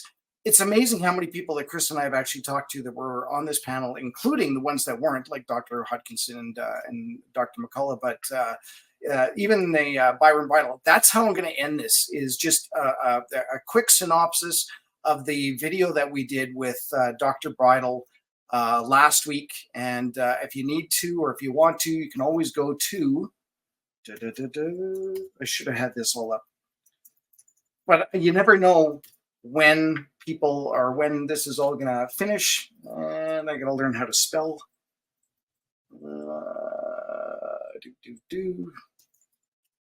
There we go. So what I want to do is just basically point this out to go on to. Oh, now I gotta make myself small again in order to make this work. There you go.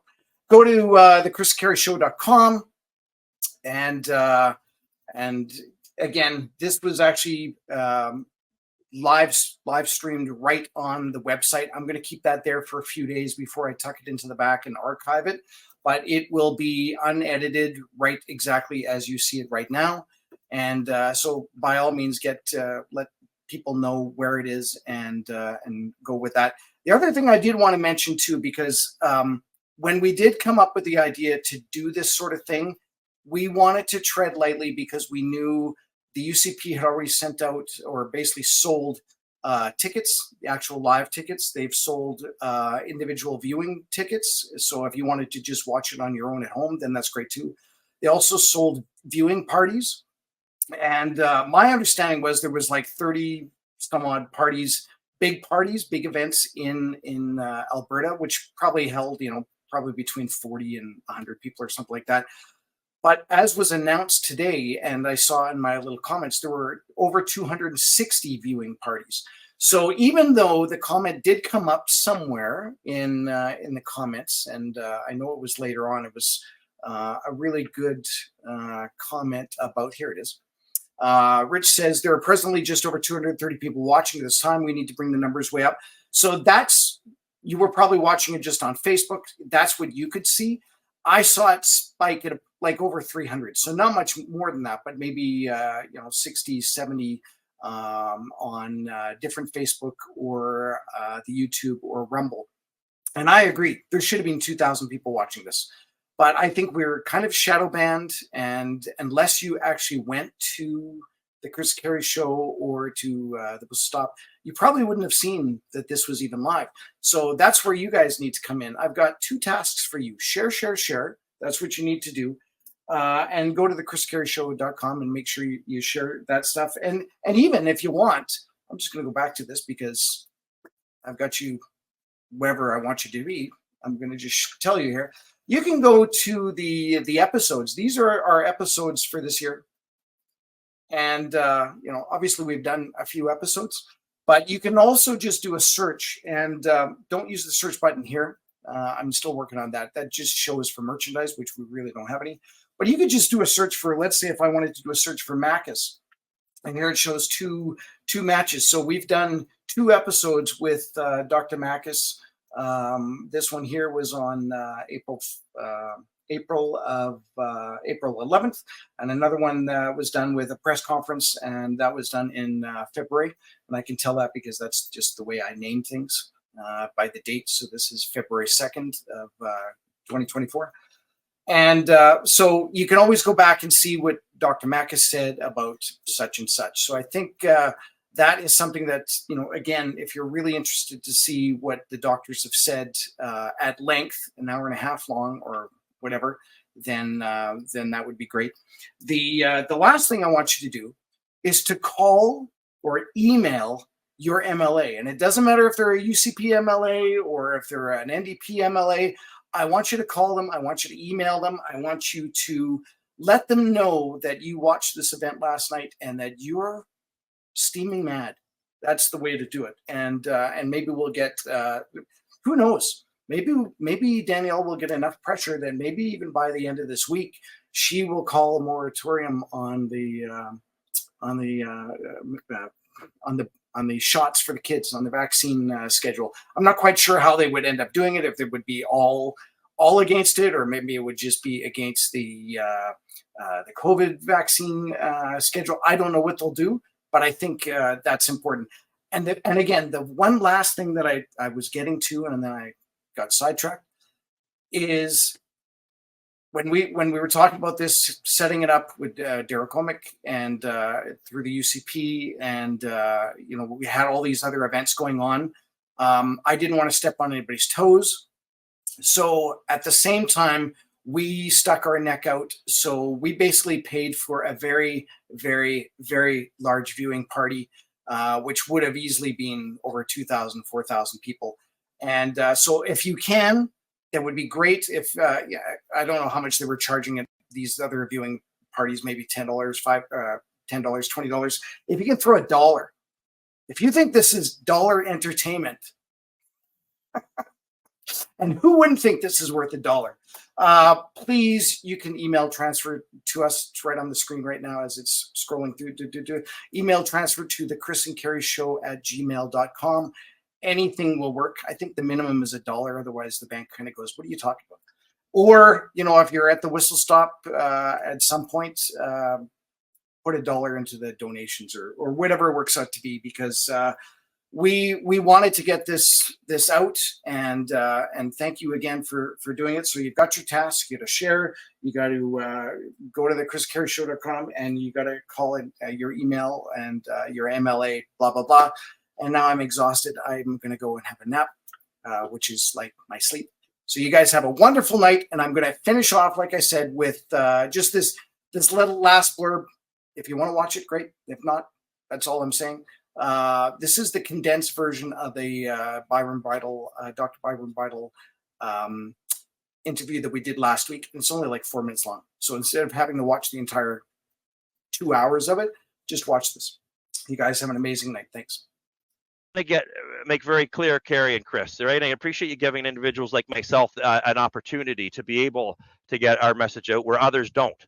The very reason why I spoke up with my concerns early on was because I recognized that if this was screwed up, the entire field of vaccinology would be permanently harmed. The reason I will tell people why vaccine hesitancy has exploded, it's because of those very people. It's because they silenced people like me who were speaking the truth.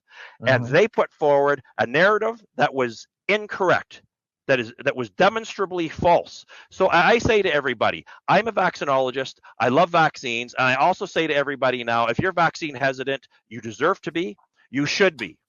The onus, I say now, is on these big pharma companies, on Health Canada, the Public Health Agency of Canada, all the people, the infrastructure that pushed these shots and didn't disclose to people that these were far from ideal. The onus is on them now to earn our trust back. Yeah, so at this point, this is why I can't even believe why Alberta Health Services would put this as a recommended vaccine on the childhood schedule. I would be surprised if there's a human being left on the face of this earth that has not been exposed to SARS coronavirus 2 at least once, and most of us many times, and especially when we get to children. So again, as you already mentioned, in the worst of it, when we go back to the more dangerous variants early on, which weren't nearly as dangerous as they were publicized, but there, as you said, even in that scenario, COVID was statistically, children were at a 0% risk, statistically 0%. So it wasn't absolute zero, but statistically you couldn't differentiate it from zero. That's the reality. And of the children that were at risk, they were children that had known high risk factors like obesity. So a very limited number of children died, for example, but they were children, for example, they were morbidly obese. They had end-stage leukemia. Their immune systems were completely shot. They were at risk of dying from any infectious disease. We had children with multiple One in Alberta had a brain comorbidities. tumor. Yeah, That's right. exactly. So I have not, I've not been able to see the data. For a while, I was able to keep up with the newspaper articles. I was able to actually track down, in many cases, the cause of death for children. And again, when it was linked to COVID, and then I ended up seeing, but this child had fatal leukemia, right? They were in end stages of leukemia, for example. It's like, well, okay, I have not seen any substantial evidence that there are any large numbers of children who are perfectly healthy that died with COVID. And this is the thing. And regardless, we're talking now, especially now, this virus has changed. It no longer has a tendency to migrate deep into the lungs and cause that pneumonia and potentially get systemic. It's an upper respiratory tract infection. There is no question that it is. So for children, it is substantially less dangerous than the flu, right? And we don't run around in abject fear about the flu. And we don't coerce anybody into getting those shots, and we don't mandate them and force people to get those. They're not, the most effective shots for various reasons. So the whole point is people don't need this. Okay, it's for the vast majority of people now. This is like all the other cold and flu-like ailments that we experience on an annual basis. It has become endemic. It was endemic a long time ago. In fact, by using these COVID-19 shots, we pretty much guaranteed driving this into a situation where it's now an endemic pathogen. Why? Because the only way that you can get one of these extinct is, so if you can generate herd immunity, then you have a chance of getting rid of the virus.